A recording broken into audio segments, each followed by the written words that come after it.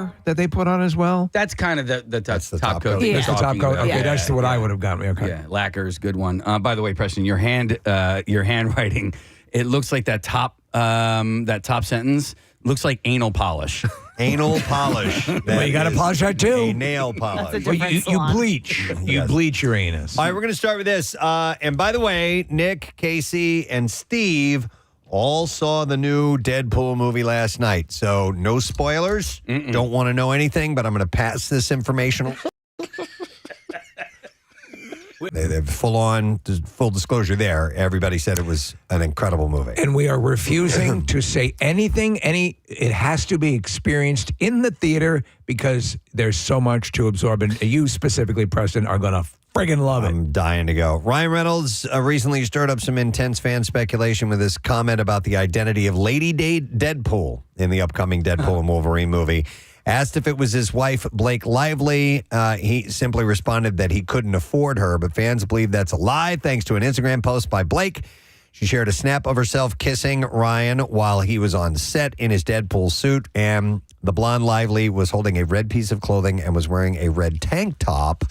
Add to the evidence that Blake wrote a lengthy comment that included, "Be right back, I'm buying Milky pens to write your name on my hand, Ryan, and my word, it's hard not to encourage my ladies to spot all the ways we've influenced the Deadpool movie.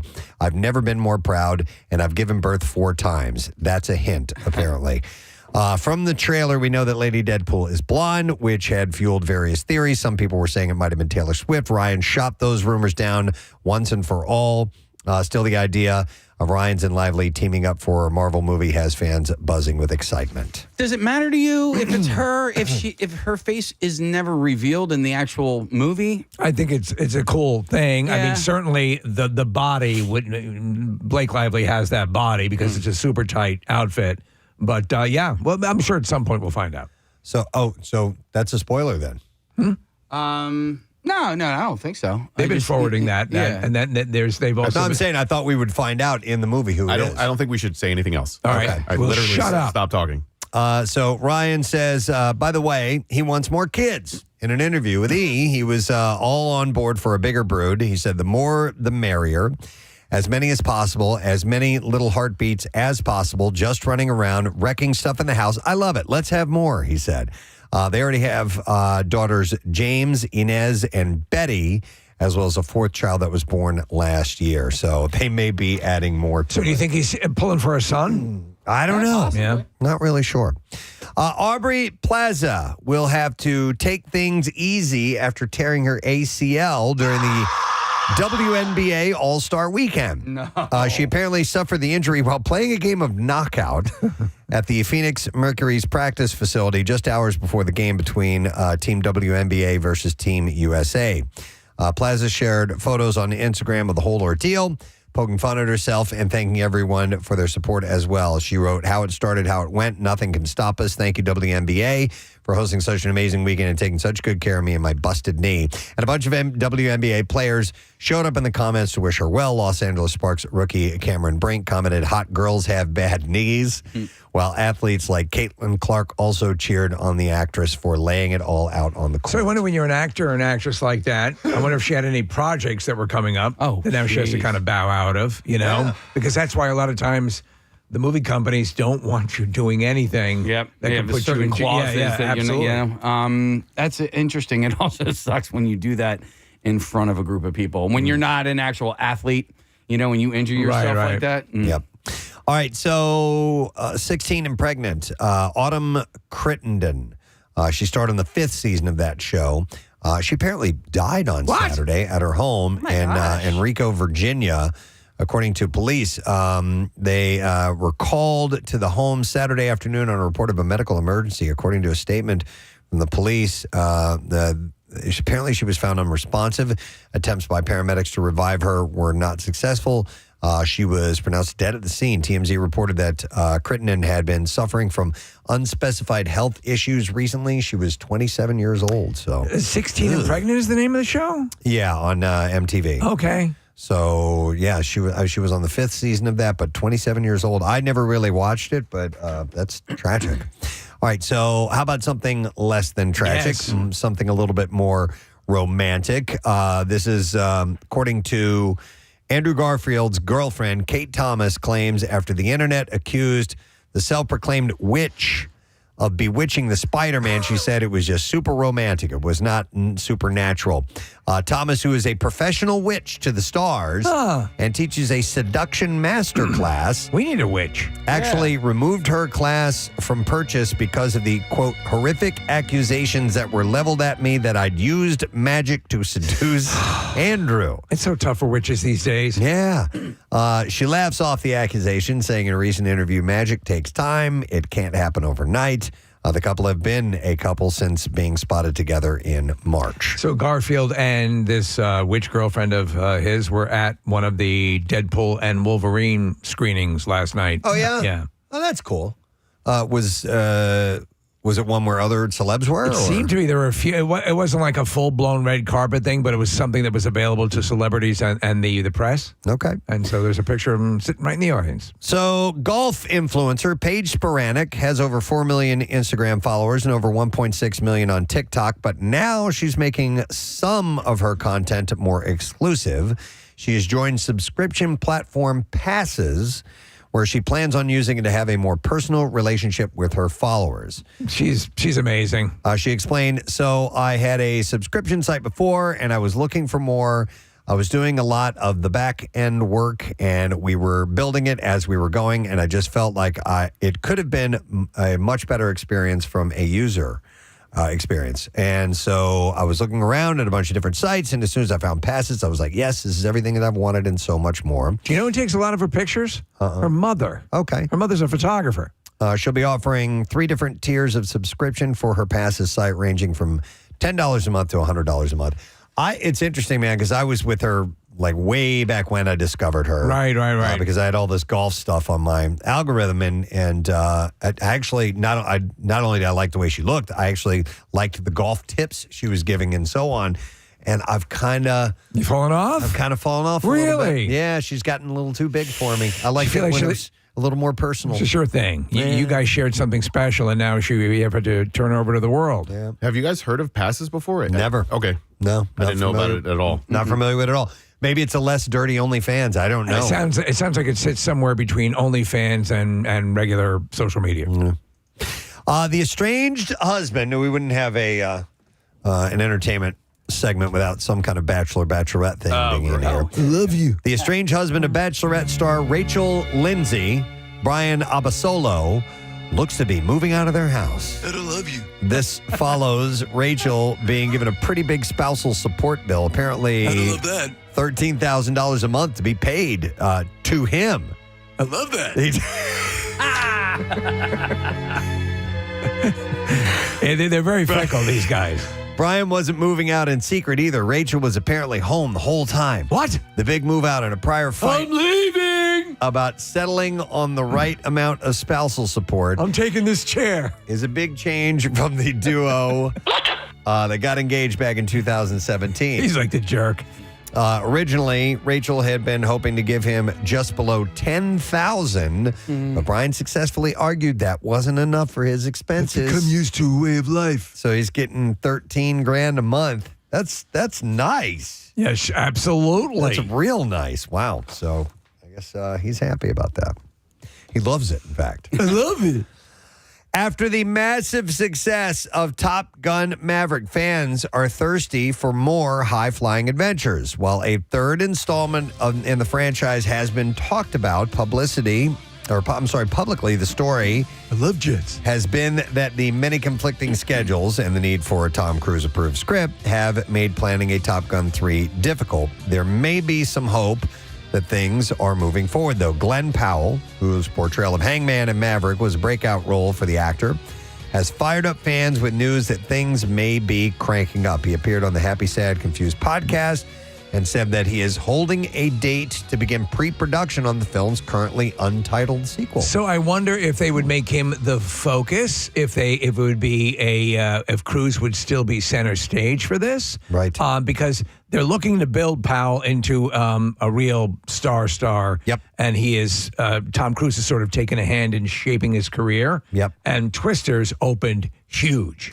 And what about the other character, Rooster? Right. Miles Teller. Miles Teller's yeah. great. Yeah, I don't know. He would have to be a part of that, right? Yeah. Maybe they could further the dynamic of those two. Those two together. Yeah. Listen, this movie has reached a wide audience. My 15-year-old daughter loves it. And Maverick? Yeah. Okay. Loved it I do so too. much that she went back and watched the original. She likes Maverick more. Yeah. But Yeah. so I do too. And especially since they furthered in Maverick the relationship between Maverick and Iceman. Yes. I think they want to do the same thing with Rooster and Hangman. It'd be really possibly. cool. So- Yeah. If they have the same director, Yep. same writer, go for it. So he said, for it. Powell said, I have a date before being asked if he could share some more details. And he said, absolutely not. He said, it seems like we're a little closer to seeing Maverick and his pilot buddies taking to the skies again. So Do you like this Glenn Powell, Kathy? If you on a heartthrob level? Yeah. Yeah. Yeah. He's got a good, and he's a little bit. I think he's in his latter 30s, so he's a little bit more seasoned and appreciative. Yeah, I can't remember. He was in something I watched, and I The can't Sydney Sweeney rom-com. remember. What was it called? You suck a big and not Anyone But You? It's called Anyone Try But Not You. to Suck Any D's in the parking Across the lot. parking lot. No, it was not that. I forget what it was. He was younger, but anyway, he's a good looking guy. Hey, try not to suck any on the way to the parking lot. That was the first movie. The first thing I saw him in was in Hidden Figures. He played John Glenn. And he was great. And it's a small role, but I'm like, the first thing that struck me, I'm like, that's a good looking dude. Charismatic, too. Yeah. There's a movie that's called Everybody Wants Some, and we actually had Wyatt Russell in to promote it, and somebody else with Wyatt Russell was here too, but Glenn Powell's in that, and it's Richard Linklater, who did Dazed and Confused. It's a great movie that nobody saw. Right. And I only saw it because we had Wyatt Russell in studio to promote it, and I really, really liked it. I have a DVD copy of it, but Glenn Powell's terrific in it. Nice. Director Rob Reiner has given fans an update on the very long-awaited Spinal Tap 2. In a new interview with Deadline, Reiner revealed that filming is currently wrapping in New Orleans. He said it's going good. Our first screening for our family and friends will be probably in August.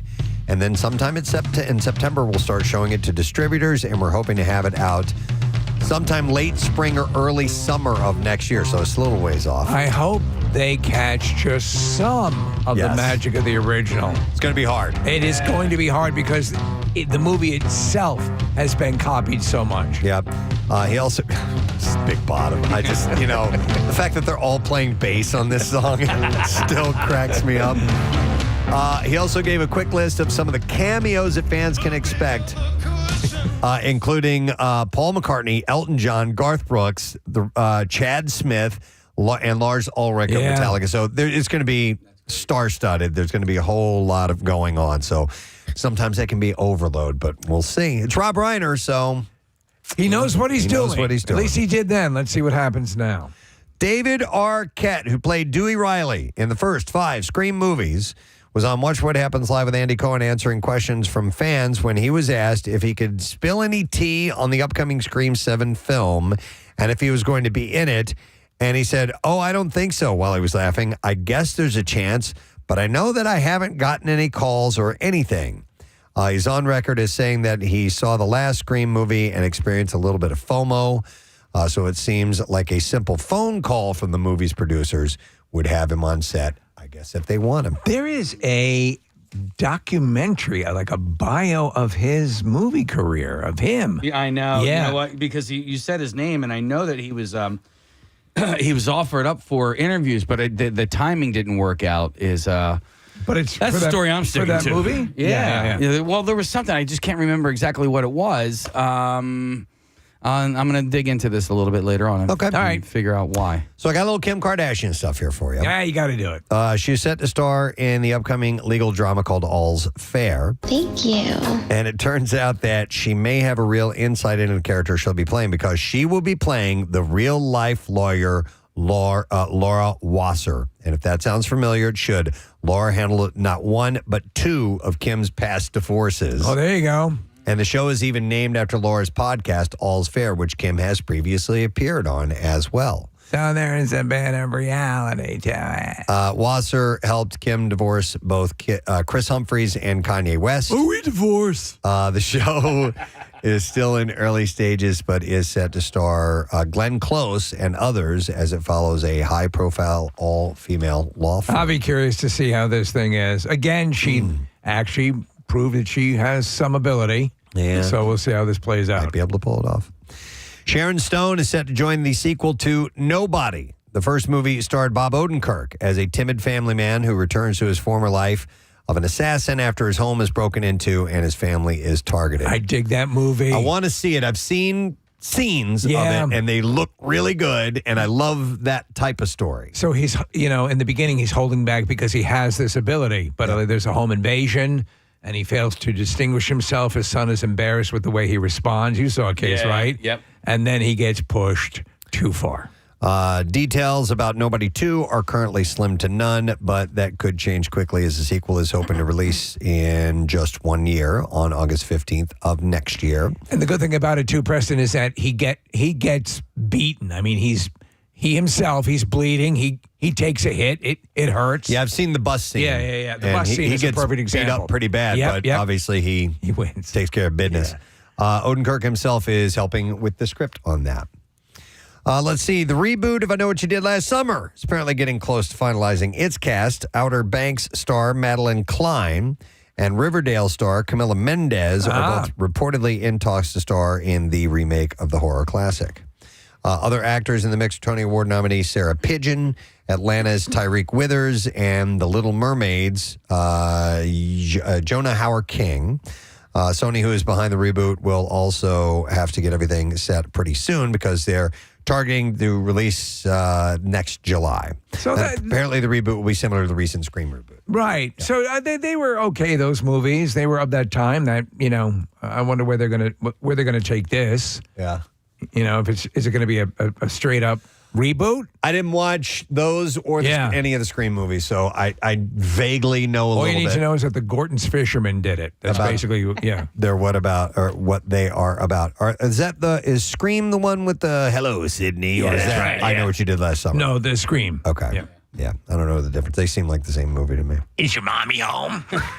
Elizabeth Taylor, The Lost Tapes, is a new HBO documentary featuring clips of original interviews that she recorded in 1964, and it provides a unique look into the life of the iconic star, Elizabeth Taylor, in her own words. The documentary covers her journey to stardom, her personal struggles, not her her struggles. It's all about my struggles. Her 5 marriages, and for advocacy for the LGBTQ community. I saw an interview of her recently, and she was on, maybe it was The Tonight Show, what show she was on, and she and Richard Burton had made an appearance on The Lucy Show, and they effing hated Lucy. Oh, really? They hated Lucy? They hated Lucy. Wow. Like Richard Burton's, he's hated her guts. She's just they were way talking too about this? controlling. Yeah. So she was very candid back then. She's on this talk show and she's talking about the experience with Lucy, and she said she was it was Rosie O'Donnell. She was on the Rosie O'Donnell show and talking about they effing hated her. Wow. Yeah. Interesting. I wonder if they'll cover that in this. Yeah. They also touch on her roles in the films Lassie Come Home, Cat on a Hot Tin Roof, and Cleopatra. She was an a luminous beauty when she was young. She's scheduled to air. This is scheduled to air on August 3rd, and it promises to offer a fresh perspective on the beloved actress. All right, we are ready for Clip. All right. This morning. With Wade Wilson's universe facing an existential threat, he reluctantly joins an even more reluctant Wolverine on a mission in Deadpool and Wolverine. I'm waiting for this clip to be sent over. Just play the There it parking is. lot. Now we're ready. Ryan Reynolds shares details on the dynamic in the film versus real life. Here we go. It was such a treat to write dialogue for Wolverine and for Deadpool where we're straddling this line of it's almost like it's Ryan and Hugh speaking to each other as friends, but in real life, most of our conversations are intense and emotional and about life. Deadpool and Wolverine releases this Friday in theaters, by the way. Thumbs up all the way around. Massive thumbs up. Okay. Massive. So awesome. I'm excited, man. Yeah. Cannot wait. I haven't been excited about a movie in a while. I'm dying to say something, but I won't. Okay, because please don't. if you love someone, if you want someone to, this movie needs to come at you as a complete surprise on many levels. If you see it, don't betray anything to people who you know are going to go see it. It needs to be revealed in the theater. Excellent. All right. And that is our entertainment report. We've revealed it here for you live on the radio. We have a few other things going on this morning. We have actress Taryn Manning joining us. She's at the Atlantic City Celebrity Convention, which is going on the 25th through the 28th. We're going to have musician Joe Wooten, who's in town to play with the Steve Miller Band at Citizens Bank Park tonight. So he will be in our studio for a second time. We had jammed with him. Or actually, a third time, I think, it would be for him stopping by. Okay. I wonder if the Wooten family would be accepted into Shelbyville. Oh, whoop, whoop, whoop. They have their own theme for the Wootens. They love them there. So. If I can find that. All right, don't worry about it. All right.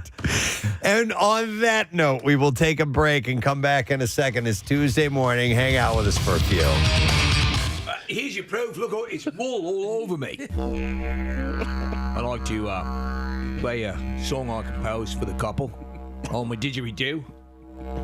Goes something like this. Thanks for attempting to back me up, Casey. Yes, it would make more sense to have an actual human being, as opposed to your dog, be a witness at your wedding. Yeah. How does dog sign man. the witness sheet? There's an ink pad. By the way, I think I'm going to get lucky with the Shih Tzu at table 7. Kathy actually had a family member pass recently. That's why she was gone last week. It's been a bad streak for you, Kathy. Thursday and Friday. Yeah, I know. Seriously. My cousin passed away completely unexpectedly. It was very sad. We were all very close with him. He lived with my family growing up for a little bit of time. So it was a little more than just a cousin. We were pretty close to him. So it was sad. I flew down to Florida. They sort of did a celebration of life, is what they called it, and I was held at a family friend's house who, opened their doors to my entire family and all of my cousin's close friends. And one of my cousin's friends was a musician, so he came out. He actually played some music, played some of my cousin's favorite songs. One of their other friends is a minister. He spoke, and we prayed, and all of that happened. But it happened in someone's backyard with palm trees overlooking the backyard. So it was a different feel. It was nice, and it was definitely, I think, a little more enjoyable than a traditional funeral would be. But I didn't think that, I don't know, there wasn't the keg stands weren't appropriate. Well, there wasn't time really for mourning. Yeah, and speaking of keg stands, one of my stupid cousins and his dumb girlfriend, who was like a mixture of Joan Rivers and the character Magna on Something About Mary. Okay, that's basically who his girlfriend was that he brought. Well, they took it as a party and a reason to just get wasted. And I just felt like it was so disrespectful, even though it was sort of that vibe. It wasn't a let's get wasted and party vibe. Right. And unless you're like an alcoholic, and then everything is the let's get wasted and party vibe. Well, and maybe that played a part into it, because they to me, they looked like they were high before they even got there. Okay. So I think they had something else going on. But when they walked in, they were like, yo, what is up? Wow. Stop it. I wanted to shove his face in a trash can. How old are these people? Are they? Oh, well, she told the entire party that she was 46. I'll tell you what, she was a minimum 60. Okay, she was not 46, but she continued to tell the party the entire day that she was 46 years old. Well, all right. So there is a scene in Grown Ups in the beginning of the movie, because they all get together because their Little League coach dies. Yeah. And David Spade's character, he gets weird. He doesn't know how to act at a funeral. So when he sees all his old friends, he's like, "Hey, what's up, buddy?" He's like, "Oh my God, I'm so sorry. These things weird me out." Casey, that's kind of what it was. And my cousin looked like Panama Jack. Really? Yes. What a mess. And listen, people, had everything. And listen, people, showed up some were in suits, and, other women were wearing black, but other people were a little more casual. I had like a long dress on. It really didn't matter, but they were a little over the top.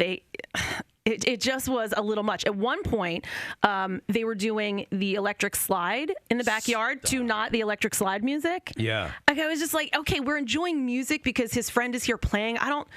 Sit down. Right, Sit the hell down. This was just those two? Yeah. Just alone doing that? Alone, just the two of them doing the electric slide in the middle of the yard. I know. Sit down. I get that you're trying to go for a more upbeat vibe, but I don't know how. I don't know if I'd know how to act. Listen, and everyone was kind of like, what are they Do we doing? have fun? How well do you? I know their family, but how well do you know them? I mean, do you only see them at family functions once in a great while? This couple? Yeah. Yeah, so I only see him every once in a while. Fortunately, I don't have to be subject to him Panama that Jack? often. Yeah. Panama Jack and his 75-year-old girlfriend. Yeah. So them, no, I am not all that close with. Anybody say anything to him? Well, at the end of the night, when she told the widow's wife that she was a bad mother, then people said something to her. Whoa. Okay. No. Wow. So, And this is the girlfriend. This is the girlfriend who half of us have never even met. How long have they been dating? I don't know. Okay, What a bitch. Oh my God. That's You have- just a bad person. Yeah, it was pretty late when it finally all wrapped up and ended. Did she arrive in a golf cart by any chance? No, I don't know Steal what it from the retirement home? I don't know. And I avoided them at all costs. I just kept telling my brothers, I was like, I'm avoiding the situation. Like, I'm not going near them. I'm avoiding them. So, of course, I'm waiting in line for the bathroom, and both of them walk out of the bathroom together. I'm like, Oh really? my God! Yeah. They were Really? banging in the bathroom, I think they were doing snoring. something. I think they were probably doing something else in the bathroom. I don't know that they were banging. So then I ended up having to be in a conversation with them, which was awesome, which is where I learned she was 46. Yeah, by the way, if you're 60, wouldn't you rather be looking good for 60 or terrible for 46? You better look good for 60 Yeah, than terrible right? for 46. Exactly. And you know what, though? And she ruined it because she told a story later on in the day. About meeting Eisenhower? No, that aged her. Yes, that aged her. And me and my mom figured it out. And we're like, okay, she's at least 58. So I told him Normandy invasion will work. But anyway, but enough about me. a couple of people are texting and saying, "Hey, you can't have funeral without fun." Yeah. No, you know and what? listen, but there was. Listen, like my cousin who passed away, his brother is a very fun person, and he was distraught over the loss of his brother, but enjoyed himself, had fun. We told stories about him. There was fun to it. It wasn't this couple didn't need to killed do it. that. Yeah, They the difference killed between- it. They made it awkward, and they were disrespectful. Right. It's the difference between a pleasant, upbeat affair, a positive, life-affirming memory. Celebration of life as opposed to look at me. You Oh my honestly, God. you really you need to take the lead from those closest to the deceased, right? So those most affected by the deceased's death, You follow whether that. a husband, wife, kids, brother, sister, whatever, you take the lead from them. If they seem to be having a good time and upbeat and all that sort of stuff, then you take that lead, right? If they're not, then you need to kind of be at their level or lower. Yeah. But I mean, your cousin's just an a-hole. I mean, that's man, all there is to it. Was the family all talking about it? Yes, of course. Yes. Yeah. Well, that's the risk you run with something like that, is that people, but again, someone who has even the most basic social skills would know how far to push it. You should not be doing the electric slide Yeah. at a funeral. And so, even though it's a completely different occasion, they would be the a-holes at the wedding, too, probably. Yeah, right? I'm sure. They clearly had some issues that need to be worked out. So I'm sure that was the main reason for them. But This is the way we did it at Gatsby's house. Yeah, I did. I just wasn't into it. And Yeah. What's that? I can't wait to see Ham-Ass 2, Casey's Revenge. Ham-assed. Some Wait, people what was Ham-Ass 1? Yeah, it'd be the first. A lot of people were calling for now my involvement with the Greater Philadelphia Film Office, mining in the effed up horse. Miney and the effed up horse gets made finally. Finally. There's that one, and what was the other movie? What was the other one that Isn't there another we kept one? Oh, referencing? yeah. Stinky and... Stinky goes to college. Does it Stinky Goes No. No. My name left up, or maybe it's Stinky. I think it's Stinky Goes Is to it College. Stinky Goes to College? Okay. It's Stinky goes to college. There's a couple of other There was a ones. script Yes. floating around for one of them. For Miney and the effed up horse. Yeah. Well, there was a cast listing for Yeah. that. That's what it was. Yeah. It was a movie that we would have loved to have had made. I think it was the time that Barbaro got sick. Right. Yeah. Yeah. Miney And the effed up horse. Miney Wasn't it when the miners in Pennsylvania were stuck underground? Sure. And, So it's a powerful story. Mining. It's like that Antonio Banderas movie meets Seabiscuit.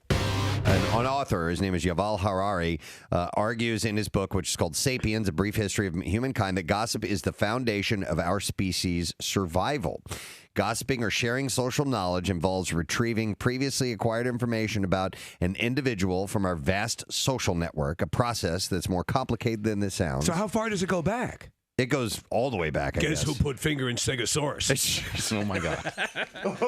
Are you effing kidding me, Og? Saw it with own eyes. Put finger right in Stegosaurus. Then sniffed it. Get out. Saw it With own eyes. with own eyes. I bet at some rudimentary level it was part of campfire talk. Oh, yeah. Yeah. Are you kidding me? Stegosaurus facing away. Og walk up, finger go in. I saw it. Own eyes. Of course, it's the original storytelling, probably, man. Yeah. Steve, I have a response to somebody texted over. Give me the story again about the Stegosaurus, please, because I have a response to that. All right. Og, put finger in Stegosaurus. Saw with own eyes. Shut the front rock. So dumb. You are so dumb. Yeah. Shut the front rock. Saw it. And somebody also said, get out of cave. Shut the front rock. So thank you to Clint Buffington. Clint Buffington. Sounds like a pretend name, but it's real. Yes, and I almost said Clint Biffington. Clunt. His name is Clunt. Clunt Buffington. Biffington. Punk. Clunt Buffington.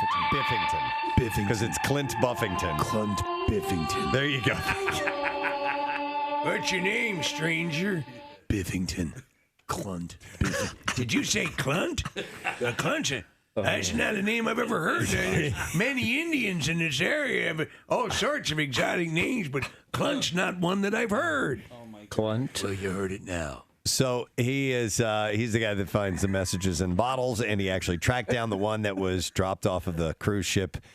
Guy who was on a Carnival cruise ship. He's from Philadelphia and had been floating out there for years, and he found it and got back to him. So that was cool. cramp-diffled. Cramp-diffled. A Florida man was sentenced to 5 years in prison Wednesday after his wife died in a crash while the couple was having sex and he was driving while intoxicated. All right, so she's straddling him, or what? Yeah, Okay, that's exactly how that can be dangerous. Matthew Notebart and his wife had just left a country music concert. The pair was having sex when Notebart drove into a canal. Wow. The crash left his wife, Amanda, dead. Pass along. We just found out a little while ago. Somebody who's we've had a connection with for a few years now has passed away.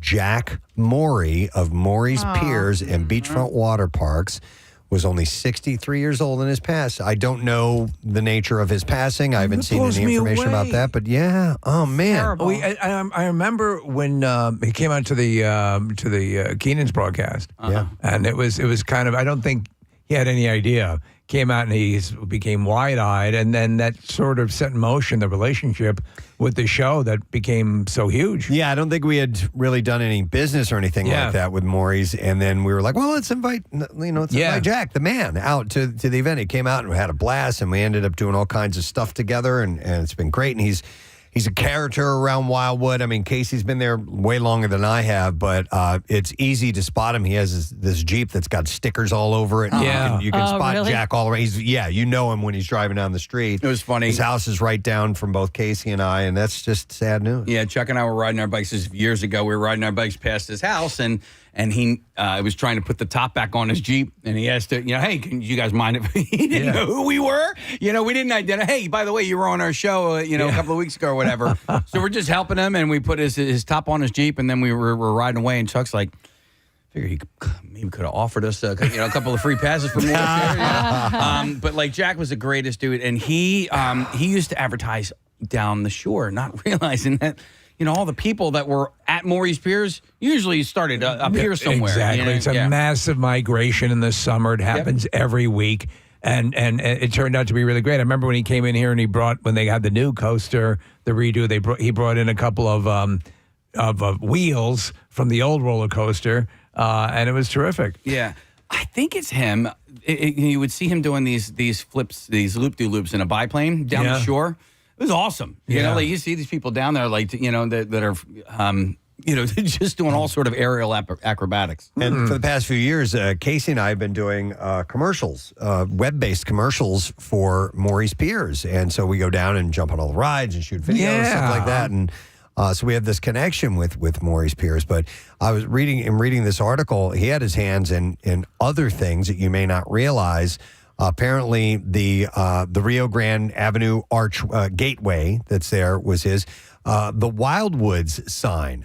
Apparently, he was involved. That famous sign in the creative with coming up with that. The dog park, the Wildwood Dog Park, which by the way is huge. Is it really really cool? By the way, the Wildwood Dog Park and Beach, the Socratic Outdoor Learning Center, the doo-wop style architecture.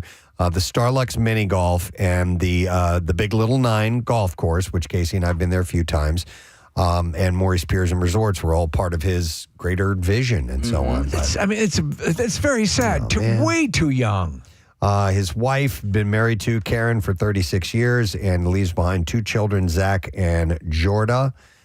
Grandchildren, Jack, Miller, and Nora, and his many dog companions, it says in this article as well. So that's terrible. I'd like to find out if he was, if he had been ill for a while or if this was an accident or something. I think it's just kind of human nature of us to wonder why somebody passes. But that was just a bad way to start the day. I'm sorry to hear that. And our hearts go out to the Maury family, and whatever we can do, please let us know. That's just sad news to pass along. Okay. So I just wanted to make sure you guys were aware of that. However, I did see some other things.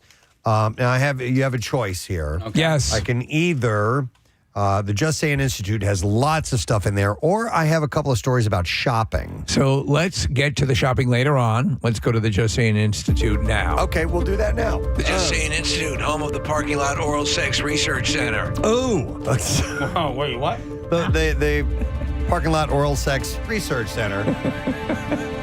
Which, of course, this would be something similar to that. Hey, try not to suck any on the way through the parking lot. Exactly, yeah. All right, so let's go with this. With the heat that we've been experiencing as of late, the interior of the car is one of the most dangerous places for children and pets during a heat wave, but everyday items can also be dangerous. Water bottles, for example, pose unique hazards when temperatures begin to climb. Because of the plastic? That's part of it. So David Richardson, who is with the Midwest City Fire Department in Oklahoma, said one of the unexpected risks is the ability for water bottles, specifically clear water bottles that contain clear liquid, to start a fire. Oh, wow.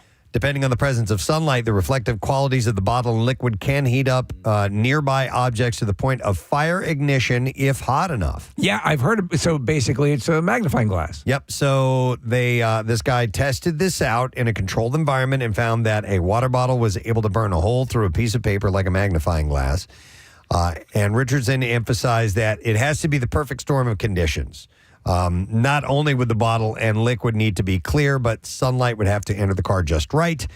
Vehicles with tinted windows probably would not pose a similar risk. But also, Kathy, ingesting liquid that has been baking inside of a plastic water bottle in a hot car for a period of time could also impact human health over time. Yes. That's what I've heard.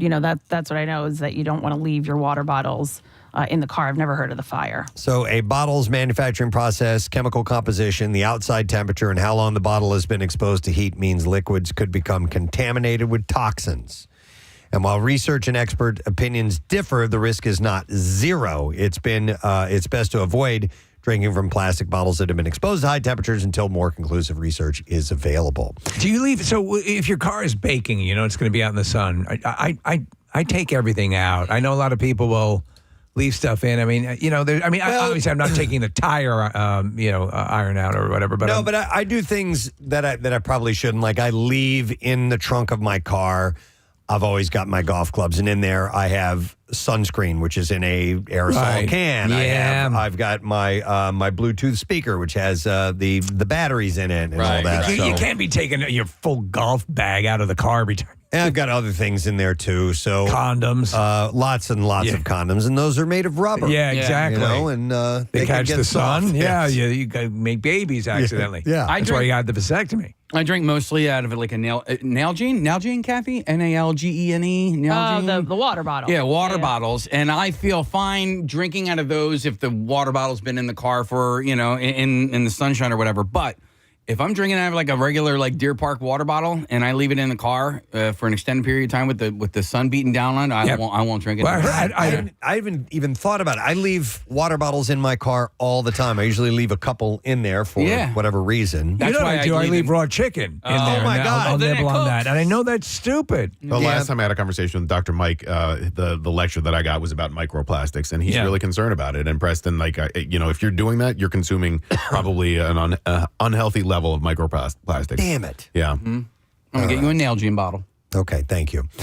So, electronics with lithium batteries, such as vape, electric scooters, and toys, could also become a hazard when left in the hot car. The plastic surrounding the battery, if it melts, vibrators, could expose the lithium-ion battery to direct sunlight. In addition to the high temperatures, there's a possibility that it could explode. Oh, jeez. So, if you leave your Sibian in there, it might explode if it's a battery-powered Sibian.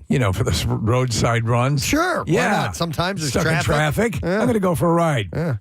Other everyday items that experts caution against leaving in a hot car due to potential for them to explode include aerosol cans, canned and bottled soda, and lighters. Do you ever soak your back seat in barbecue lighter fluid and throw a match on it? I've never tried that. Okay, because I hear it can be dangerous. Items commonly left in hot cars like sunscreen, medicine, and alcohol all have the potential to spoil, while glasses and sunglasses could melt and wrap. Have you ever had something melt in the car that you left in there in the sun? I'm sure I have. Yeah. I can't think of anything off the top of my head, but I'm sure that it's happened. Yeah, before. I know it's happening. Nothing's coming specifically to mind. Here's what I'm waiting to happen. So I decided to put a can of mace in my car.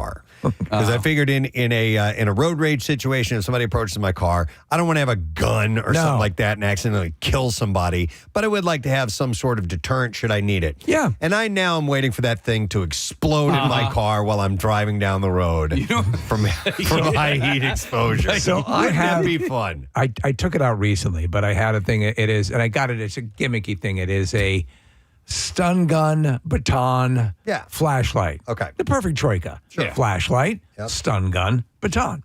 And at a certain point, I'm like, it has the batteries in it. And then with the car getting like the lithium batteries, with it getting hot, I'm like, I don't need that thing exploding into flames. Yep. My self-defense thing is going to blow up my car. Yeah. You could just hold it up in front of somebody and say, wait a minute, let this thing heat up. Yeah, it's going to get really hot. Explode.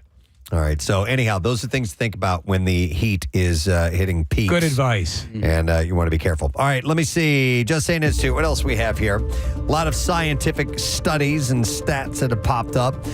We'll go with this one. NASA's Curiosity rover has made a mind-blowing discovery on Mars that scientists said should not be there. The one-ton rover uncovered yellowish-green crystals of pure sulfur during its search for chemical evidence that the red planet was once habitable. That's pretty amazing. While minerals containing sulfur have been observed in the Martian world, elemental sulfur on its very own has never been seen before. Curiosity accidentally cracked open white stones as it was traveling, revealing the strange structures that add to the growing evidence that Mars was once a habitable world. Previous research has suggested that sulfur may have played a key role in the origin of life on Earth more than 4 billion years ago when the atmosphere was rich in sulfur and carbon, which was emitted through volcanic activity.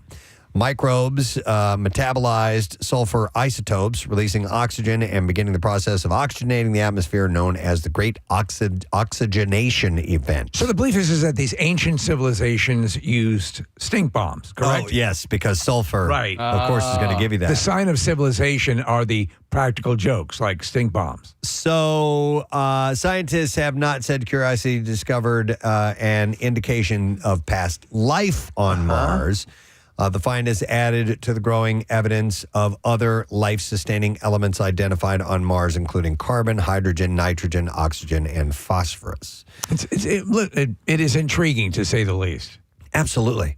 What the discovery does show is that Mars was flowing with water, which is also a key ingredient for life. Which meant there must have been an active surfing community. Maybe. Yeah.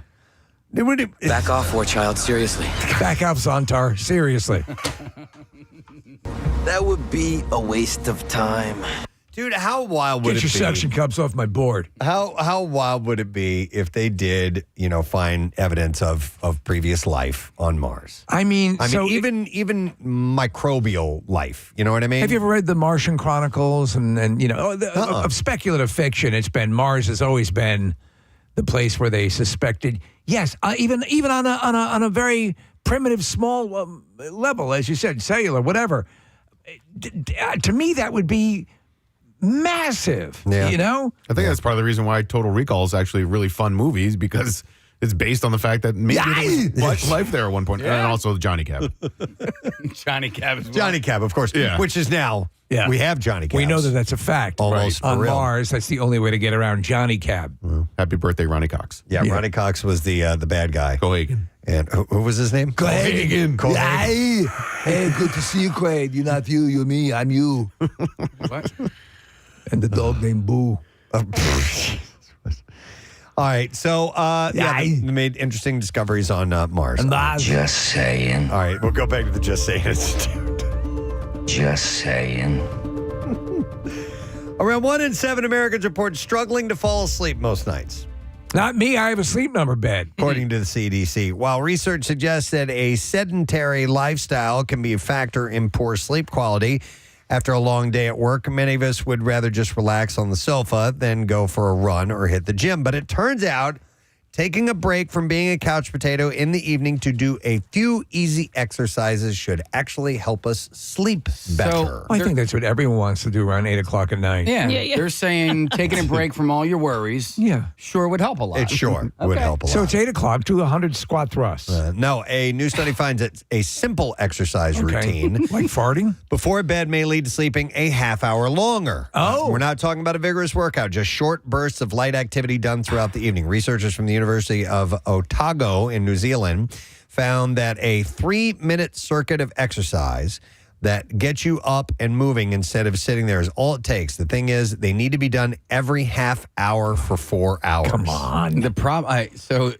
just remembering to do this is, I think, the hardest part. I'm telling you guys, I just remembered right now that I wanted to start an exercise routine as soon as I woke up this morning. How did it go? I forgot. But ideally, I was like, okay, let's see if I can get 100 push-ups in before, let's say, the show starts. Right. So wake up, do 25 push-ups, and then go brush my teeth. But and that was like, all right, that's what I'm going to do. I did that for a while. Okay, this is starting this morning, Preston. I forgot It's a already. brave new day. Yeah, so Here I go. Yeah. Woo! I know. I'm going to start it now, guys. Casey's doing push-ups right now. It's funny because when you do decide to make these changes and you're gung-ho about it, and then you dive into the first time and it's just like the motivation is nil. You got to It's get hard to muster it up, but you got to overcome. get over that hump. Yeah. And that is the key. And you have to remind yourself when it's worked for you getting over that hump in past situations. Exactly. It's so hard though. Like when I fully committed to intermittent fasting, it was a problem. Is that 1,000? That was 1,000. Casey just did 1,000 push-ups. Each 3-minute activity break includes 3 sets of exercise: chair squats, calf raises, and standing knee raises with straight leg hip extensions done for 20 seconds each. Would it work the same if you ran a marathon? Yeah, exactly. Yeah. Exactly. Researchers choose these exercises because they don't require equipment or a lot of space, and they can be done while watching TV, but they say you could probably get the same benefit from just moving around the house, dancing, or doing chores. Yeah, I dance around the house. Just You guys- dance. Yeah, Preston, I'm you were walking doing- on sunshine. Yeah. You were doing exercise while watching TV for a stretch. Like you were on was it treadmill stuff? Oh, I still do. Oh, you do? Okay, all right. Yeah, the elliptical. Yeah. That's what motivates me, actually, is a show that I'm compelled in, and I make a bargain with myself that I can only watch it while exercising. That's a good idea. What's the length of time normally? 30 minutes. Okay. Yeah, about that. A half hour is good. Now, if I do it for a little while, then I start upping that time. But I never go, past like 45 minutes or something like that. Do you have like a in front of you hanging on the elliptical a stake on a string? That I do. Just get to. I used to do all my children on the treadmill because it was a full hour and I couldn't. It was like beyond college, so like I shouldn't have been wasting, an hour in the middle of the afternoon watching a soap opera. So I would. You can combine them both. Yeah, I would go to the gym and I would watch it at the gym. One of my favorite. At that time, I was doing the exercise bike. I do the treadmill now, but was going through the Battlestar Galactica series. It was sensational. Yeah, if you can pick a really lengthy series, like I remember when I watched Breaking Bad, I watched that all on the elliptical. Did you really? Every bit of it. And it was 5 seasons. It was great. I'm like, this is fantastic. I will. I've got plenty of time. This will motivate me to get down and kick some ass. Case, put on your favorite show and then do jumping jacks. Yeah, no, it's the best way to watch. I've tried elliptical. I've tried treadmill, the bike, the stationary bike. I have an erg rowing machine. Erg. I cannot get into a show and exercise at the same time. I just can't do it. It's just for me. It's like counterintuitive. Why? Question. Why? Yeah, I don't know. You know what it is? I don't like it. I don't like it at all. I'd rather watch something that I'm not super invested in. You'd rather watch something you're not invested in? Yeah, if I'm invested. How about the Steve Wilkos show? Yeah, I could do. See, that's what I could like. If I'm at the gym and I'm on the, usually I'll do the elliptical. If I'll pick like whatever's on ESPN at that time. You know what I mean? So I'm like on the O show, pardon the interruption or whatever. Yeah, because watching the show, I find distracts me from the exercise. You're not looking at the time. So I'm not paying attention to what I'm doing, and I can just watch the show and just go through the motions. I'm just carving a body out of granite. Instead of sitting here going, oh, God, I got 10 more minutes. Are you kidding me? Or something like that. So anyhow, researchers has said that after doing the short bursts of exercise in the evening, people slept an average of 30 minutes longer. What if you were to do sprints to the refrigerator? That could work, too. As long as you're moving. As long as you're good. I tried for a while, and I need to get back to it. I've stopped the past few weeks of doing stretches before going to bed. Nice. Yeah. And I got to get back to that. All right, let's see. Just saying. Just Saying Institute. How about... I got a number of things. Let's go to road rage. Yeah, Study. Well, you said you have Mace in the car now. I do. So there was a study that was done on road rage, and it's apparently different states lose their cool more than others. And they have the list of the most road ragiest states in the country. All right, how's PA? Thing sucks. Pennsylvania, you know what, Casey? It didn't give a full breakdown of every single state. It just gave you the best and the worst. And the worst is Louisiana. Yeah, it kind of caught me off guard. Known for its beautiful bayous and magnolia trees, actually has some of the angriest drivers and the highest levels of road rage in the country. This is according to Consumer Affairs, who did data analyzation. Would you kind of assume that they'd be sort of a Cajun, laid-back kind of... I mean, that's okay, you cut me off. Hey, Nick, if you were a fanboat driver and you were road raging, how would that sound? Yeah. Then you see. Yeah. Here, Gator. I honestly, when you started this list, Preston, I was assuming, Steve, like you, it would be New York or Boston or Philly. Yeah. So New Mexico has the second most road rage. Wait, where was out there? This is at. By the way, let's see. What's that, Casey? No, go ahead. Okay. So I have a question. Okay. But New Mexico has second. Montana, Colorado, and Arkansas make up the top This 5. all blows my mind. It's odd because in a couple of those cases, you're dealing with a much more sprawling, rural especially road Montana. system. It's got to be per capita, I would imagine. Yeah. I want to ask because our old intern, Robbie. Oh, yeah. Handjobby? Yeah, Robbie Handjobby got punched in the face by a road rager in Wyoming. And so he was filming. Like he just, he has dash cam and it's part of like what he does for a living. Like he's an influencer and stuff.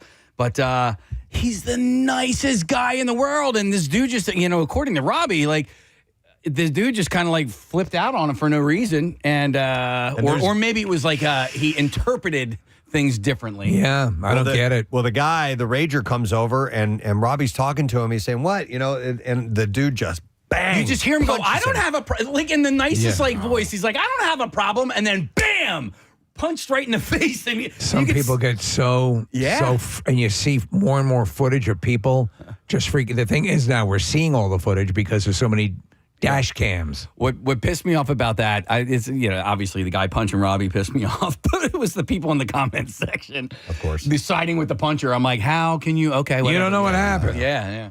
But his name is Handjobby. He's the nicest guy. Yeah. And by the way, wait, I was going to see. Did we ever find a follow up on that? That guy's in jail. Well, he got arrested and he was going to jail. Good.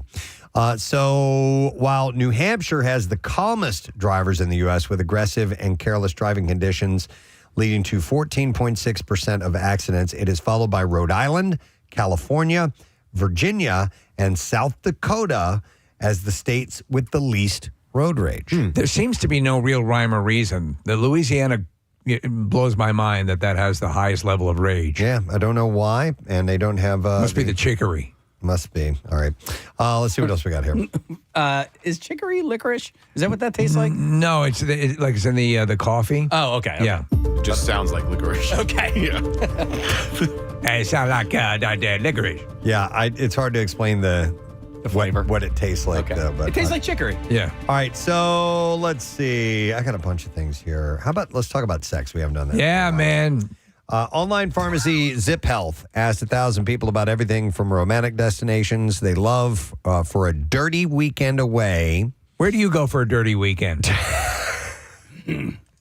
To how long their average sex sessions take at last. I don't know. I haven't had a dirty weekend at all. Nah. Well, this weekend was kind of dirty. Yeah. I guess, yeah, a little bit.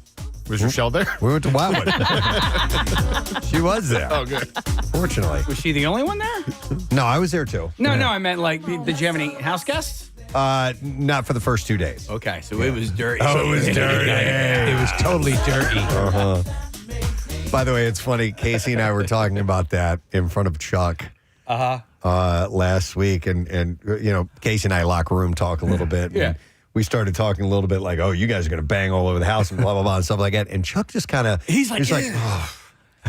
He's like he doesn't want to hear it. He can't hear. He can say it all he wants, but he just can't hear it. Well, his little baby ears. When we have Chuck's my kind of guy. when we have our meetings, and something that I don't wanna Blue hear- has said, he'll go, oh. I don't think you guys realize the level to which you take it. Yeah, we've had this conversation before, and you said something on the air. I made a noise or something, and Preston, you were like, "I don't get it. What is the problem?" And I'm like, "I don't want to." You were hear talking about how much you like to piss on people. No, I don't want. No, but it was slightly. It was more detailed than I needed, and I don't want to hear about your experiences. Like if you were talking about someone else, but I don't want to hear. Like I know you. I know Therein your lies the wife. difference. I don't want to hear it. All right, I got it. It is the attachment because you want Preston all to yourself.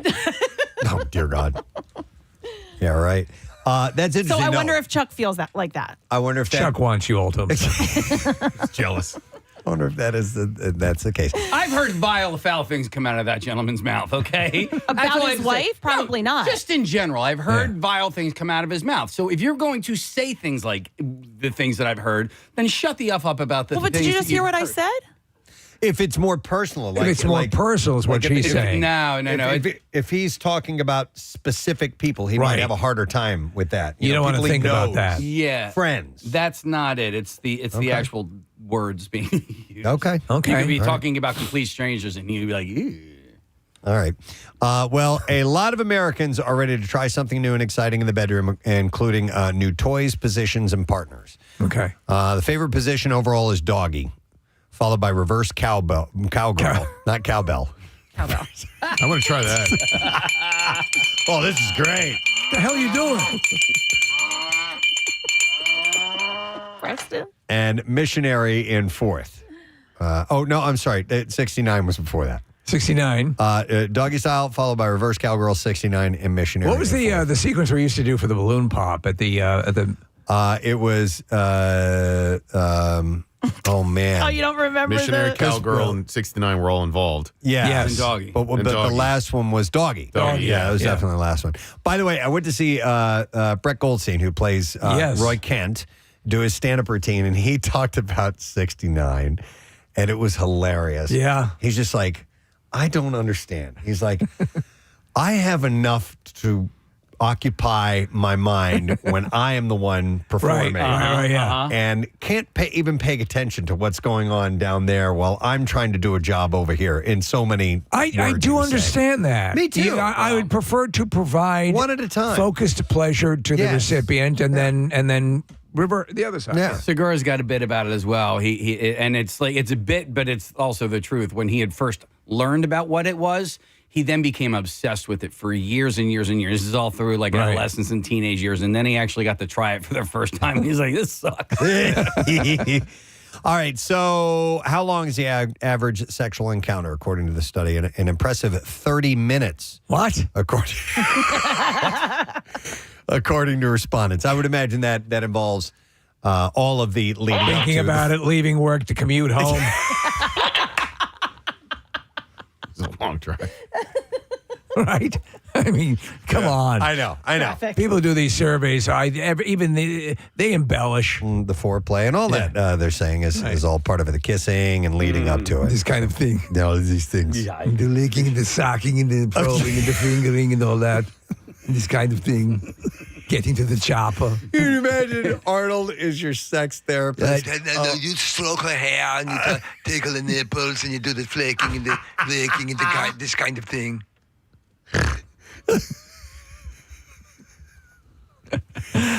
As for the favorite time of day for an encounter, let's guess. What do you guys think, Kathy? You're the horn dog on the show. Nighttime. Nighttime is the right time. Yeah. Is nighttime the favored? I like. It says here evenings, late night, morning. So I would go with evenings or afternoon, probably. Right. Afternoon to light. Yeah, I prefer. Yeah, kind of afternoon before you get into the thick of the evening. You like to find your baby before I've had any cocktails. If it's morning, just know I'm going back to sleep afterwards. Yeah. Well, yeah. I'm just putting that out there. I'm not. I don't. In case she's listening. I don't like the going back to bed. I'm not into the morning encounter. It's fine occasionally. Your breath is not up to snuff. I'm just waking up, man. Yeah. You know. You're thinking about breakfast. Yeah. Tummy could be a little wonky in the morning. Cinnamon Toast Crunch. So most prefer evenings at 28% and late night at 30%, with just 10% in the morning. But 27% are up for it any time, according to this sex survey. It turns out some people's sex drives change with the seasons. 31% of men and 21% of women reported they have more during the summer than the winter and fall.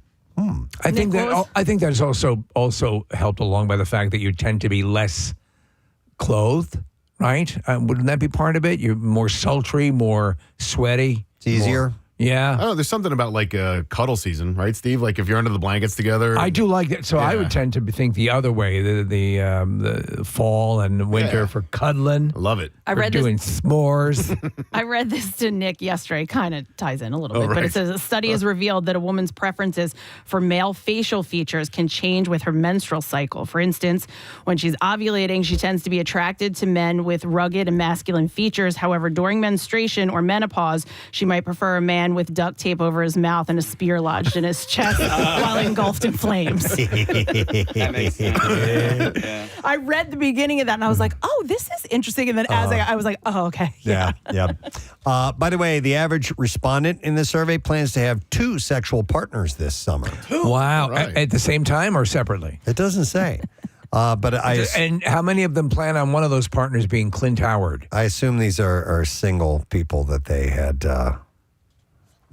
interviewed. I don't know, but it was mainly about a romantic destination and getaway, or dirty weekend, as it was called. Yeah. Do you find that salt air, the ocean air, is a it contributes. It contributes to it? horniness. Yeah. Yes. What's a dirty weekend? Like, what's your definition? I guess 10 hobos. Well, being a married person, it might differ if I were single, but being married, it's the two of us alone in somewhere other than our house. Okay. Right. All right. And then your neighbor's house. That can turn into we're definitely having sex, right? You know, Yeah. so Yeah. and as many times as possible. Why don't you guys switch houses for a weekend and just filthy it up? Dude, did I ever tell you guys the time we went to, Nick, it's when Rochelle and I went to the Virgin Islands. St. John. St. John. I know this story. Rochelle got a nickname while we were there. Yeah. Her nickname was Montana. Yeah, you told us because all we were going to try to have sex 49 times. What did you get to? A lot. Are you in colonies though?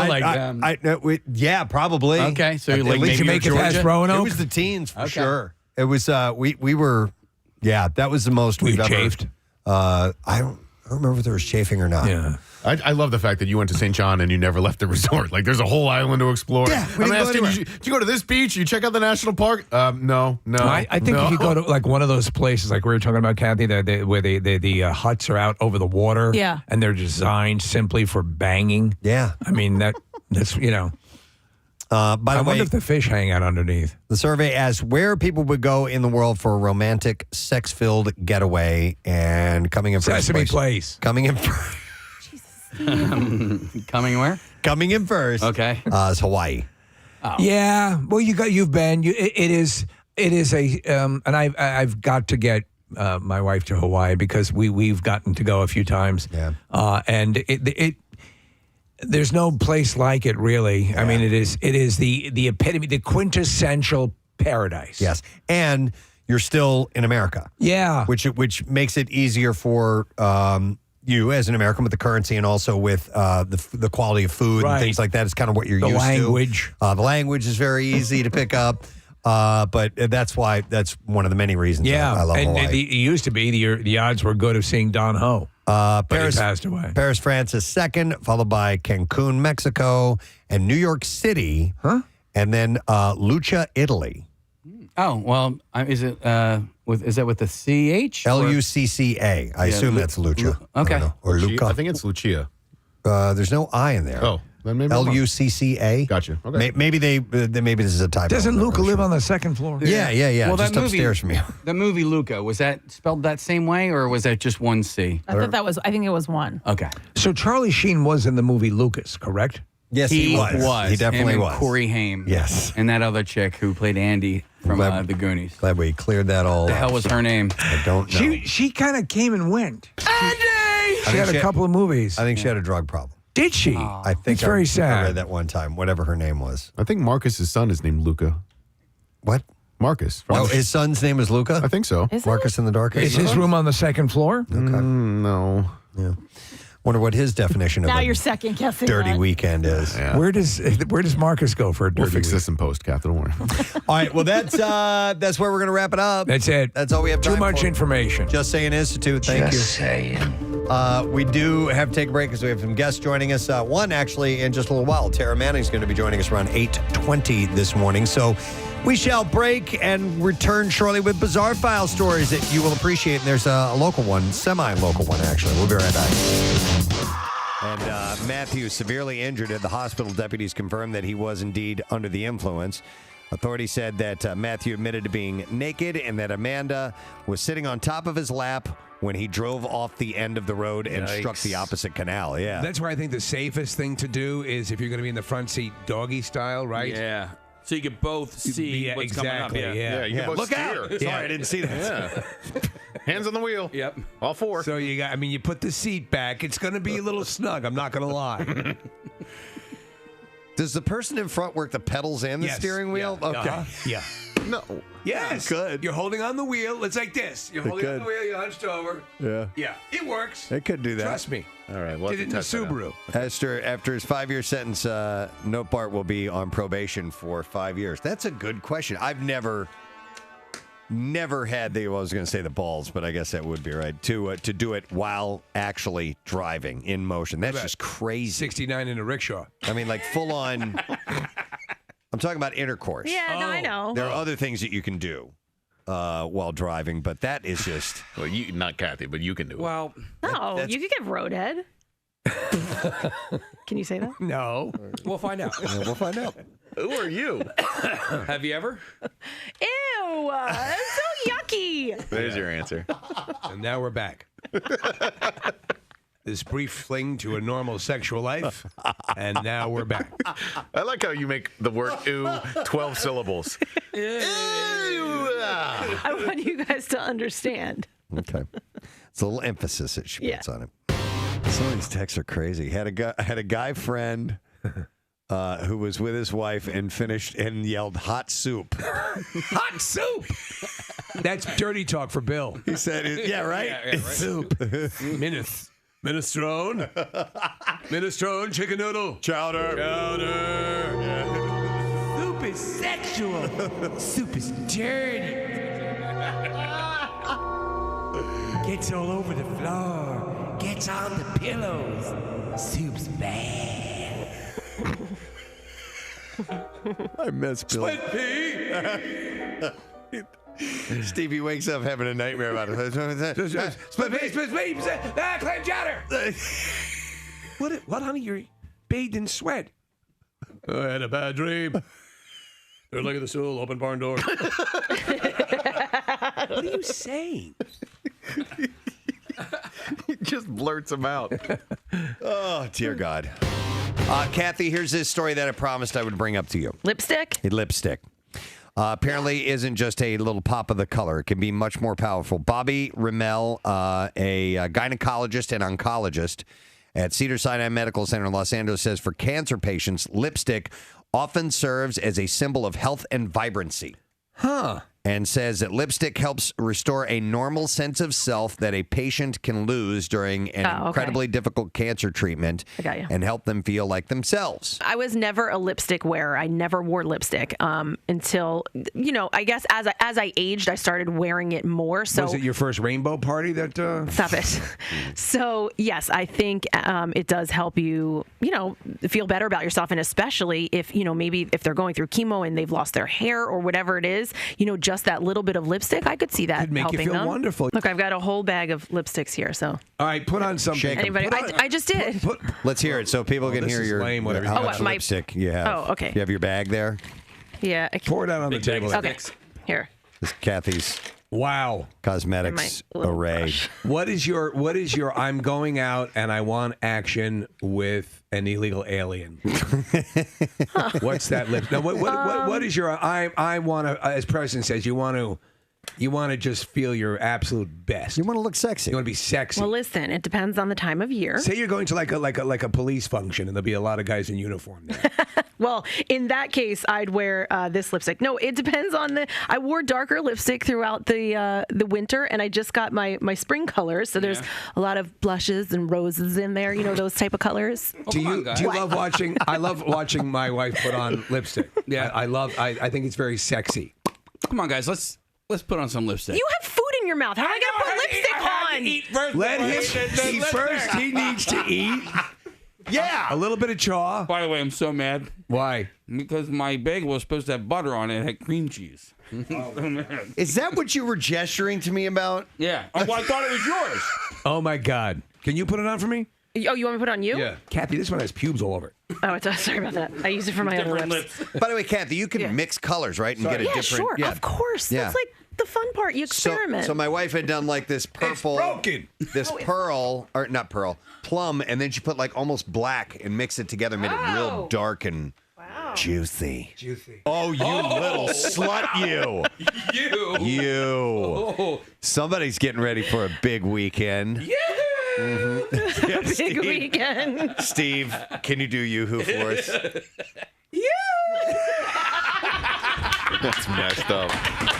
Now this is, and then the guy blacks out, and then I blacked out, and then I woke up and he was over me like some sort of condor. This big bald guy got lipstick on. He's going yoo-hoo, and I turned around and woke up. I was bleeding. Holy, oh my God, look at you. You know what? I'll tell you this. I still look more feminine than Caitlyn Jenner.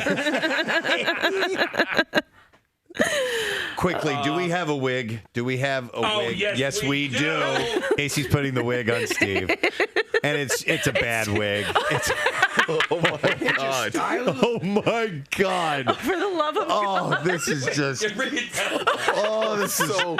I'm so freaked out right now. This is awesome. This looks like the ad for Split 2.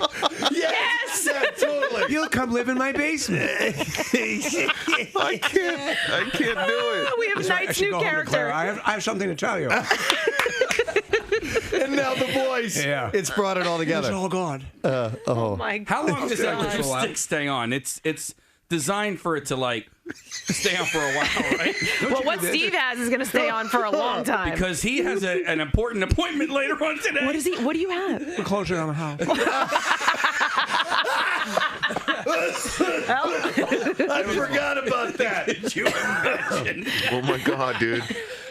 But apparently, lipstick can make you feel more vibrant when you put it on. Do you? I feel more vibrant. I feel prettier. I feel pretty for the first time. Wow. I would agree with that. I tell you what, though, how annoying. Having no hair is so much better than having. Yeah, you got to brush it out of your eyes. Oh, my God. It's a pain, isn't it? Yeah. Are you ready, girls? Oh, the voice. Walk along in high heels, feeling my testicles swinging back. Oh, my God. This just bizarrely, spontaneously happened. And it is bizarre. It is Well, fantastic. you were saying, and I am a big fan of the red. Well, yours I is like kind your of- lipstick better. Yeah, you have better But lipstick, this is Steve. lip gloss, correct? It's a matte. It's a matte color. So, Okay. She said so it won't come off. Yeah. All right. Okay, good. Oh, no. Steve's closing on a house today. Well, what would? It'll come off But you by already know the then, but people you that are might have it for the entire show. So let me get this straight. This is all marketing that once you apply it, it stays on till you die and rot in the ground. No, it's clearly removable. But it's, yeah. I've heard apply it once and then live with it for the rest of your life. No, but red lipstick is pretty difficult to get off. Okay, Not for me. he can do it, though. He'll- No, I work out. I've heard of people getting eyeliner tattooed on. Right? Yeah. You can't have Michael lipstick. Jackson had that. My Yeah. grandmother had that done. Really? Yep. Mm-hmm. Oh my gosh. Had the eyeliner tattooed on. Steve looks like somebody. You look like a Caitlin's hotter sister. No, Like no, an actress and or- like an actual female actress, A younger Kathy Bates. I was thinking of somebody 80s hair metal band, like because there's this. The guys in bands in the 80s would put lipstick on. Oh, it's like when they're past their prime and they don't. They're performing now in like David in Coverdale. Tokyo. Yeah. Now. Yeah. Casey- I went to see Coverdale the other night. Holy crap! Casey, you can get permanent lipstick tattooed, but it's not like, it's sort of just like a neutral lip color, like they almost darken your lip color a little bit. Okay. All right. This is a name out of the past. Linda Tripp. Yes. Do you remember Linda Tripp? Tripp was the one that betrayed Monica Lewinsky. Yes. Could someone pull up a Jeez. picture of Linda Tripp? I want to see if. Let's put it this way: John Goodman played her on SNL. That's right. I forgot about. Now, would I? Oh my God! When women, by the way, Kathy, this is a trick I've noticed. A lot of women don't do this. When they're listening, they'll jut the lower Kind lip. of pouting a little bit. Yeah. But it's a forced thing to make you. Oh, you're going to ask me something? Steve, say prune. Prune. Prune. I Hold have the to prune. take a poop. Pip. Prune. I don't think prune is the right. Wait a minute. Do your Sean Connery with the wearing. Check your perp. Check this picture now. Yeah, I've indulged your perversion. I will not make your pancakes. You're better looking than Linda Tripp. Yeah. You are? The reason that we were going there is because a guy that has been on the show several times, is a South Jersey native, and you've heard us talk to him on the air and talk about him many times. The composer, Michael Giacchino, invited us out to be a part of something really cool. He is currently, or was currently, scoring the film Spider-Man Homecoming. And he was doing it at the 20th Century Fox Studios, and invited us all to be out there if we wanted to be in the studio while they're recording the music for the movie. That's amazing. So Nick and I took advantage of it. There were some other commitments, and that's why not everybody could make it. But I'm telling you, this guy, number one, for those who may not be familiar with Michael Giacchino, has composed the music for some of your favorite movies. And just start with some of the Pixar stuff, The Incredibles, Up, Inside Out, and then you move over to things like Planet of the Apes. He has also done the Star Trek films. J.J. Abrams and he did all the music for Lost. He started in video games, so Medal of Honor. Yeah. A bunch of series of video games that he did, and he is the guy. He did Rogue One. He did. Did he do Force Awakens as well? No, I think he didn't do that one. But he did Jurassic World. Yeah. And he's gotten. They've handed over these John Williams scores and said, "Here, update and run with this." He is the heir apparent. He is the guy right now. And the fact that he is as nice as he is and a friend of the show. Yeah. And friends of the show never invite us to do cool stuff. Yeah. I mean, I guess they know we'd be an embarrassment. Yeah. So that's pretty much our prohibitive factor. But this was so cool that you got to go out there. So he invited us out, and he also said that it was cool if my entire family came along as well. So it was me and Nick and my 3 kids and my wife. Rochelle just had to pretend that she was Steve. She was me. That's it. Yeah. No, but they were so nice. So we show up, and when I got there, Nick was already. I found him on the property, kind of trying to find the studio that we were going to go to, which was the Neumann studio. Yeah. Was that named after Randy Newman? No, his uncle, I believe. And, okay. But within that family, and so we're literally on the 20th Century Fox lot, which is sprawling. There are a lot of buildings. It's where they film movies, and some of those sound stages are huge. So we were going from one to the other, and ended up in Building 26, which is where they shot or were scoring rather the Spider-Man movie. Yeah, and they had like the Jane Russell suite, and they even had the Marge Simpson stage, and all the things are named after famous actors and characters. That's neat. And the Jane Russell suite, I assume, has huge breasts, right? Of course it does. Yes. So we show up for this really cool experience. What is this? Oh, Randy Newman. I Love L.A., yeah. Who, by the way, he does tons of movie scores. Academy Award winner. Absolutely. He did Toy Story. Yeah. And Michael Giacchino, by the way, an Academy Award winner as well. He won for Up. He won an Oscar. So we show up, and we're not sure what to expect. And you feel out of place, and you feel like you shouldn't be there. Well, we just follow the instructions on where to go, and eventually we're standing outside the store, and it says studio. There's a big red light and everything on it, and it wasn't going on, so we just walk in, and boom. WMMR presents Preston and Steve's Bizarre File. Brought to you by Dermatology Associates of Plymouth Meeting, recruiting for a non-segmental vitiligo study to test a topical medication in adults 18 to 75, Steve. Must have vitiligo. I'm going to get in under the wire. Oh, on your face and body. Do you have it on your face anywhere? I do, but you can't see it because I have this because I moisturize and I use a face mask. You can go to PlymouthMeetingDermatology.com for information. And Dr. Sadie from Plymouth Meeting Dermatology is going to be on her story in 2 weeks talking about sunscreen. Look at that. All right, we're going to start with this. A man in New Jersey has been arrested after he allegedly decapitated a seagull for stealing his daughter's French fries. That's what children play with their toys. That's what seagulls do, by the way. I know, it's so cruel. I was at Seaport. I was at the Seaport. Yeah, where they keep the sea over the weekend. Yeah, Seaport Pier. Thanking you, Casey. I couldn't think of it. I was thinking Seaport Museum, and that's clearly not it. No, you're thinking of seahorses forever. I was at Seaport Pier, and a woman at the table next to us. She had no idea. She was on her phone. While she was there, a seagull landed on her table right in front of her and started eating food off of the plate right across from her. She was oblivious? She was completely oblivious. Wow. And I was like, I almost got up and I was going to go over and shoo it away, but I just sat there and watched it for a little while. And they eventually took off. You have to pay attention to your own table. So the North Wildwood Police Department said that the incident took place on July 6th, actually, at Maury's Piers. So that's animal cruelty, is it not? It's an arrestable. Yeah, police said they responded to an animal cruelty incident where witnesses said they saw a man later identified as 29-year-old Frank Ziegler from Cape May allegedly decapitate a seagull. Ziegler allegedly ripped the seagull's head off after the bird attempted to take French fries from his daughter. A little brutal. He then reportedly asked staff for a trash bag while holding the dead seagull. The police. Where do you throw your seagull heads? Stated that while the investigating the incident, Ziegler was irate and uncooperative, leading to his arrest for disorderly conduct and resisting arrest. Thank God another kid didn't steal the fries. He was also charged with third-degree animal cruelty after a follow-up investigation, which included the department's Humane Law Enforcement Office to review and a review of statements made by Ziegler on the scene, as well as available photos and witness statements. So they're asking for people who have any additional information related to the case to come forward. A little edgy. This is terrible. A Brazilian musician died after he was electrocuted during a live performance on Saturday in Salinopolis.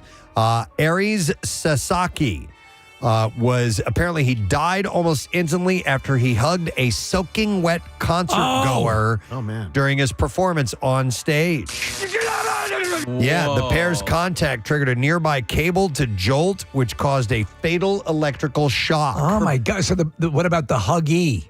You know what? They didn't say in this story. I don't know what happened.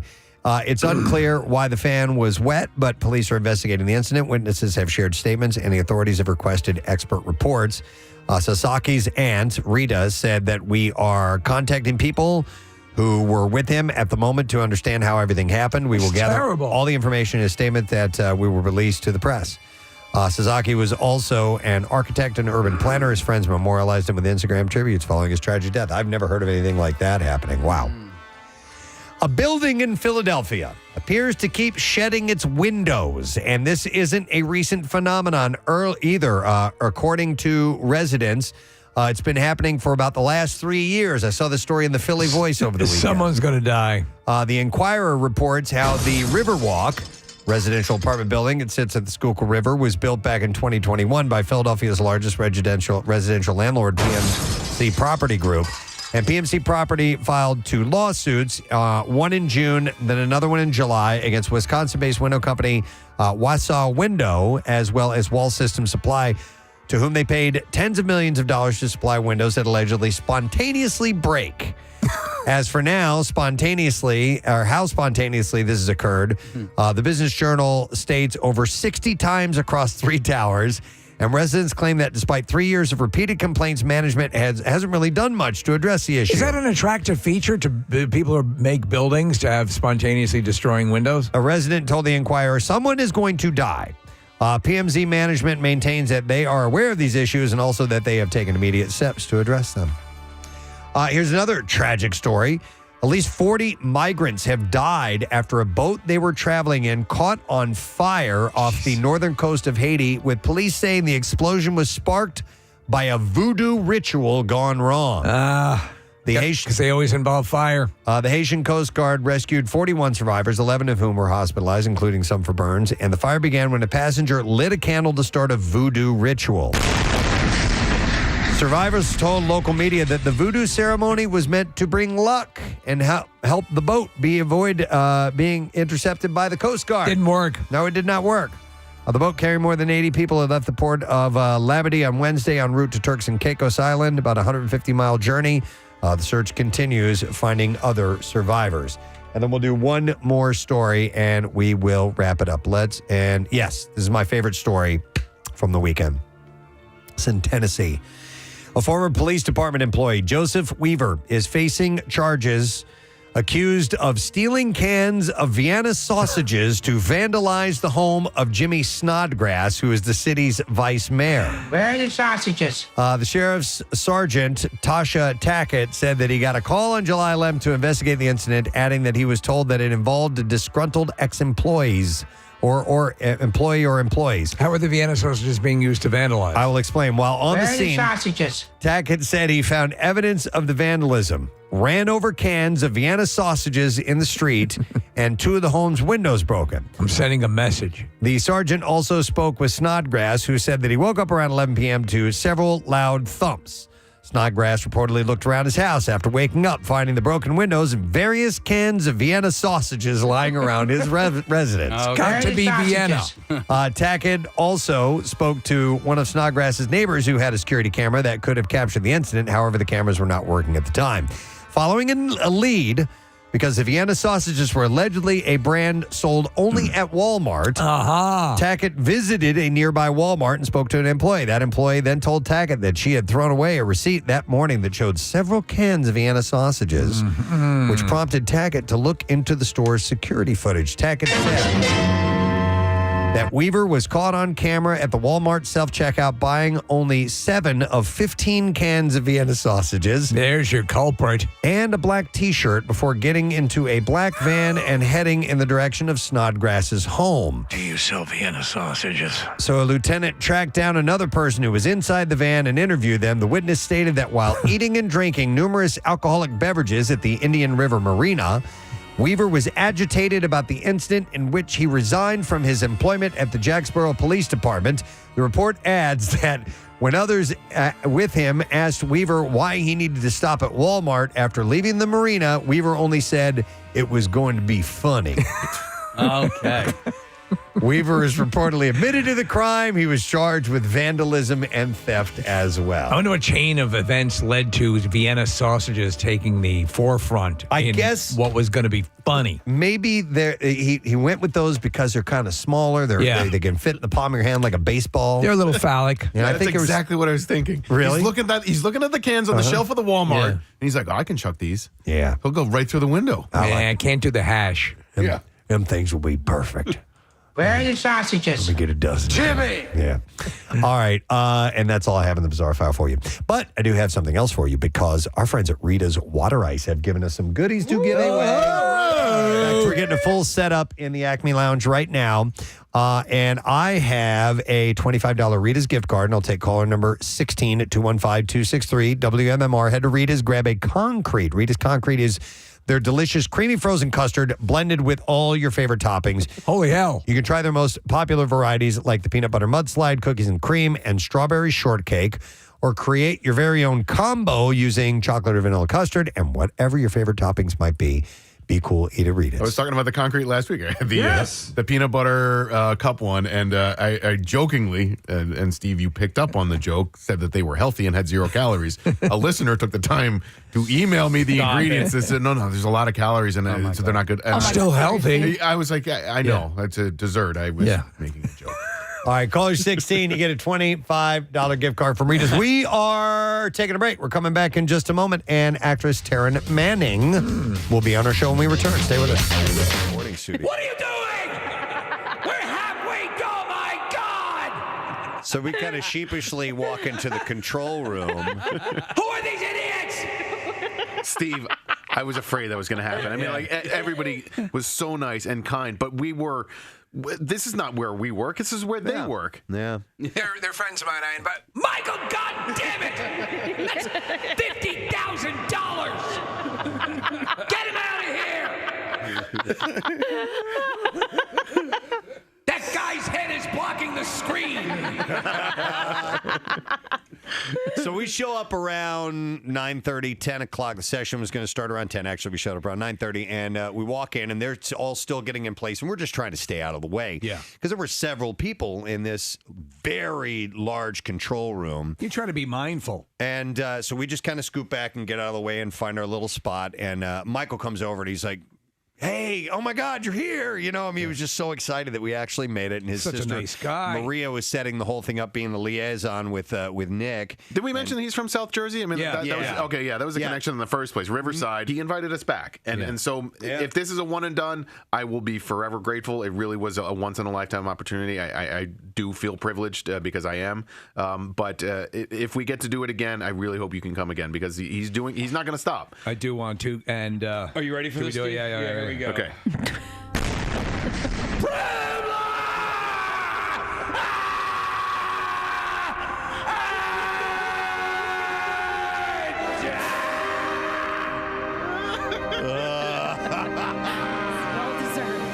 Slightly privileged. Jesus. Very privileged, actually. And that was just the one day. Do we need to take a break and come back and talk about the rest of the week? I could go on, and I'm not going to do it. Fear for privilege overload. But there were so many great things that happened. That was just one of the days. So It was one day. it wasn't even a full day. It was just like 18 hours of the day. Yeah. And how long were you there? 6 days, I think, just shy of a week. I was there Saturday I took the red eye in, so I did Easter with my family in LA and got back this morning. When did you do Joshua Tree? I did Joshua Tree on Friday, and I've mentioned this on the show a few times, but my goal is to get to every national park in the country. I'd never been into Joshua Tree before. It's incredible. It's right near Coachella, so that was going on this past week. How was traffic getting there? We avoided that. We went to the north side of the park and came in that way. Coachella's sort of on the south side of the park, but I've been to Joshua Tree. It is, beautiful. It's incredible, and it's only 2.5 hours from downtown LA. And I did rock climbing outside, and that was privilege as well. And and speaking of privilege, I have to say thank you to Craig Shoemaker. Took me to play golf at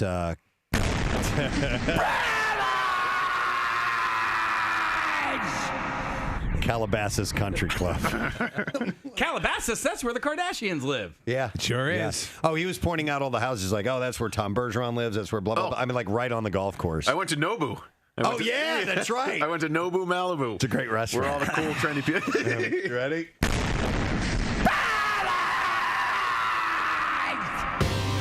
And Arizona, this is legit. An Arizona police department shared photos of the swearing in of its newest and most unusual officer.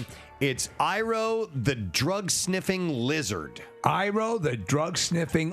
That's what that picture was. I saw a whole bunch of cops with a lizard. Iro is a bearded dragon that first came to the Avondale Police Department last April as part of a pilot program and was officially sworn in Thursday by Chief Dale Nanenga. The department said Iro was originally brought in after officials reviewed research indicating reptiles have a strong enough sense of smell to make them more effective than dogs at detecting some types of narcotics. I tried to see if this was like a late April Fool's gag or something like that, but it appears to be legit.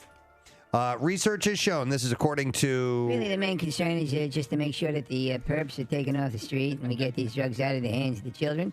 It's quite an honor to be on this police force now. I'm looking forward to a productive couple of years. And the rookies coming in, that's of great concern to me as well. Getting them out on the street, interacting with the people, talking to the kids, and that's how we make change. I love it. You sound like a New York cop. The department had said research has shown that reptiles possess a strong sense of smell, making their ability to detect certain illicit drugs possibly more accurate than canines. Wow. It said our pilot program, Drug Sniffing Bearded Dragon, will be assisting officers in the city. Please help us welcome Iro. Did they put him on a leash? I don't know how they go about. I mean, I think it's a baby Bjorn. No, they wear it around their tail. No, how do they indicate they got a hit? Dogs will sit or they'll do some sort You of. got something over here. I think it smells a bit like meth. I'm thinking. Oh, he just tells them. Yeah. He just speaks up. I'm a working officer. What do you want me to do? So I figure the second you take him out of his aquarium, he's gone. Yeah, I'm working now. I'm working 24/7. So if I'm in the aquarium, I'm sitting on that little fake beachfront under the fake umbrella with the fake palm tree. I get a call. I'm going. It's time to roll. We got to make a change out there. I need to follow up on this and make sure it's legit. The department has periodically posted photos of Officer Ira's escapades using the hashtag Ira Adventures. Please send a backup lizard. Listen, yes, heading off to college, there are some warnings that definitely need to be given. And part of that is a huge part would be, obviously, if you're going to have sex, it's got to be safe sex because that's where you can really have some serious problems. Have it on top of a safe. Yeah, on top of a safe sex. Make sure that you do it's that. It's the best. Yeah. No, I know what you're saying. You're exactly right. I think that you don't want to put you want to put caution, not abject terror. Fear, yeah. I mean, because you're just going to... Do you want them going through life scared? No. You want them to find a mate to spend the rest of their lives with. Right. Let me go to... Hang on. Josh wants to comment. Hey, Josh, how you doing, man? Hey, Gadzooks, guys. Gadzooks, buddy. What's up? So, growing up, I'm only 25. I'm not old yet. But back in high school, I... wasn't a serial dater, but for some reason I always used to get those strict Italian dads. Okay. And the one thing that always softened them up, I mean, they're the guys that look you dead in the eye and goes, you're dating my oldest daughter, and all you have to do is look them back square in the eye and don't back down. And they soften up right away. So it's a test almost. I want you to know you're dating my oldest daughter. And I want you to know it's all finger stuff right now. I respect that. You have finally have the balls to tell me what I always know is happening. They appreciate the honesty, In right? fact, I call her the bowling ball. Dear God. No, that's you are a man's man who can admit to that. I want, if you can, to tell me the various things you achieve along the way. Yeah. You know, like a video game. Yeah. I bring this story up for one reason only. It involves Roger Ailes. Which is my favorite. I want to fart in your mouth. Oh my God. If you have not seen the most recent Daily Rush videos with Roger Ailes' voice, I've watched it like 15 times. He's so jowly and so disgusting. CNN journalist and Weekend co-anchor Allison Camerota said Sunday that former Fox News Channel chairman and CEO Roger Ailes, who resigned last summer from the network, he founded 2 decades ago because of sexual harassment allegations, sexually harassed her too. In an interview on CNN's Reliable Sources, Camerota, who worked at Fox for more than 10 years, described what happened when she first began there. She said, when I was first starting out at Fox, and my big gulp cup, and I was single. And I remember Roger being in his office, and I was saying that I wanted more opportunity. He said, well, I would have to work with you. I'm going to give you an opportunity to fart in my mouth. That's your first opportunity. Are you gassy? Yeah. She said, smells like hickory.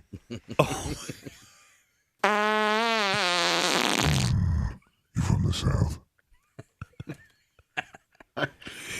It's simultaneously hilarious and disgusting. Yeah, it's so disgusting. She's saying that he said, I would have to work with you on that case, and I would have to work with you really closely, and it might require us getting to know each other better, and that might have to happen away from here, and it might have to happen at a hotel. Oh, man. Do you know what I'm saying? And I said, yeah, I think I do know what you're saying. Yeah. Do you really know? And then he invited her to hop up on the desk. I want to wear your ass like a CPAP mask. Direct.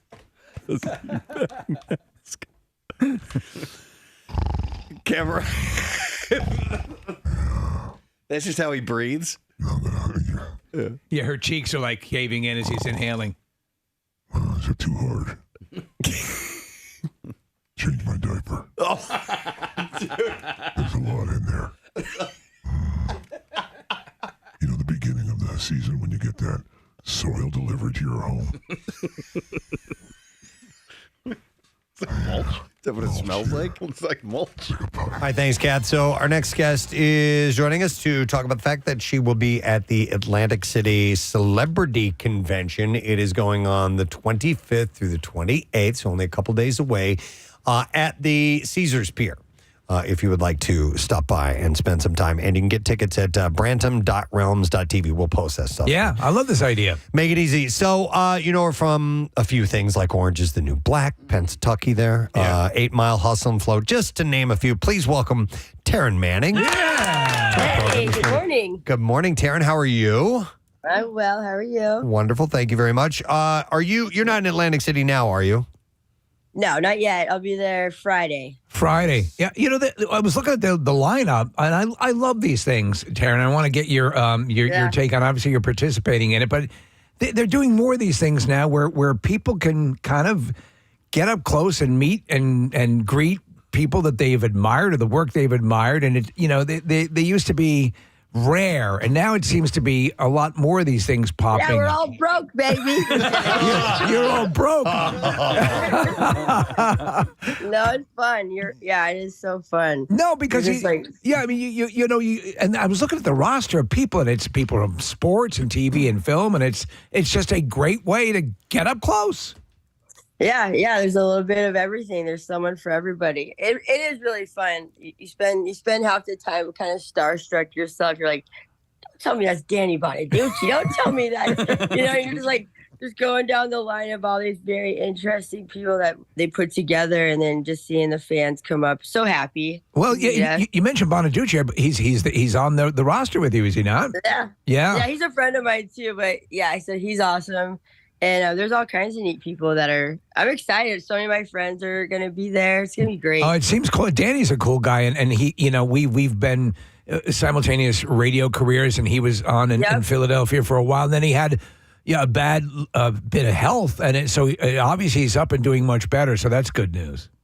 Yeah, no, you're right. Yeah, because I have a podcast, and I had him on, and he's just a pro at this stuff. So you're right. He was on a show. I think in Seattle too. Yeah. For a long, long time. Yeah. So he's awesome. Good. It's really fun. And his health is doing a lot better. That's excellent, because we were worried, but that's terrific to hear that that's the case. I wanted to ask you, because, obviously Preston mentioned a couple things that you've done, and you've done, things that, a lot of people like. I didn't realize how big music was in your career. And I was watching a video, and you were just kind of, you were just a cappella singing. I'm like, damn, you have a good voice. Do you have a song on the 8 Mile soundtrack?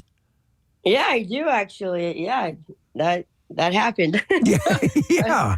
That was exciting. Yeah. So what do you consider yourself more? Are you a musician who acts, or an actor who plays music? Right.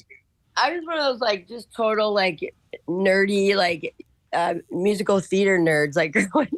I love to sing and dance and act, but I would say honestly my heart and soul is music. So I always say I'm a struggling musician and a working actor. Yeah. But that's okay. No, it's absolutely okay. Yeah. Listen, my daughter is totally into musical theater. She's a musical theater nerd, and I love it. And one of the funniest things I ever saw was she and a bunch of her girlfriends are sitting around the table, and they were singing, who knows? It doesn't matter what Broadway show, right? But there were three girls sitting around the table who weren't musical theater kids. They were just, you should have seen the looks on their eyes. They didn't know how to process what was actually happening. These were like crew girls. They row for a living. But it was awesome. And it's just, to me, it's just positive, fun stuff. Oh, it's just as corny as you can get, but also just so wholesome. And yeah, that's such a, right now I'm about to do a Rocky Horror Picture Show. And yeah, just hanging around all the different theater nerds, but I'm one of them. So it's just, it's a way of life, to be honest. And it is fun. You're right. It's so fun. Yeah, you have so much stuff in your resume, and obviously Orange is the New Black, and we have special affinity for Pensatauke because that's yeah.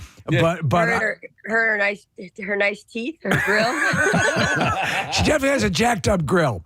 But I wanted to ask you about the movie Crossroads, because people were referring to that recently because of the Britney Spears thing, and I went back and I actually watched it. Zoe Saldana, you, Britney Spears, and now that movie's getting aired a lot because of all the stuff that Britney's going through, for better, for worse, whatever is going on in her life.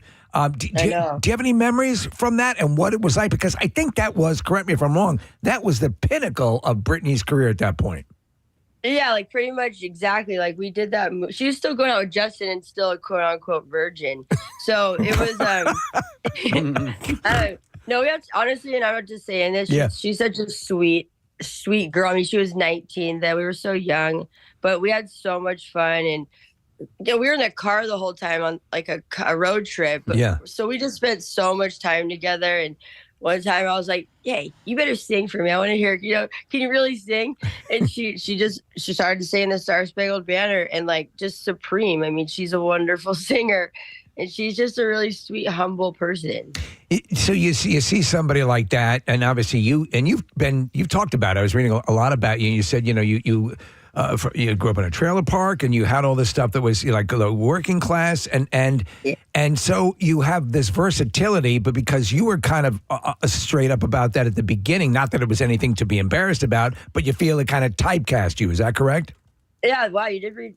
Yeah. If anything, it's more it's just the truth, because the thing is that my mom sacrificed so much so I could do everything that I dreamed of doing. living in poverty, like, you know, Section 8 housing and all that. And sometimes I wish I never told that. You read that, right? Because it's like, I feel like I was like pigeonholed into that my whole life. It's like, oh, great.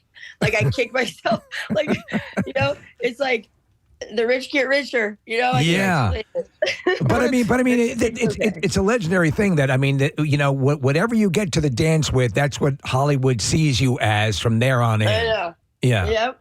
Ain't that something? And then you'll get like a break or something. You'll get an opportunity that a director, producers give you. You know, I want to do something different with you because you're that good and you should. And that happens every now and again. It just ends up not being like a movie everyone sees. Well, all right. So do you, all right, I want to ask about like your, you were a state champion in karate back in Arizona. Like, you know, you need to let people know about these things. Do you know what I mean? Like you have other like major accomplishments. Like you had almost like a full run scholarship for dance as well, did you not?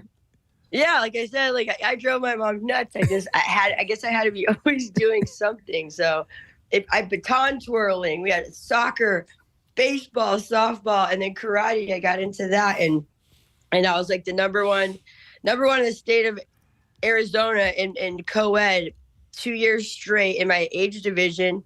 And then I got second place and I quit like a sore loser. I'm like, yeah, I'm in second. Well, you want to win. You want to be the best. I got that. But it was a good lesson in my life that, you know, that you always got to watch out for who's hot on your heels and stay practicing, you know, because I thought I was just like kind of slack because I got number one, you know, twice. I wasn't practicing as hard, but that's what led me into dance. And then dance just really became like my heart and soul as well. Right. Taryn, do you have any kids of your own? I don't, unfortunately. I mean, because you know, your mom, your poor mom running you around, taking you to all that stuff. That is, I mean, I'm sure she was proud of you and everything, but that's a lot of extra time. And oh, I know. You need to, you got to take on some of that as well. Hey, I'll babysit anytime. She's available. Well, I was reading you describing that you had champagne taste and a beer budget. Right? Yeah, which is great. But that your mother never let you know. I mean, like we grew up, we were lower middle class. We were the sort of the outcast family in our neighborhood growing up initially, but we never knew that. My parents covered, and that's what happened. So good for you that she was. Go ahead. Yeah, I literally drove her nuts. I also loved I loved brands, like in the 80s, it was like I wanted Guess jeans, I wanted a Spree, I wanted Keds. So I learned how to sew on the upside down triangle, the Guess jeans in the back. It's, that's oh my God. Oh, that's great. That's awesome. So silly. No, my mom, I got to do everything. She sacrificed a lot, like I said. She's a wonderful person. Oh, that's great. How do you do with these conventions? You're going to be in Atlantic City this weekend and meeting and greeting all your fans and stuff like that. I would assume that a majority of the people that are fans know you through Orange is the New Black. Is that safe to assume? Yeah, it turns out that a lot of people really love Sons of Anarchy too. Yes. When I'm at signing conventions, they're real collectors of whether it's like a leather jacket or just something that they're trying to get all the cast to eventually sign. So it's cool because I'll end up signing something and you can see maybe a lot of the cast has already signed it at different shows. Cool. But I'd have to say it's probably Crossroads. Oh, anything like any of my horror films or zombie films they love. And then, Orange is the New Black. So what percentage would you say your fans are criminals or former criminals? That's the good thing. People come up to me and I feel like they're like, yeah, maybe criminals. They're like, yo, when you played in that show, man, it reminded me back in the day when I was in jail too. Yeah. Oh, it's so funny because we get fan mail from local prisons, and we actually one time, Taryn, we actually had a bunch of ex-cons in here preparing prison food, like what they call chi-chi and stuff. Yeah, we did a chi-chi bake-off. And I tell you what, they were all super cool. So I guess if you're going to have a fan base, that's not too bad. I wanted to ask you about Hustle and Flow because I think correct me if I'm wrong, that's your favorite thing you've done, Hustle and Flow? When I refer to that movie, it's because that was probably the first movie where I felt like my character, I was young as well, but it was like a big part, and that it had like a real arc, like where I started and where she ended, rather, where the character starts and ends. So it was just a really fun, as an actor, like a really fun acting piece to really sink your teeth into. So Terrence Howard, working with him, and he's had his history as well. Because I think that was a breakout for both of you. Any memories of that? I mean, and when you're working on something like that, can you as an actor have any idea what's going to become of it, or is it always just a crapshoot? Well, there used to be a time before budgets got cut and all that we would have like table reads. I don't know if you know what that is, but yeah. And like, I will say that table read with all of us together was so powerful. I was like, ooh, we're about to make something good. So that's something I can say that I knew that something great was coming, and I think it turned out really good too. No, it's great. Yeah, I remember it blew us. 8 Mile did as well. I mean, who knew Eminem had right? that ability? I know. I wish he would do more stuff, but yeah, that was a good time, and being in Detroit all together. And Brittany Murphy became a great friend of mine during that. I know. Yeah. I just watched a documentary on her, and she was, I mean, from Clueless and on, she was really something special.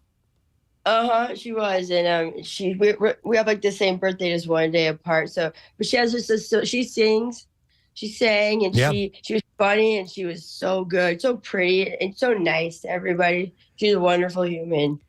Of all the roles that you've done, and I assume, you talk about the way the public perceives you and the way Hollywood perceives you, is there a character you get associated with that you'd like to just keep saying to people, no, this is not me. Stop thinking I'm this character. Well, yeah, I mean, I definitely get called Pennsatucky or Tucky or Doggett all the time, but that's okay. It's cute. It reminds me a little bit of gosh, I'm just blanking her name, but she was in Married with Children, and then she was in Sons of Anarchy. Katie Seagal. Yeah, like I love that she was able to break that mold, but it's all right. I mean, the show is so great and iconic, and time will tell, but I don't mind it. I think it's funny. No, but yeah, that's the one. Well, no, we as fans, and I say this honestly, and we interview a lot of people. It's so great when someone seems to enjoy what they've done, enjoys sharing, enjoys the fans enjoying it. It means a lot to the people who support your work. You know what I'm saying? Oh my goodness! Like, listen, sometimes at the signing conventions, you just meet all different types of people, and when you see the joy in their eyes, and they're just so happy. I mean, that just it brings you, truly lets you know that you have a really neat career, and that you're lucky. I'm grateful. Good for that. you. Excellent. Yeah, love hearing that. And so you're going to be there starting on Friday, I believe you said? Mm-hmm. Yeah, I'll be there Friday through Sunday. Excellent. And people can set this up. And like I said, we'll post the information so you can get tickets. But it's brantam.realms.tv. And this will be at Caesars Pier in Atlantic City starting on the 25th. Well, cool. Taryn, glad you're doing well. Yeah. And happy that you're going to be in the area and meeting your fans. So enjoy the weekend and have a great time, okay? Okay. Yeah, thank you so much. Have a wonderful day. Appreciate you coming on. Taryn Manning, guys. Oh, she's very sweet, right? Exactly, absolutely. I love. Again, it's not just word vomit. We anytime someone is enthusiastic about meeting their fan base and appreciating the joy and allowing them to appreciate the joy they brought them, it's always a plus. Absolutely. Hey, I wanted to mention a joyous thing since we're on that subject. Casey Boy and the MMR Rock and Rollers had the Bend to Shore bike tour this weekend. Yes. It was on Sunday. And how did things go, man? It went really well. So speaking of Taryn Manning being in Atlantic City this weekend, rode our bikes from Philadelphia to Atlantic City, just in the shadows of the new Showboat water park. Yes. It's the Lake Island water park. It looks awesome. You didn't get to go in? No, you know what? I did go into the hotel just briefly because I had to use the bathroom. So that's all I really got to see. Did you make a pee-pees? I had big potties. Big potties. But anyway, so I did get to walk around a little bit in there. But we did ride our bikes from the base of the Ben Franklin Bridge all the way to Atlantic City. It was last year. I thought the conditions were perfect, and then this year happened, and they were perfecter. Perfecter. So, yeah. And I will say this, leading up, you were sort of nervous because you didn't know you hadn't been devoting as much time to getting on your bike, but you, I think, categorically now are in probably some of the best shape you've ever been in your life. So I'm definitely thinner, right? I am this year probably, I don't even know what I weighed listed, but I weigh a lot less than I do this year. So I wasn't sure if I was quote unquote in shape. I'm just thinner. Right. So the most amount of miles I had done prior to the ride on Sunday was on Monday. The Monday prior, I did a 42-mile ride. I'm like, okay, I think I should be okay. Listen, I finished the ride in moving time in 3 hours and 34 minutes, which is the best time that I've ever done. I averaged 18 miles per hour. And this is 65 miles? This is 65 miles. Averaging 18 miles per hour for 65 miles is pretty damn good. Was there ever a time that you got up to 65 miles an hour? No. Okay. Actually, I could probably tell you the fastest that I rode at some point. I probably at some point on some sort of downslope ended up going probably around like 30 miles per hour. All But right.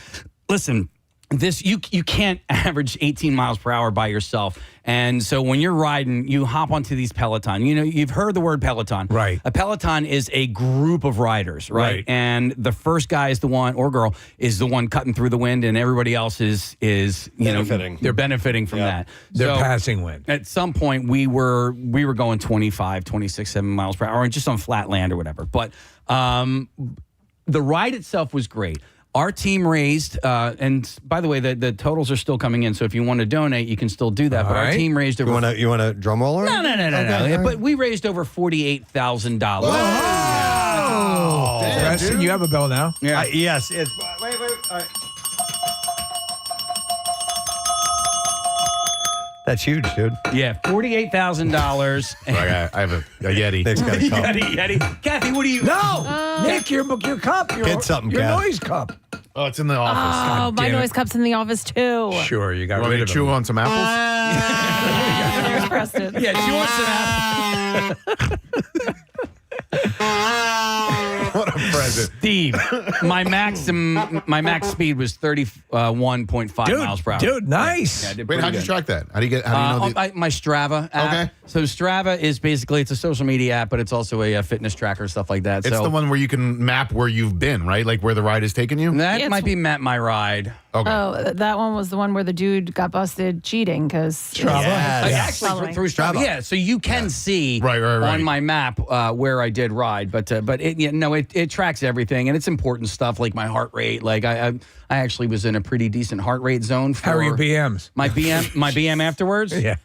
It was awesome. Good. So, listen, excellent for you, man. This is very cool. That's a chunk of cash, too. Chunk of cash. Yeah. And listen, I set up a goal. Like our team goal was $75,000. Yeah. I don't ever know if we're ever going to get that. But, it gives us something to shoot for. But like Wheels of Justice was number one. And then I think the Jim Thorpers came in second place. Billows Electric was the one that is in third place. So our team is a fourth team fundraiser. So how did you and the pink do? Yeah, I don't even know. I have to check those stats in a little bit, but I do need to thank Sherry Ivers, who's my team captain. Our team captain. She is the one who keeps this whole operation running. So you sent a group photo, or you sent a bunch of photos over the weekend, and one of those photos was phenomenal. And I don't want to spoil it, but talk about the special guest that showed up, and what team was he on? So Brandon Graham, Super Bowl champion and lifelong Eagle, Brandon Graham. Is he a worldly known good guy? He is a dude. He is the nicest guy. Yeah. He's so nice. And when you're that guy at that ride, like everybody knows who you are. Yeah. And he talked to every single person that gave him time to talk to him before the ride and after the ride. I didn't see him during the ride because I smoked his ass. You know what I'm saying? Yeah. He was going at like a snail's pace, but it's his first ride, so you get it. Good for him, though. What was his team? He was on Team Traffic, and I ended up, I saw him. Well, I texted him before I go, are you really riding on Sunday? He's like, yes, I am. I said, wait till you see our jerseys. Our jerseys, by the way, I haven't revealed this on air yet, but they were Kelly Green with the number 93 on it. They look so good, and they are available to purchase as well. We'll get that link up on Preston Steve because a portion of those proceeds will go to Team WMMR and will eventually go to the families behind the badge. I think it's your best jersey yet. It's the best jersey yet. So I see him and I'm talking to him for I'm like, hey, I just so you remember who I am. I'm like, I'm Casey. I text him. He goes, oh my God, that's right, the Casey and Preston show. Someday. Congrats. Yeah. So as we're taking our team pictures, it's 6:40 in the morning. And we're all like, there's 100 of us and taking our team pictures. And Brandon Graham was right there, and he jumped in our team picture. Oh, that was awesome. really cool. And then we did Big Eagles chant, but like he just hopped in the front of all of us, and it was an awesome day. And I want to thank Mark O'Connor and everybody from Families Behind the Badge Children's Foundation, all the police officers, first responders who kept us safe all day. Because listen, logistically speaking, riding 2,000 riders from Philadelphia to Atlantic City, it's a lot of moving parts. Yeah. Wasn't there was something you were going to tell us that you... This is about home repair. That's home repair. Oh, that was different. Okay. Yeah, it's different. Casey had an issue of some type. So let me ask you, at what point so when these things are going, what is the largest spread between the people at the back of the race and the front? I mean, is it literally a point where everyone you're covering the entire length of the run? Yeah, you got to be, right? Because listen, the guys that finished first, I finished in 3:34. Guys were finishing in less than 3 hours. Jeez. So you figure, yeah. I mean, there was when I was leaving, people were still coming across. There's a guy on my team who rides a unicycle, Preston. Right. He rides it. Tell me about he that. Doesn't do the full 65. He starts in Hamilton, but he does 30 miles on a unicycle. So big shout out. I believe that guy's name is Steve Klein. If it's not, I apologize. The dude's balls must look like waffles. Totally. There were a couple of years ago where it was just entirely too hot for him. Yeah. It was like 100 degrees and he had to tap out at a certain How point. fast is he going? Not very fast. And somebody was telling me this weekend that he does the Hamilton because he's not allowed to ride across the Ben Franklin Bridge. On a unicycle? On a unicycle. I guess maybe it's the downside. Yeah, it's in the Declaration of Independence. Or what do they call that, Kathy? The downspan. It's the whatever span. I don't know. When you're talking, when you go up the bridge and now you're going down the bridge, they call it downspan. You do traffic, you know these things. Downspan. I don't know. We go now to our traffic expert, Kathy Rolano, with more on span. Isn't it from the tolls to the downside? Downside. Okay. Kathy, I do traffic too. You do. But so when I was leaving, there were people that were still, I had already finished. I was done for 2 hours, and people were still coming across the finish line. I still want to learn how to ride a unicycle someday. You did a penny farthing? I did do a penny farthing. Would you ever do this on a penny farthing? No. To the shore? That thing was hard, man. Yeah. Could you imagine? You know what? Been to the shore on a penny farthing. So is it the Doylestown Bike Works? They have the penny farthing. I should do that next year. What I'll do is I'll do the whole ride, and then the last 2 blocks I'll come across on a penny farthing. Yeah, that would be funny. Man, there's something I was going to ask you, and I lost it. Is it about a girl? Middle of this conversation? No, it was in reference to the ride. Did I thank Marietta by any chance? No. There were 2 people that I was drafting behind. Marietta is 66 years old. She is a beast, just a motley. Unattractive? No, beautiful. She is a beautiful beast. Oh, wow. That's what I meant. No, she's just just attacking. The pedals. Like she was awesome. That's amazing. Listen. How much does that help? How much does just drafting off a cyclist in front of you? I'm not a scientist, so I can't give you facts and figures. I can just tell you just what I feel. At one point, I was riding 23 miles per hour, and it felt like I was just kind of cruising on a beach cruiser. You know what I mean? It really, you still have to pedal. You still have to We're watching footage of You're watching. This video of me on a penny farthing that we're watching right now. It's so goofy. It's a good thing you have a helmet on. Oh yeah, I definitely needed that. Wow.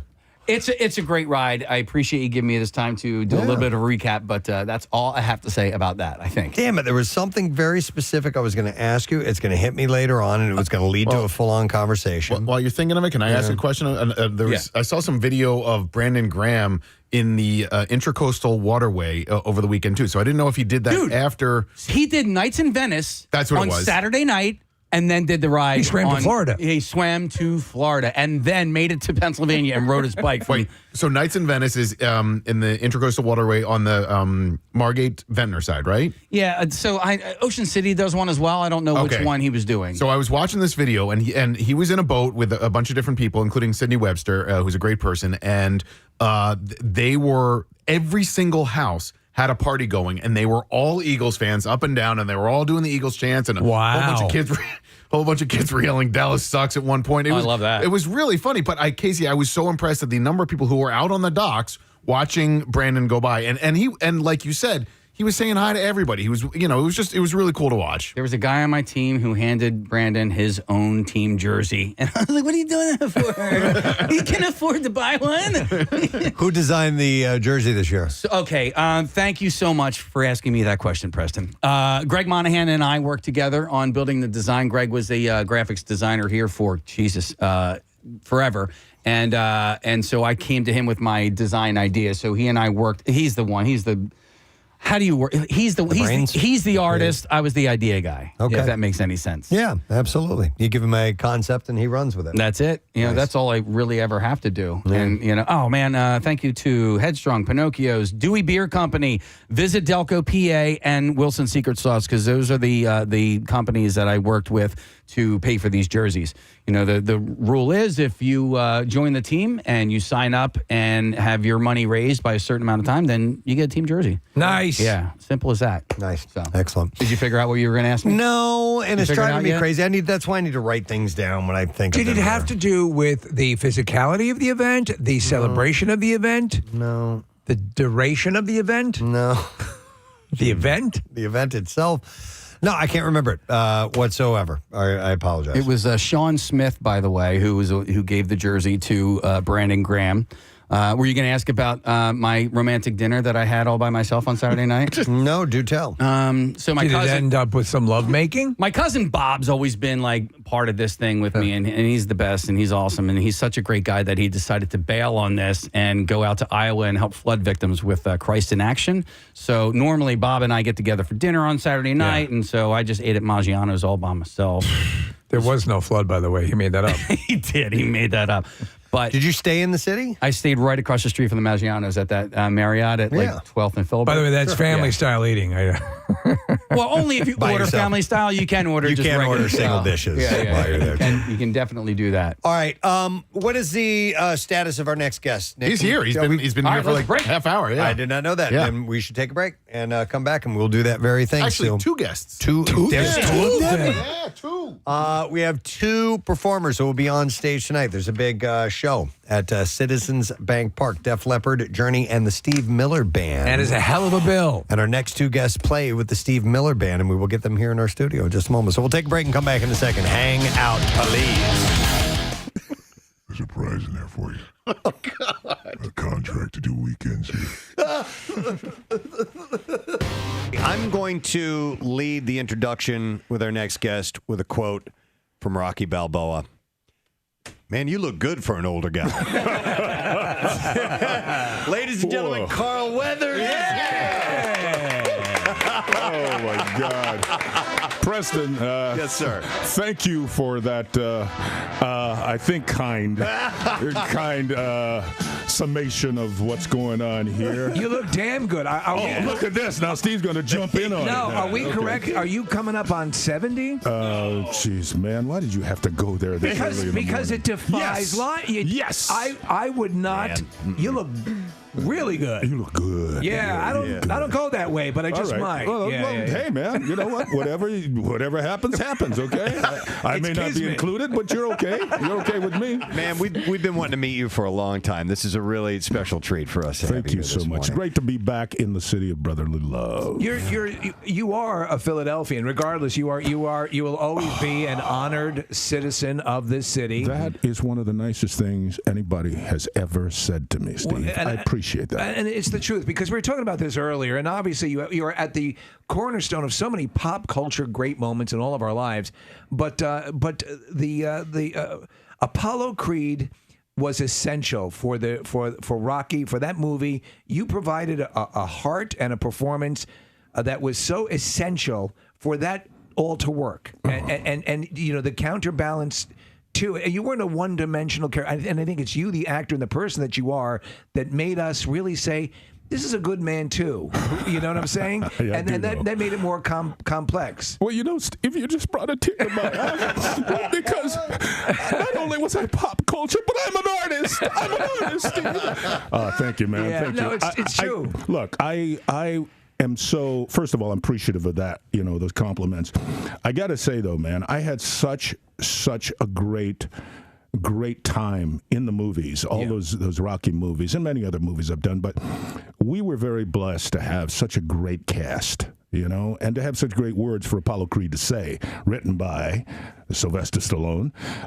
We had great direction in the first movie, John Avildsen, but in the subsequent movies, Sly was directing, and he is a great director. I maintain this to this day, and he's heard me say this, and he probably would like try to knock me out for saying this, but honestly, as good an actor as he is, I think he's a better director. Hey, Carl, I have a question about two different characters you played in two different types of movies, but they have a similarity, and I'm talking about Dylan in Predator, and then Chubbs in Happy Gilmore. I don't know if anybody made... I love it. They have similarities. Okay. Well, they do. I know where you're going. Yeah. I know where you're going. All right, so then I don't even have to go there. That's right. Damn alligator bit my hand. Oh, my. So the alligator bit your damn right hand off, and the Predator shot your right arm off. Yes. Was that done on purpose by whom? By Adam Sandler? That's a good question. I never asked Adam that. You know, I really never did. But I seem to have this propensity for losing my appendages. Did you get to keep any of the props? Did you get to keep? Man, what a fool I am, because I didn't. Neither of those movies. Well, that's not true, because from Predator, the only thing I have is this beautiful knife that was forged. We all had these knives that were made by this great knife maker, and I don't remember his name right now, but it's beautiful, right? So, no, I didn't keep the arm. I wish I had. And no, I didn't keep the damned hand that the damned alligator bit off. I'll tell you what, that Predator arm, if you were to hold that up, just without me knowing, I would have said, yep, that's Carl Weathers' arm. It looked pretty real, didn't it? Well, you know, they took the mold of the arm, man. My guns had to, you know, like stand out, and all the sinew and these muscles had to stand out while the gun's pumping while it's in my hand, and the arms jumping up and down, you know. Well, dude, that handshake between you and Arnold when you first see each other. It is classic, isn't it? It is classic. Man and man. By the way, I have coined that the man shake. Yes. That is not a handshake. Right. That is a man shake. Carl, have you ever been to a sporting event in Philadelphia where they've done Rocky montages during the sporting event itself? I haven't. No, I haven't. It's amusing, and it gets you going, you know. But the scene that comes to mind is when you and Rocky are running on the beach, and then you end up hugging one another. Yes. Because it's sort of comical at this point. There are a lot of people who look at that and think, these two guys like each other. They really like each other. But you guys are in such phenomenal shape at that point, too, you know? So it's like, it's one of those things where you can't help but giggle a little. Well, you know, the thing about it is, I think somebody asked me a question about, you know, whether Rocky was, I think it was your competition or one of your competitors, and it was Eisen, you know, and he was asking about, you know, what people think of that show, and his thought was that it's really not a sports movie, it's a love story. Yeah. And I think there is a lot of truth in that. And I say it's actually both, because it's set so well and rooted so well in this role in this world of sport, and in boxing in particular. But what makes the thing about sports, in a way, all about love, is that it's not romantic love, but it really is about men loving competition and loving the competitor because of what you go through to be at the top of your game. How much did sports help set you up and prepare you for the process of becoming an actor?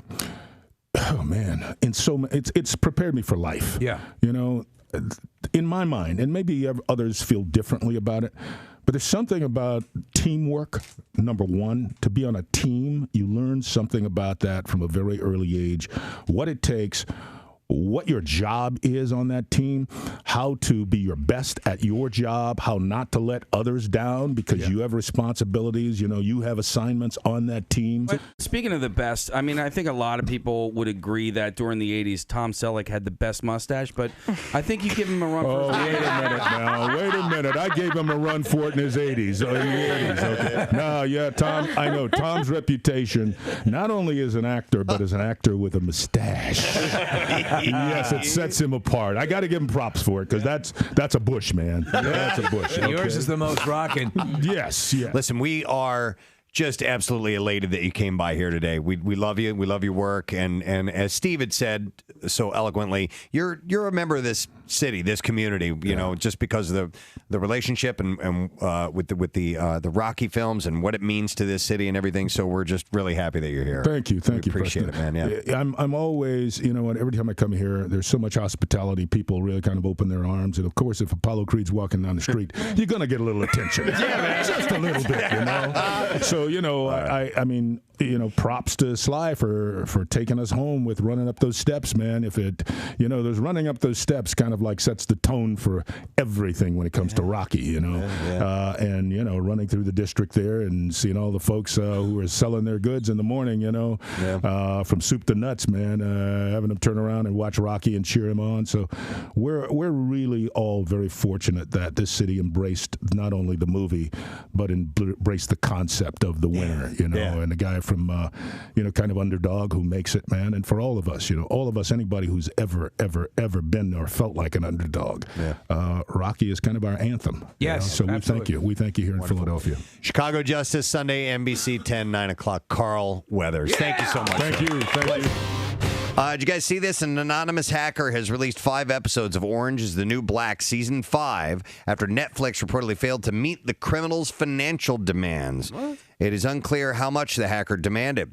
The first 10 episodes of the season were shared shortly before 6 a.m. on Saturday, leaked in 10 different files. They totaled about 11.46 gigabytes. The hacker, who goes by the handle of the Dark Overlord... Ma! I'm trying to do something! Kicked off the leak when you're done, Dark Overlord, take the garbage out. By publishing the premiere episode for the forthcoming Orange is the New Black season Friday to the Pirate Bay. This is my son, the Dark Overlord. The streaming giant has set June 9th as release for Orange is the New Black. No word on whether Netflix will move that date up. In a statement, Netflix said, "We are aware of the situation. A production vendor used by several major TV studios has had its security compromised, and the appropriate law enforcement authorities are involved." You know, I was trying to think about this, and Netflix didn't buckle to the demand. I don't know how much impact this has because Zero because it's $9 a month. You for already Netflix. You already have it. More than likely. So, and you're not going to watch it any quicker or any sooner than you would normally. So I wonder where the damage is really. Maybe in some people who aren't already subscribing, getting it, but. You know, it is what it is. I guess piracy still remains to be a really big problem. For me, it holds no fascination. I'd rather just fork over the however many dollars it is to watch the actual official version of something, and I can wait until Friday. Yeah. You know, I don't need to see it on Monday before it comes out. What are you going to do? Watch 9 episodes? Yeah. Well, the hacker isn't stopping with that show. The cybercriminal claimed via Twitter to have unreleased shows from ABC, Fox, National Geographic, and IFC as well. Okay, again, tell me of Game of Thrones and maybe I'll listen. Right. This is the Dark Overlord. I have your Capuchin Monkey special, and I will upload it if my demands are met. From National Geographic. Your special concerning the Watusi women of Puka Buka will be released to the world. If you do not yield to my demands, I'm the Dark Overlord. Capuchin monkey. I mean, what are you? I know. There's the extortion there. In a message posted Saturday, the Dark Overlord wrote, This is the Dark Overlord, your 1 hour special concerning FIFO, the zebra who can tap dance. Will be released to the world. The Dark Overlord wrote on Saturday, it didn't have to be this way, Netflix. You could have avoided it. You're going to lose a lot more money in all of this than what our modest offer was. We're quite ashamed to breathe the same air as you. We figured a pragmatic Someone's business. gotten a little carried away with their Dell laptop. Yeah, we figured a pragmatic business such as yourselves would see and understand the benefits of cooperating with a reasonable and merciful entity like ourselves. What are you talking about? Come on. No. Yeah, you're stole it's something illegal. Yeah. And by the way, Dark Overlord. Dark Overlord. It is a substantial fee and prison sentence that they're looking at if they're found and convicted. Sure. Yeah. I mean, on the consumer end and on our end, it seems like, what? Okay. I agree with you, Nick. I mean, you already have Netflix, chances are. Very much, Kathy. Our next guests are playing a gig tonight because Def Leppard, Journey, and the Steve Miller Band are playing at Citizens Bank Park. But not only they play with Steve Miller, but their musical journey travels much bigger than that, in and out and weaved in a lot of stuff that you have enjoyed and appreciated over many, many years. Please welcome to our studio, back to our studio, Joeseph Wooten and drummer Ron Wikso. Gentlemen, welcome. Yeah, it's good to be here, man. Good to be back. Thanks for having us. Our pleasure. And yeah, good to have you back, Joeseph. Yeah. By the way, we know him as Joe. We know him as Joe. That's right. There's nothing wrong with that. But his wife was like, you better call him Joseph. You don't want to piss off the wife. That's one his thing name. you don't want That's to the do. truth, man. Yeah. You don't want to do that. No, but no, it's great to have you back in Philadelphia. You were here one time in the studio with your brothers, the Wooten brothers. Yeah. And was great. We had an awesome session. And then I came back with Sonny Charles. Yes. Yeah. So it's been nice to have you in and around. It was so cool because I remember seeing you on stage at the Rock and Roll Hall of Fame induction ceremonies. Yeah. I'm like, we know that guy. That's very good. Ron, I saw you air drumming as we led you in with the Steve Miller song. Yeah. Is that because I see Preston do it all the time? Preston's a drummer, and does it just kick in automatically? Could you stop it if you wanted to? Sometimes I start banging and stuff, and Marcy says, "What are you doing? Not everything is a drum." Right. Well, reading about you, Ron, and you've played with a lot of people throughout the years as a touring and recording drummer, and each gig that you fall into, if you're not like a permanent member of a band, which you can be, or you can also kind of be a utility player or brought in and out. Do you enjoy this kind of nomadic lifestyle of going from group to group, a musician to musician? I've been very fortunate. I've played with a lot of different people in a lot of different genres, I guess you'd say. Some of them cross a little bit, but there's a lot of stylistic differences between them. And to me, it makes it more interesting. It's fun. All right. Well, how about the difference between playing a bar and playing a stadium like you are tonight? Well, it's still all music. You got to dial it down a little bit when you're in a bar. You can't go quite as big. Because You can't yell, "Thank you!" Yeah, exactly. You could, but you might look a little funny doing it. Right. But these big gigs have got to be a lot of fun. These are a blast. Yeah. I mean, listen, in your Steve Miller band and Joeseph, you've been 30 years plus, 31, right? yeah. 31. 31. Is that crazy? And I mean, and it's I was reading about how you got the gig. You actually sent over like an audition tape, I guess, and Cassette tape. That's how long ago it was. You did kind of a funked up version of Abracadabra. I did. Yeah. I did. Explain what. I mean, because I gotta feel you're a working musician up to that. You'd worked, in Whitney Houston and people like that. Yeah. But I mean, you impress me as a guy that, and your whole family, even though you guys are incredibly musically competent, you're still humble at a level. So if you're smart. Yeah. So how soon before you sent it and you got the response back that you're in the band? It didn't take long. I was doing a recording session for a man named Chris McCarty. Chris McCarty, yeah. And he was a co-writer of the song Swingtown and another song that Steve had just put out on a new record called, the album was called Wide River. Okay, he was a co-writer on Horse and Rider. Yeah. So I was doing 2 days of recording with him, and the first day he said, you should send in an audition tape to Steve Miller. And I sort of blew it off because people are telling you about opportunities all the time. Right. And the second day when he came to pick me up, because my car wasn't working at the time, he said, man, you should have sent that tape yesterday.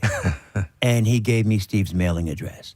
And then I thought, well, man, I'd be really negligent if I don't send something in and I've got his mailing address. So I knew that it was going to require some piano playing and some organ playing, and I knew there was some synths. So I did a funky loop of Abracadabras, which is normally yeah, and I went boot boot boot boot boot boot. Yeah. And little then Bo Diddley beat there. Yeah, kind of, you know, with it little funkier than that, but certainly, no doubt about it. Yeah. And, you know, I put a piano solo, organ solo, a synth solo on. And there's a song on Whitney Houston's first record called Thinking About You, where I'm singing alongside Whitney. So I was like, I got to sing. You know, he would know that I had sung at a high level. And I had done an a cappella version of It's So Hard to Say Goodbye to Yesterday by Boyz II Men. Wow. Philadelphia's Boyz II Men. Yes, yes. And I knew that singing harmony was part of the gig. So I sent this all a cappella thing. He knows I can sing harmony. I sang me singing with Whitney. He know I done it at a high level, and he would know I could groove from this thing and send it in. Maybe it seemed like a week or two. Steve said as soon as he got it, he called me right away. And he himself. Steve did, yeah. My wife recognized his voice right away because his talking voice sounds just like his singing voice. Yeah. And I got on the phone. He said, I would like you to be part of the Steve Miller Band. I loved your audition tape.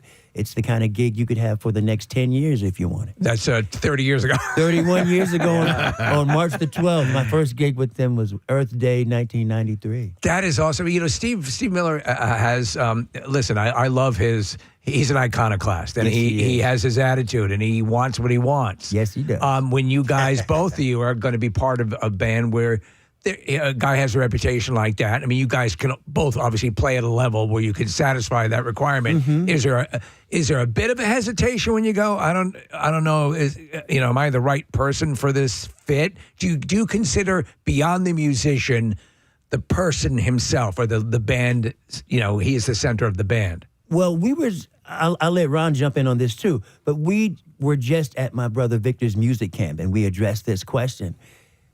Talent can get you in the door, but it's your personality and your ability to work with the other person that keeps you in the door. You got to mix. Yeah, so even when I got the gig with Steve, when he liked my audition tape, I didn't quite have the gig yet. He flew me out. He was living in Idaho at the time. He flew me out, and he had to sit across the room with me and see how he felt about me across the room. So we sat down, we had some conversation, we hit it off, and then I had the gig. Yeah. Because a lot of people lose gigs being great musicians, but being some version of a jerk. I mean, what if you hate their guts while you're out on tour and there's just something about them you don't like? You're Well, if it came from me, then if I want to keep the gig, then it's something that you got to work change. out. But if it comes from the boss, you're gone. Yeah. Right. Go ahead, Ron. My audition was way different. I didn't really have an audition. Not at all. I was trial by fire. I got a call 2 days before there was a gig, and Gordy, who had been the drummer before me for 33 years, couldn't make it. He had some family thing that he had to deal with, so I got a call and said, "What are you doing Saturday?" And I said, and this was Thursday. And I said, "I don't know. What am I doing Saturday?" And there was a gig. It was a 9/11 20th anniversary benefit at Jones Beach Amphitheater in New York. I know it well. Yeah. It's 30 minutes from where I grew up on Long Island. Me too. So it was a 15 bands or something. Journey was headlining, and John Fogerty and Ann Wilson, all these people. So I learned the songs. My first time playing with him was we had an hour on the stage, 15 minutes or 13 minutes of which was line checking and getting the gear sorted out. The rest was kind of going over the music, at which I had spent the previous day going over. But Steve wasn't there. Huh. Really? Okay. So afterwards, Scott, our manager, comes up to me with a cell phone and he says, "Here, Steve Miller would like to say hello to you." He'd been watching it on FaceTime. Oh, wow. Yeah, when it was time to start the rehearsal, we did the line check. I looked at because we had, to the minute, an hour. I looked at my phone and went, okay, we got 47 minutes to go over the show. Yeah, so and I didn't meet Steve until the next day when we actually played the show. And this is not just a one stop on a tour. This is a 9/11 anniversary. And it was being filmed. And it's being filmed. There was, all the cameras and everything. Right. So, that was my audition. Wow. A little different. Yeah. Complete trial by fire. So that's not the first time that I had a sort of invisible audition. When I joined the David Lee Roth band, I auditioned at Dave's house in the basement where we rehearsed, and he wasn't in the room. But I found out at the end of it that he was upstairs listening to the whole thing. Oh wow, it's crazy, man! There are so many stories of people getting together at the last second and saying, "Oh yeah, we have to play now." Yeah, this is it, and that shows whether you've got the goods or not as a musician to quickly make some notes, music you've never heard before, and you've got to go on and play it. When that presents itself, when that happens as a musician, you guys are seasoned. You go and do it now. But is that nervous energy sometimes when you're leading into the unknown a good thing creatively? Well, or is it just scary? It keeps you on your toes. You got to listen. It keeps you on your toes. It makes you pay attention, but you're pretty confident in your ability. Yeah. But it doesn't go right just because you have ability. You still need to take care of the moment that's in front of you. So my favorite thing about Ron was we started the show and it didn't go as we had planned it. Mm-hmm. And it could have been disastrous, and he just made a decision and drum filled us in. And I told him in my head, I went, "Yep, that's the guy." He's the bad guy. How often does that happen, Joseph? Where I mean, again, Preston's a musician, and he played with you guys when you were here last time. But how often are you in the middle of a performance? You're looking at each other, and okay, I'm going to follow your lead. Where something happens, or it's improvisational, or Steve Miller decides we're going to do a different way. I'm going to throw a solo in here. How often is that the case? Every night. Every night, yeah. And that's one of the fun parts about the Steve Miller Band show. We play the same songs, but seldom do we play them the same way. Steve is an in the moment kind of guy, right? Yeah, so, it really keeps it interesting. I think. But yeah, very much so, and. Yeah, sometimes we play things slower. Sometimes we play them faster. Sometimes he'll sing this verse here and that verse there, and we just go where he goes. Yeah, he might decide to take a solo, and we're not expecting it, and we just go. It's funny because the catalog is so iconic. Absolutely. And when people come, and they don't want you to variate too much from it, but you guys have room to play. Absolutely. Steve loves to jam. Yeah. He loves the live feel. He will never be the artist that plays with the pre-recorded thing and they play it exactly the same way every night. Yeah. He hates that. And we love that because it gives us a chance to play a bit freer. Yeah. And he doesn't there's I won't name a name, but they have to play exactly the same every night. I had a drummer friend that every night, and the producer was married to the singer. Yeah. And every night they had to play it the same. With Steve, it's not that way. I know who you're talking about. I know. Just write it down. Ron, you say it. I'm not saying that. No, man. But at that point, if it turns into that situation, it can just be methodical. And where's the fun, right? Yeah, it can be. But even then, what we get a chance to do is we're so privileged that if you think about yourself, you can go, "Oh man, I'm playing this same song again." Yeah. But if you're thinking about it the right way, every night there's a new audience that's been waiting to hear exactly these songs that they've been listening to for 40 years. Yeah. And every time we start the Joker, and it like makes somebody's day again. Yeah. If you're thinking about them, then you get energized every time because it's a giant privilege. Place goes nuts. Yeah. It's And a Ron- giant privilege to do what we do. And you start that, it's got an iconic drum fill to open up that song with. The second you hit it, those people are in it, right? Oh. You're talking about taking the money. Or take the money and run. I'm sorry, not the Joker, but yes, and a point for you, Joeseph, is that there are several people in the audience at that night that you are right now playing their all-time favorite song. Absolutely. You know what I mean? Yes. And we all know how special that is. You have your all-time favorite songs. Man, and when you hear them, it's just like lightning, you know? It really is. And music is that thing that brings us together at a time where we're too divided. Like, for a minute, we give everybody a rest from it. Exactly. And here they are, like, listening to their favorite thing that they put down a lot of money for, and we get to provide this thing that brings us all together. If you keep things in perspective, it's pretty enjoyable. Yeah, in a world where there's a rewarding. lot of negativity and divisiveness, it's positivity and kindness, and you get to escape for a little bit. Absolutely, we get a rest from the mess. So I was thinking about this because Casey brought up the fact that the Steve Miller Band used to play the Mann Music Center right down the street from Yes, where we we are did. every summer, and the Joker was released in 1973. I just had to look that up, but I was born in 75. But the first time I saw Steve Miller Band, I think, Joeseph, you were playing with them, was probably 93 or 94. I joined in 93. Okay, and a lot of hair ago. And so think about it this way too. I was just being introduced to concerts at all at that point in my life, you know, and we would go see Steve Miller Band every summer because it was fun for us. We were, you know, late teens, early 20s or whatever. And so that was such a positive introduction to music, live music in my life. And somebody tonight is probably going to see Steve Miller Band for the very first time. Yeah, Sure, I see that a lot.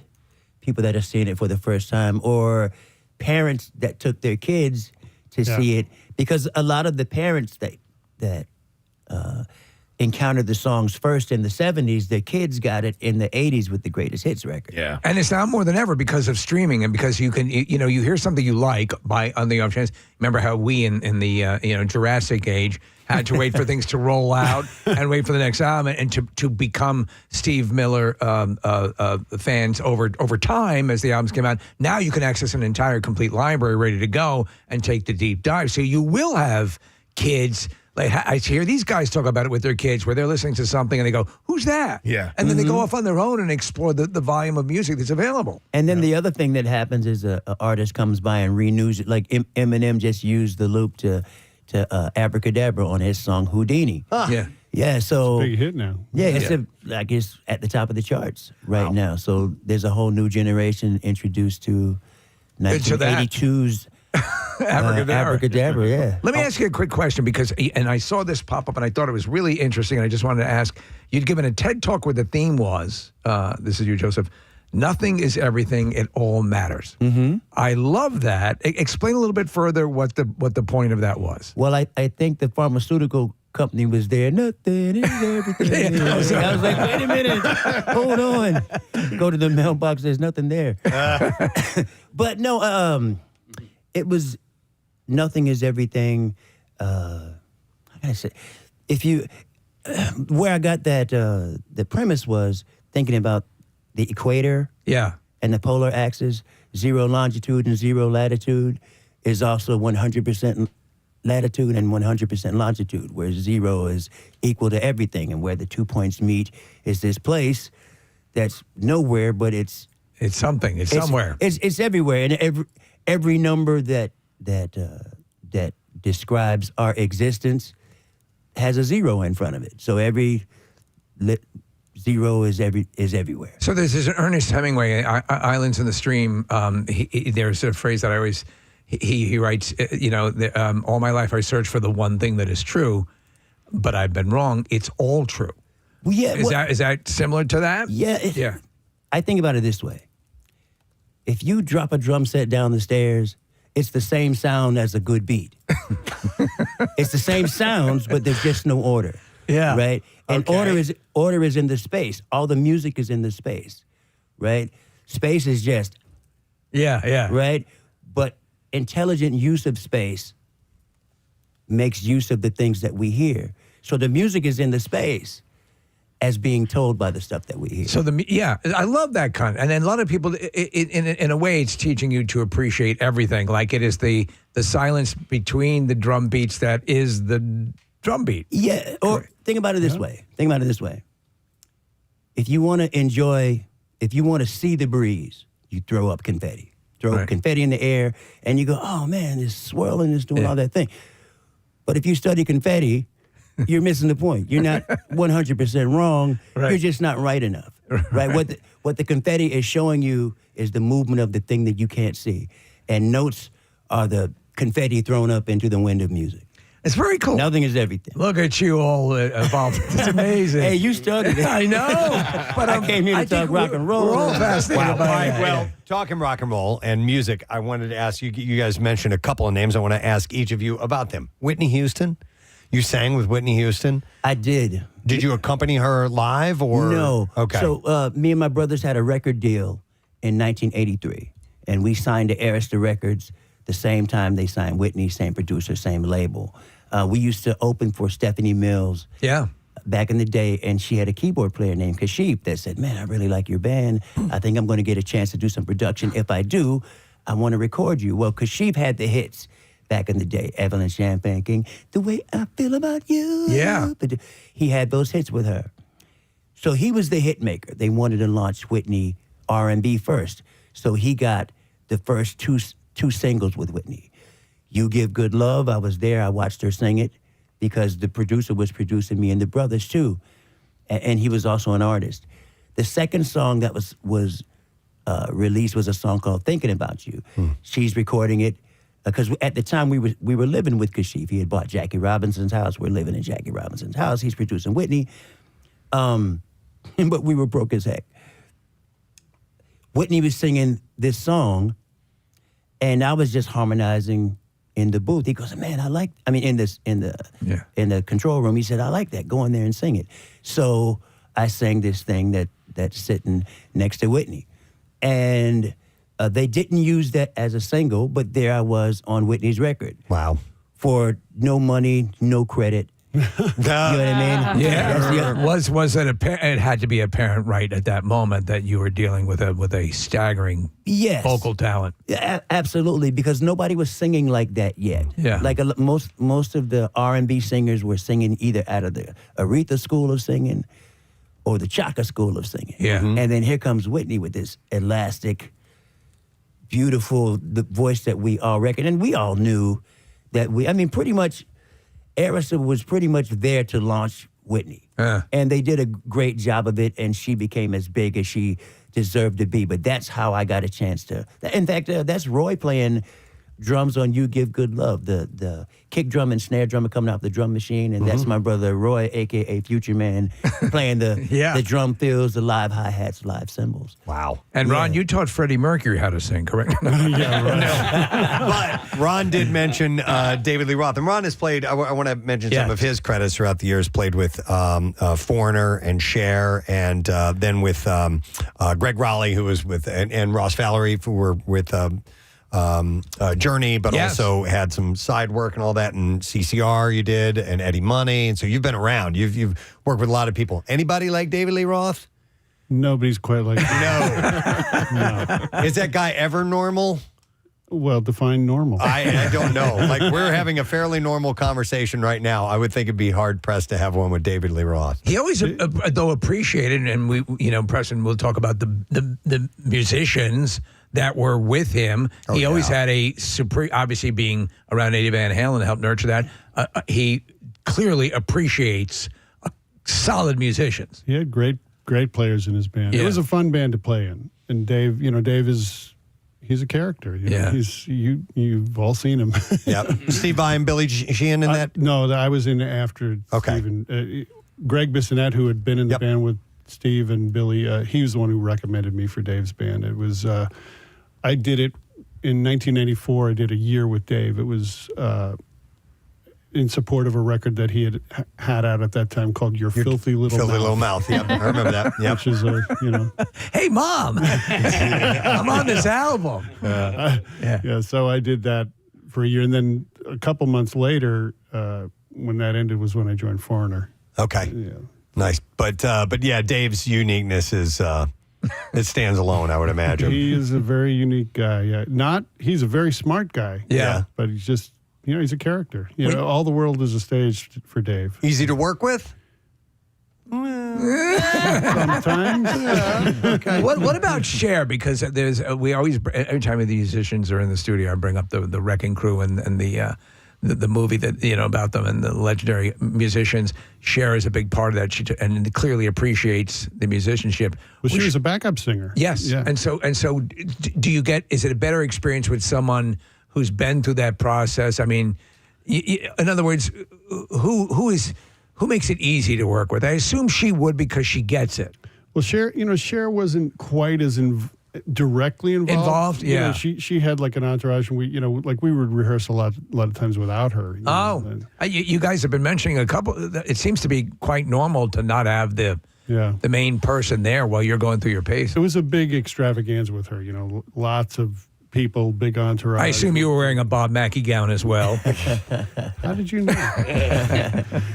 They had dancers, and our stage had like 2 stories with elevators and video, and it was quite a big production. And so it was a different thing than being in a rock band where you have 4 or 5 or 6 guys on stage just playing. Which is what we have. It's we're just playing music. There's none of this. Just straight ahead. Yeah. When you're on a bill like this, and you must, especially you have the other bands, you must be meeting and getting together with people you've worked with throughout the years, both of you, right? I mean, when you have Journey and other bands that are on these. I've been loosely affiliated with some of the Journey guys. He mentioned Greg Raleigh. Yeah. Greg and Ross were founding members of Journey, and Greg was a founding member of Santana. Yep. Little known fact, he's one of only about 25 people to have been inducted into the Rock and Roll Hall of Fame more than once. Huh. But anyway, I joined a band called The Storm in 1992, and Greg and Ross were in that band. I actually replaced Steve Smith, who was Journey's drummer. So I've been loosely affiliated with the Journey camp. Herbie Herbert was our manager, and Scott Murray, who is Steve's manager. They were our co-managers in The Storm. And that's actually how I got the call for Steve, because of that association, because I've known Scott since 1992, which is when I joined The Storm. And, and then Neil is on a couple of Greg's records that I did with Greg. And so I've been on a couple of records with Neil, and, he's come and sat in with us a few times. So there's been this loose association with the Journey guys. So I know, and Todd Jensen, who plays in Journey now, also played with David Lee Roth, so we've got there's a lot of this, cross incestual. Incestuous, yeah, absolutely. Yeah.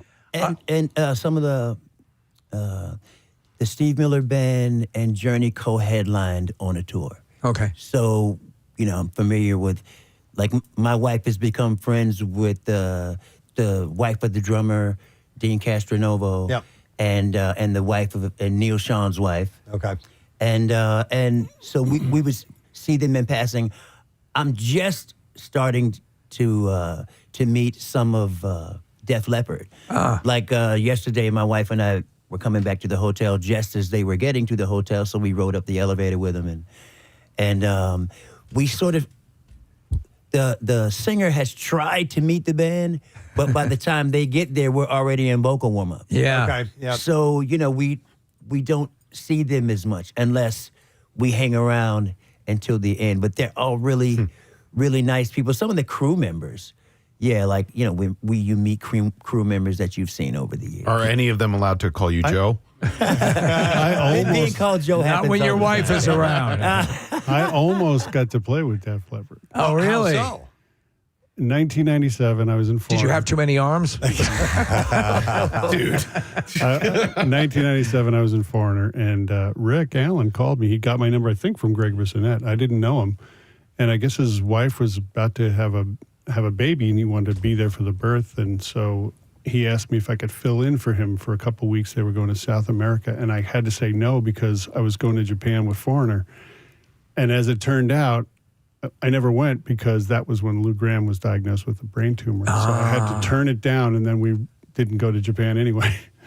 But is it good to know that you're the guy that people call when they need some help? Well, I'm not the only guy that they call, but it is nice to get those calls. Sure, absolutely. Yeah. It's nice that people think of you or think you're good enough to refer. Of course, that's very flattering. I mean, dude, because I'm a drummer, so Steve Smith and the other people who have called out to you, like Greg Bissonette. I mean, these are big names in the world of drumming. Those two are two of my favorite drummers on earth, and so is Dean Castronova. He's fantastic, amazing singer. You replaced Kenny Arnoff in a lineup too, I think. Too. Look at that! One of the all-time greats. Not too shabby. Yeah. Well, Ron is qualified. I can vouch for that. Very qualified. He's qualified. He makes the Steve Miller Band sound a lot better and made the transition really easy. And he had prepared a lot, so it made it easier to incorporate him in because he had done the work already. So Joeseph, what's going on with the Wooten brothers? The Wooten brothers have a single out called Sweat. We're still recording new music. Okay. And I just want to remind you guys, maybe you can put in a word for me, Josh Sweat, that does the thing when he sacks the quarterback. Yeah. Send him my song. All right. Dude needs a theme. Yeah. Literally texting yes, with indeed, man. Go to it's on all the platforms, but go to YouTube to see the video. You guys, it's called Sweat. But I'm sorry, the Wooten brothers are recording as we speak. And sometimes they're out without me because I'm on the Steve Miller tour. In between the Steve Miller tour, I'm touring with my brothers. We're recording new music. We found some old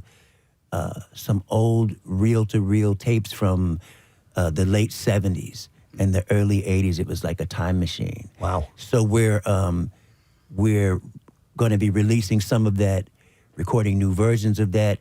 We get a chance to play with my late brother Rudy again because he passed away on the July the 12th, 2010. So, we're able to pull him off the old tracks and play along with him. Oh, that's great. Again, it really is. All the brothers are doing well. Victor's teaching at Berkeley and Roy's still composing. Reggie has 1 million students. And it's a fun family to be a part of. I'm sure, man. I love the fact also you guys you played at Busch Gardens, right? You would play, the brothers would play. There's one of your earlier gigs. Well, yeah. So we played at Busch Gardens, and we got our record deal. We go to New York. We do our thing, and the record deal. The things that went wrong with the record deal almost sunk the ship. I mean, we signed at the same time as Whitney. She signed a great deal. We signed a terrible one. Yeah. And so coming back from New York, the quote-unquote big town, we go back to Busch Gardens. Sure. Right? And by this time, they put us all in the country show.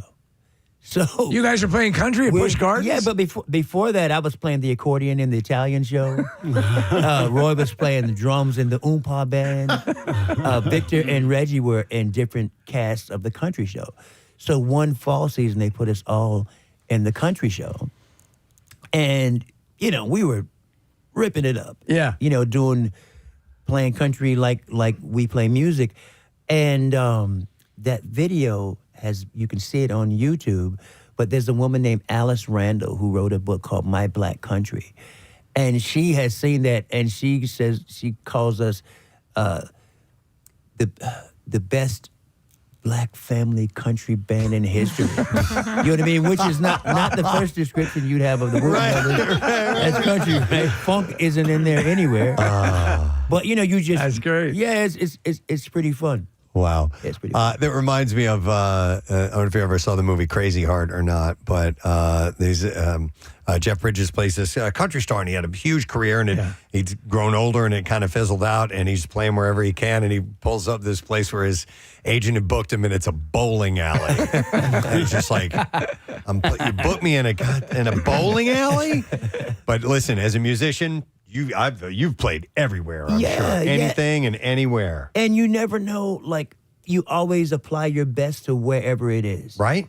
Because you never know what that gig is going to give you. Like the gig the recording session that got me the Steve Miller gig, it wasn't anything special, you know, and it wasn't anything special. It's just a recording session, but you bring your best to it because that's your work. That's it. So that's a message to, you know, budding musicians right now. Always bring your best. The time is always now. Yeah, that's a great message. The time is always now.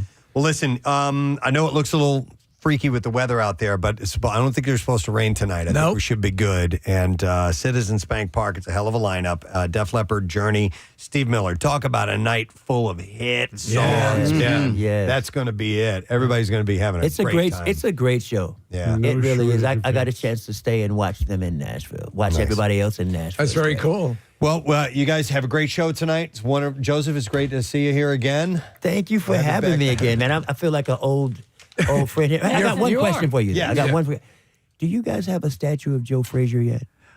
They were supposed to be working on one. That's what I thought. Okay. Not that I know of, and I thought they kicked around putting it by where the old Blue Horizon was. Yeah, that was the word. You know, that's a really good question. We You should. definitely deserves. Yeah. Philly needs a statue of Joe Frazier. Absolutely. All right, I'm done. Here we go. Wait, we just got this. Yes, Philadelphia has an 11-foot bronze statue of Joe Frazier, and it's at Xfinity Live. Oh, across the street from where you guys are going to be tonight. You can go see it. Yes, I got to take a picture with the Frazier statue. Nice. Yeah, beautiful. He's a big boxing fan. In case you Can you tell? I noticed. You look like you box. Do you? No, I love boxing, but I'm not trying to swing at anybody. I don't want anybody swinging at me. Well, the only one who swings at you is anyone who doesn't call you Joeseph. Your wife. And Ron, great to meet you. Thanks for Nice coming to by. meet Have you. a great Thanks. gig tonight. Thanks for Appreciate it. having All us. right, Yeah, Ron thank you for having Wikso and Joeseph Wooten. And they are playing tonight, by the way. Yeah, you'll hear this song. I guarantee you will hear this song tonight if you go to the show. And with that, we are going to take a quick break, and we'll be back in just a moment. Make sure you stay with us, friend. Netflix encourages you to share your passwords, for Christ's sake. Hey, and also, if you don't have Netflix, then you haven't seen the previous seasons of Orange is the New Black. So if you're going to release the fourth season, can you release the first 3 seasons as well? Damn good point. I got to get caught up on this. Dear Netflix, we are committed to releasing the 3rd episode of Lemony Snicket. If our demands are not met, and this is a good one, too. Oh, man, I hope the Dark Overlord lives here and is listening to us right now. That would be awesome. Dark Overlord. All right, anyway. You're such a dork. You dork. Try to extort Netflix. She's just in for a visit to say hello, and you know her from The Office and her many visits to Philadelphia. She's a Philly gal. Please welcome Kate Flannery. You act like I was back by the dumpster and somebody noticed me and dragged me in. Hey, what's up, everybody? Is that Kate Flannery out by the dumpster? Have her come in. So what are you up to now? Because I see you on a lot of, obviously you have the live performances. Yeah, Jane and I are still performing regular. I'm still doing the lampshades. Okay. You know, I don't know. I always feel like there's something I can't talk about. Is there you love that? I mean, such bullshit. But I'm sorry. I said The filthy mouth. guys. Kate Flannery. I'm really. Is there? How much Rolling Rock have you had this morning? If you went to Not O'Hara, enough. you wouldn't have. Oh my God! Well, at Archbishop Carroll, we didn't drink. No, exceptionally good human beings. I also do another show called Talk Show, the Game Show. Yes, that's I saw that coming up listed. soon. Yeah. So what is that? I think it starts this month. No, but what is it? It's a talk show and a game show. But so they make the celebrities compete against each other with questions after their interview segment. Huh. And no more stand up in stilettos. It's that's done. Yeah, that's done. Yeah. But Wanda Sykes is the producer of Talk Show, the Game Show. That's very cool. Yeah. She was actually there on site. I was like, "What are you doing here?" She's local. I know we talked about media. Yeah, and she's never been on the show. Been on our show. Yeah, she lives in media. Let her know. Watch your mouth, you. That fucking. No, I'm sorry. Sorry. You're I'm getting so worse. trouble. I know. I'm so sorry, you guys. I will tell you Are this. there children It's gotten listening? worse. She just dropped the What's F-bomb. wrong with you today? You tell me not to do something. The more my unconscious is just like, oh my god. Let's put it this way: we had Andrew Dice Clay in here and never had to do the dumb button once. I need some straps like on my chair, like on the pyramid. Kate Holy Flannery crap. 3 times. I'm so Nick is like, you're never coming back. He's shaking his head. It's like, this is it. Oh, we It's need nice- a so nice to see you. taser. Because that'll calm me down. We have to keep you here for a little while because there's some curses you haven't said yet. What the 7 that you can't say on the air? You know what? That list, by the way, that classic list, Yes. as legend has it, we've said it before, did not exist before Carlin created Are you kidding that me? list. There was the FCC had no set list of words, but once Carlin created that list, the FCC said, "Yeah, that sounds good. Yeah. Let's go with that." That's amazing. All right, so when you're not on the air, Yes. you curse like a sailor? And how Well, does that go I didn't think over? so until I got here. Okay. No one blinks an eye in Los Angeles, where everyone is drug induced and on painkillers. I'm Eric. Once in a while, I don't know. No, I don't know. I'm so sorry. I think I have not had enough sleep this No, week. we have many dumb buttons for just such. Now we're going to call it the Flannery switch. No. Mark it on the board right here. Oh my gosh! Hit the Flannery Dad's gonna switch. Hit the kill Flannery me. switch. Oh no! I'm sorry, we had to Flannery out on that. Well, the owner of a sperm bank has been accused of secretly switching donor semen with his own in order to father 60 children. This has happened before. It has. Jan Karbat, who died at the age of 89 last month, has been accused by 23 families of using his own semen instead of the donors at a fertility clinic in Rotterdam. So what does he do? He puts the samples under cups and moves them around quickly on a table? He is also accused of tampering with the clinic's data and donor descriptions and allowing couples more than the allocated 6 children per donor. Bajorp Medical Center. Yes, Bajorp. Which closes in 2000. For all your family needs, think Bajorp. It closed in 2009 following reports of irregularities. I just love the word Bajorp. I do too. It's why. In fact, the dude put his own Bajorp in the cup. It's one of the reasons I put this early in the D file. Is Bajorp by any chance slang for semen? I don't know. It was one of Dude, that's too much Bajorp. One of Rotterdam's largest sperm banks in the 80s and 90s, Bajorp. Let me get a second cup. The 23 families are now seeking a DNA test to see if the sperm bank boss used his own. So I broke into this house and I Bajorped on the couch. Karbat reportedly admitted to fathering 60 children through the clinic before he died to one of the plaintiffs. What? A lawyer speaking on behalf of the Karbat's family insisted that there is not the slightest evidence that Mr. Karbat or the owner or was the donor, and asked the court to listen to the doctor's request that no DNA test would be carried out after his death. When the guys do this, what is the desire to be? To Just be to seed the world, I Seed guess. the world? I don't know. I don't get it. Bajorp. You know, as they say. Yeah. Bajorp. Well, listen, our next guest is in for a visit, and the latest film that our next guest is involved in is called Interracial Cougar Cuckold Number 5. Wait, no, that's our Katie other guest. Morgan. Yeah. She's later on. Yeah. I'm sorry. Different. I'm sorry. I was an associate producer on that film, but I don't take credit for it. No. Please welcome our friend Mike Birbiglio. Who's here? Hey, Mike. Hey. I'm sorry. Is that the name of her movie? Interracial Cougar Cuckold Number 5. AKA Don't Think Twice. No, you shouldn't. You show little reserve if you're if you're a cuckold. So yesterday, I told Mike that Katie Morgan was going to be in the same day as us, and he wrote back. He goes, "So we'll have 2 porn stars. Cool." No, but listen, Mike is in town for personal reasons and wanted to stop by and say hello. Actually, is it your My sister-in-law's law school graduation. Where's she Temple? at? From Temple, yeah. Nice. That's Yeah. sensational. That's I'm in awe of people who complete Me law and too. medical degrees. Yes. Likewise. Yeah, I will. I continue to disappoint my parents year after year after year by not doing something like that. But you went to good on her. Georgetown, That's right? wonderful. I did. But then I didn't. Yeah, I didn't.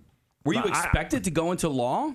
I think I was expected to do something that was financially sensible, and I didn't do that. But my dad came around eventually. Yeah, I think when he saw me on Letterman, eventually he was like, oh, okay, I get it. I feel like a lot of comedians have the same story. Their parents finally came around. Yeah, they come around eventually. Yeah. But yeah, you ultimately you realize when you have a kid, you're like, oh, you just want the kid to be okay. Yeah, right. Right. You just want the kid to be like okay, and then being a comedian doesn't seem okay. No, it seems like it's a life of.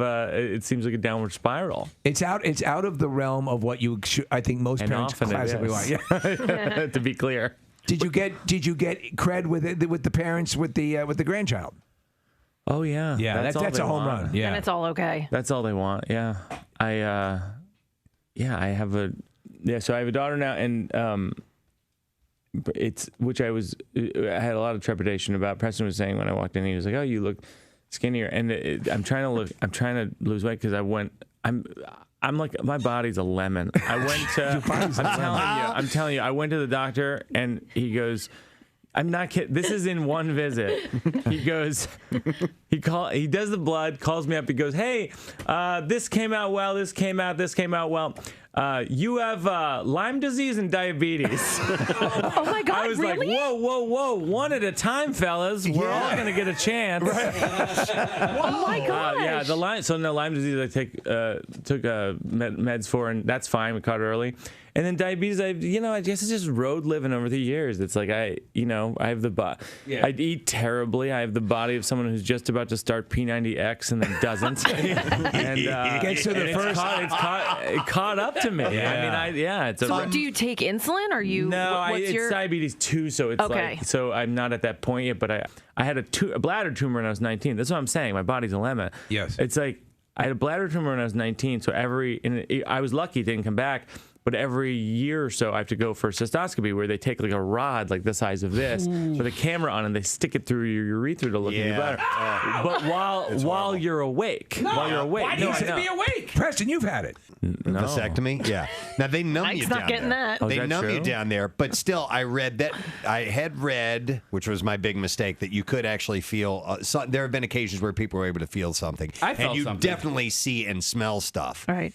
And so I'm like, I want no part of that. And somebody had said, you know what, they'll knock you out if you want. I mean, not completely under general anesthesia, but they'll give you propofol. Right. What do you that's smell? that's like the way Michael Jackson went to sleep. Right. Yes, exactly. That's what it is. That's what propofol is. Yeah. And once I found out that they could knock me out, then I was like, okay, I'm totally down with this. And it was easy. But you stayed awake for yours. I was totally awake for mine. You mentioned a smell. What smell is generated during a vasectomy? Smoke, from what I hear. I couldn't smell anything, but you can. They have to Wait, describe where the smoke is coming from, please. Because they cauterize stuff. It's the doctor's cigar. Yeah. You can. It's a Cuban. It's not a boy. Yeah, they hand out anti-cigars. They hand out cigars that say "No more babies." I wanted to ask you about non-medical stuff. Sure. And basically, like, this sort of this career path that you're on now is fascinating to me because we've known you for a long time, and now I see you just popping up everywhere. And you're a producer on Crashing. You show up on late night talk shows all the time, and I follow you on Twitter, and it's like, hey, Burbiggs is doing Kimmel, Burbiggs is doing Fallon again. Are you surprised at that at all? Not that since you're a lemon. Are you as like you are? Are you as incredulous as we are? I was going somewhere with this About that development. And then Nick pulls off a mask, and it's Todd Glass. Here's why I asked that. Your career has been the most steady rising career I know about in comedy. Because some people, they shoot to the top and then they're selling out stadiums. But your success is I love your success. I love seeing it. But it's been slow and steady and consistent. Thanks. Yeah. No, I feel extremely lucky that that's been the case because I've been able to make, and I think the people who follow me notice this, I've been able to make the stuff I want to make as opposed to being able to try dancing around and trying to make people in the business happy or make Hollywood happy. It's funny when the people say stuff like, to me on Twitter sometimes, like, you Hollywood liberals. I'm like, I don't live in Hollywood. I'm not part of like any like cabal of Hollywood. I live in Brooklyn with my wife and daughter. Like, I'd make everything outside the system. I directed 2 independent films, and I've made like 4 comedy specials, and they're totally separate from the business in so many ways. But so thanks, yeah. When you tour from city to city and you come into Philadelphia, you have to pay, because you're getting paid. You have to pay a city wage tax, right? So how does that work when you're working in several different cities throughout? This is the most technical question. Yes. He just started part-time for H&R Block. So These are questions that Wesley Snipes and Willie Nelson should have asked years ago. I file in like 27 states. No kidding. My accountant is a close friend. Oh my God. No, I mean, we spend so much. My brother Joe runs my company, and America's Guest. Yeah, America's Guest, Joey Bag of Donuts, and my and our accountant Elliot does our taxes, and we do quarterlies. Literally, recently we talked about maybe we should do monthlies. Like, it's so much taxes all the time. But yeah, I think I file in 27 states. That's just crazy. So. Yeah. You'll be back in town in November, so we'll see you when you're going to be playing the Merriam Theater, and we'll make sure everybody is aware of that fact ahead of time. But listen, it's great to see you. You too. Thanks for coming by, man. Thanks Mike a lot. Birbiglia. I wanted to bring this up. I know it's nothing that Kathy agrees with, but pubic hair is becoming more popular. Aha! I knew it. Yes. Amongst the owners of said pubic hair, or the people who encounter said pubic hair? The people who want to see said pubic hair. Aha. New data from the porn site RedTube. RedTube, never heard of it. Reveals that the bush is back. The bush is back. That's right. Do you shave your bunghole? Come on. I have to ask. I don't do that. I mean, because some people have hairy. No. If we're talking pubes, there's a whole other side to that. Let's get another stab at the beef file. Here we go. WMMR presents Preston and Steve's Bizarre File. Brought to you this morning by Horizon Services, and they can help you keep cool this summer with big summer savings, including free same-day estimates, next-day installation of your new AC system. You can book at horizonservices.com. All right, I have 3, count them, 3 bear stories that all took place, and I'm going to put them all together. A 72-year-old man picking huckleberries in Montana. I'll be your huckleberry. Shot and killed a grizzly bear after it attacked in a surprise encounter and injured him badly enough that he had to be hospitalized. The man was alone on National Forest land when the adult female charged him. He suffered significant injuries before killing the bear with a handgun. Ringo, you look like someone just walked over your grave.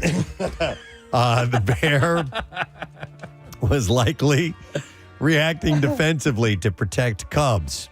Wildfire workers set out game cameras in the area to try to confirm the presence of any cubs. If cubs are found, it's uncertain if they would be captured because it is difficult to find facilities qualified to take them. It's a bad confluence of events. So the animal is trying to be protected, but what are you going to do? What you going to do?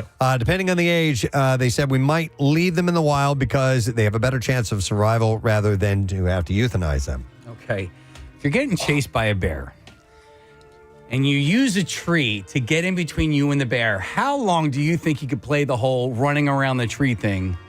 3 seconds. You think? You think a bear is swift enough to? Absolutely. Yes. Okay. Without question. I'm just in case most a grizzly bear would probably easily be able to reach around most trees and rip your face off. Right. Okay. Meanwhile, Fish and Wildlife Park staff and Tell you what, you just stay on that side of the tree and let's see if I can rip your face off. Shot and killed an adult female grizzly Thursday after it had become accustomed to seeking out food from other people and breaking into houses. Pet food, garbage, and barbecue grills left outside and accessible to bears contributed to the problem. By the way, that's 2 stories there. I have 2 more, so I guess total I have 4 stories. 4 bear stories. Wow. Yeah. 4? 4? Florida deputies are reminding residents keep their distance near bears after onlookers attempted to take a selfie with a, quote, depressed black bear on Thursday. The black bear was... No one loves me. Well, the bear was spotted hunched over near a telephone pole on the north side of Highway 98. Oh, it feels so good. The bear was clearly not in the mood for pictures and showed signs of severe stress. according to the sheriff's office. Passed over for a promotion. So they posted on social media, famous last words, if not friend, why friend shaped? It's not good grammar. Because this black bear is stressed, depressed, lemon zest. Some of the improv that you've become to know as. Wait, depressed what? It said stressed, depressed, lemon zest. Oh. The Florida Fish and Wildlife Conservation Commission responded to the sighting saying, Not funny. please. Listen, we're just trying to lighten the mood. Cheer you up, buddy. They wrote, please do not approach black bears at any time, especially those that are showing aggression like this big fella. Hey, sad clown. Anyone who sees a bear is asked to contact the agency Wildlife Alert Hotline. And then a black bear was killed by British Columbia conservation officers after it bit a woman in North Vancouver earlier this week.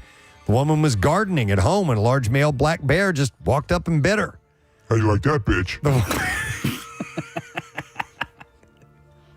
What are you going to do? Yeah. I don't care. The woman wasn't You think I was scared? The woman wasn't seriously injured. However, the service says the bear was killed to ensure public safety. Christine Miller, co-executive of the North Shore Black Bear Society, said the bear sightings are very common in the area, and that she added it's extremely rare to have this kind of negative interaction. Yeah, I understand these things. It's sad to hear about these animals getting wasted. I mean, not drunk. Not sitting around getting stoned. God damn, I can't even see straight. All right, non-bear story. All right. The case of a mysterious human finger found in a Tacoma driveway earlier this month has been solved, and the digit has been returned to its rightful owner. Not a finger! Yeah, during the afternoon of July 5th. Go ahead, Casey. You can play that too. It's a mystery.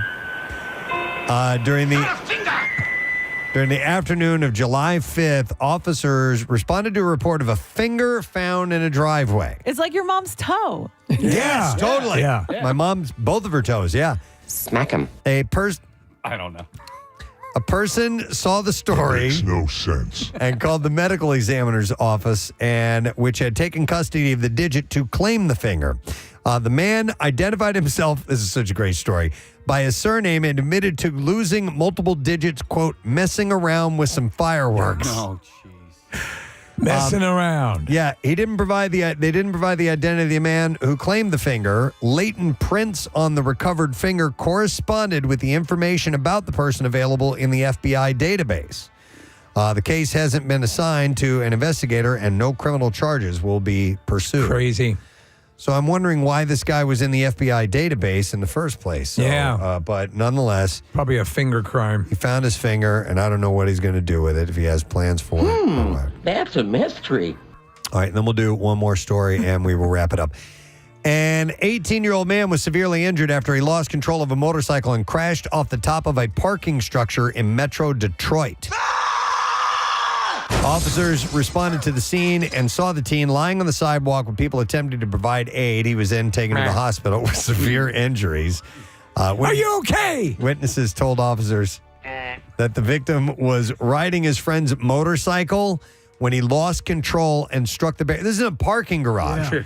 And struck the barrier wall, and he then went over the edge and fell all the way to the ground. Are you all right?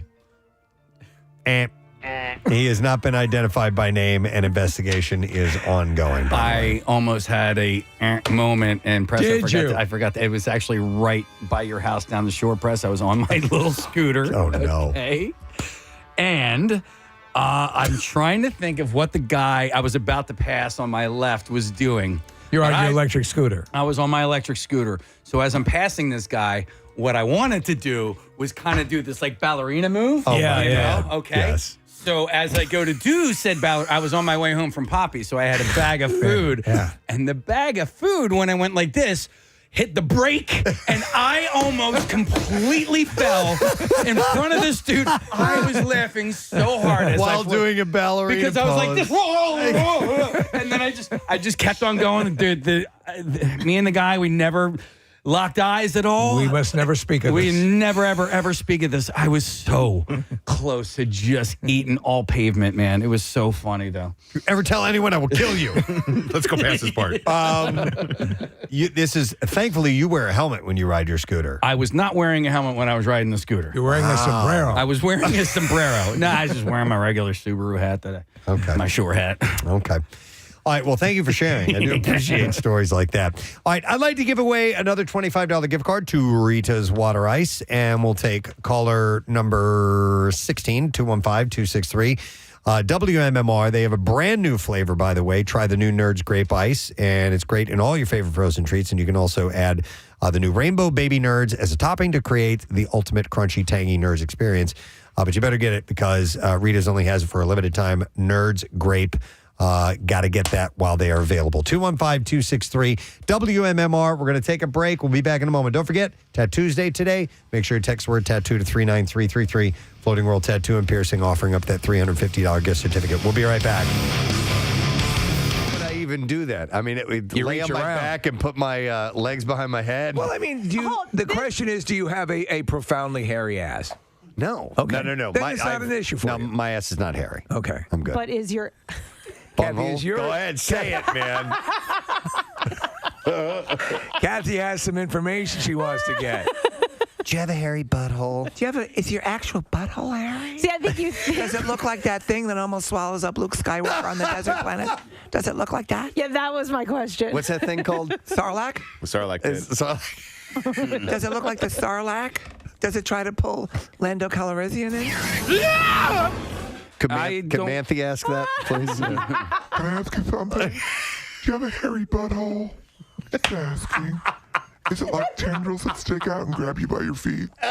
Until, I don't know, later somebody throws you a lightsaber? I don't recall the Sarlacc having any hair, and we need to pull up a picture. Oh, they look like tentacles. Yeah, but it's just the tentacles coming out and the teeth and everything. Don't ruin this, Casey. Anyhow. Don't disturb our groove. Anyway. Yes. So, no, I don't. I don't have a hairy butthole and I don't. I mean, if we're being clinical, we have to ask. To the senator from Arkansas, no, I do not have a hairy butthole. Thank you, sir. It took a lot of courage, Mr. Comey, to admit that. Oh, dear God. Listen, you might not have an overly hairy butthole, but there's hair back there. Everybody's got hair there. Yeah. Yeah. So take It's it off. called JRBH, just right butthole. Do you guys get lasered? Yeah. Do guys? Possibly. Guys would do. think so. I do not. Yeah, I don't. There's your sphincter. I don't care. Is that what that? That's the Sarlacc pit. Yeah. You got to watch Jedi, Kathy. I thought it was a person. All right. What? No, my question was more about the Sarlacc. He's distracted. I'm glad that you Casey, off air, yourself. I have an interesting fact to tell you about the Okay, Sarlacc pit. thank you. Yeah. Well, we can go there if you want. I don't care. Man. Well, when we were I'd in rather talk California. about buttholes. Did you see? God. Did you see a? Jesus, who are you? Well, now we're gonna get into this crap. We've unleashed the beast. When we. Wait a minute. I just want to point out, Kathy would rather talk about buttholes than Star Wars. Well, here's the deal. If given a choice. Yeah. Okay. I'm gonna go butthole. She's gonna go butthole. You brought up the grooming, and I think that is. I think it's something that is a universal topic that people consider. Yeah. And so if you're talking about the front, you have to talk about the back. You agree with Right. that? Yeah. I'm with you. I mean, maybe we can put up a Twitter poll. Sarlaccs or buttholes? All right. Anyhow, I think it's nice if a woman tends to her area and but just don't get rid of it all. You don't like the hardwood. You like a little bit of carpet. I think it's nice. I think You know it's, what? I need a table saw sound effect. Something like that, Marissa. Okay. You can get that for me. All right. So anyhow, RedTube had revealed this. The most likely to seek out videos that have the hair are the over 65 crowd. I want to see a really nice bush. And can I get some sponge cake and some cream soda, please? And then a very hairy bush. My evening set, hot spit. Boy, old people are fun. I like a piece of angel food cake, a cream soda, and a big hairy bush. We have like we need some music out of like the 1940s And some like sound, nice jazz some or something like that. please, from my knees. My recollection of my high school career is a lot different than what it actually was because my mom brought me all of my report cards. Okay, and what was your recollection? My recollection was that I was not that bad. You know, I was above average. And what's the reality? The reality was I was about average. Okay, and all right, yeah, and like so grade school report cards. Go figure. You got graded on conduct. My conduct was always pretty bad. Unsatisfactory and stuff like that. Do they still with the report cards? Do they still include teacher comments, or has that been excised from? It depends on what grade they're in. Like in high school, you're not going to get teacher comments. I don't like there would be. Remember, they would fill out. There would be like a number associated with the comment that they wanted. So you'd look and be like, right. number 3. Work well with others. I think in this hyper sensitive. Yeah. We go to meetings with the teachers a lot. You go a lot. Yeah, we find out directly how they're doing. But is that's not for all students? Is it? I have no idea. God, they must not have any free time. I'm amazed when they come in. But I mean, we have some special circumstances that they help us out with. And which is awesome, but I know in grade school they'll give you detailed. Caroline is a delight to be in this. Right, blah, blah, blah. I always used to get the delight. Yeah. I was a delight. Were you a delight? I was a complete delight. Case you weren't a delight. 6th grade was it. Miss D. You were a delight in Miss D's class. I bet you what I know what she wrote. Always eats in class. No. He's eating right now. It's my breakfast. I know. Yes. And it's just simply a bagel. It's just a bagel the way any broadcaster would eat a bagel live. I don't have time to get it any other time. And I take my medication at a certain point. My gosh. Okay. Getting back to that situation, excuse me. I didn't everything bagel. I wasn't going to talk, but you brought me into the conversation. Well, it's presumed that you're going to participate. I participate in between bites. In between bites. There's just a general assumption that when we're on air, you might talk. I am writing that down. Yeah. That is a T-shirt. I participate in between bites. Thank you. Now, if you don't mind, I'm going to get back to eating my bagel, and you guys can talk amongst yourselves. Today, December 7th, 1940. Excuse me, I have to take another bite. Hey, what's going on? It's Preston, and actually Nick is here with me as well. We're in California, and we're at the 20th Century Fox Studios, and we are here with Mr. Michael Giacchino, who has become a friend of the Preston and Steve show now. That's my favorite thing. Friend of the show. Mm-hmm. That's my favorite thing to hear. Yeah? I've never heard that before. And then the last time I was on, I was like, friend of the show. I was like, yes! Yeah. I think you have to be on like 3 times, and then you become an become a friend of the show. There should be a pin or something that you get. We can get that. You get a pin or ribbon, something like that? Something that says friend of the show. Can't just be like, here's a WMMR pin. No. It's got to be legit. We can come up with something. Yeah. Next time he comes in studio, we got to present him with something. Yeah, there should be some sort of coronation. So Michael invited us out to be here while he is recording the score of the film Spider-Man, and we're at this legendary studio. Actually, he was giving us some of the details about this room that we're in right now. Yeah, this room that we're in right here has been around for a long time, so long that it used to be Shirley Temple's shooting stage where she would make her movies. And, let's see, the original Planet of the Apes was recorded here. We had Jaws was recorded here. The Day the Earth Stood Still was recorded here. There are these amazing, the iconic, that whole thing. And the 20th Century Fox theme. Yep. That was done here. I mean, just oodles and oodles and oodles of things that you would know. Just incredible history here on this stage. And they barely touched the stage in all these years because once it sounds great, you don't want to mess with it. I can imagine. And what you're not seeing right now, we're on a lunch break right now, but the amount of people that are involved when you're putting together music for a film. And today was a light day, even as far as the amount of musicians. Today we did a smaller orchestra, maybe about, 50 people, but usually we would have like 100 people out here, 100-piece orchestra. You know, but the cues we were covering today were just for smaller moments in the film, so there's no need to bring everyone in. And this room, the studio as well, filled with people. Yes. I mean, friends and family, and you got engineers, you got you got the people that are actually working. Yes, in we there as have well. we have music editors, we have recordists, we have Joel, the recording engineer, is in charge of everything. Jeff, my orchestrator, is over there. We have some people from Marvel who are here, just one of their lead music editor, and we have everyone. The whole gang is here, and then plus all of this. Is Spider-Man a pretty easy character to write for? A pretty easy franchise to write for? Not really, because they've made a lot of Spider-Man movies. Yeah. So you're thinking like, all right, well, I don't want to do what was done, and this is a whole new sort of approach to the character that they're taking, which is much more in line with what the original comics were. Right.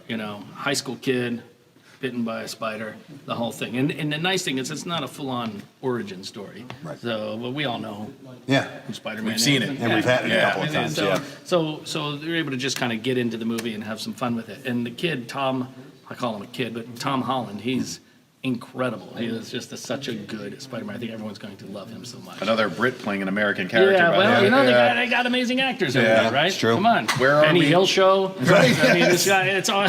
The list starts there. Yeah. So where are we in the movie making process with Spider-Man: Homecoming? They are still. They're still editing slightly. Now from now on, I think maybe the picture will change slightly with trims and different things like that. But what they're really working on now is finishing all the visual effects. Okay. Getting all of that stuff, as you saw today.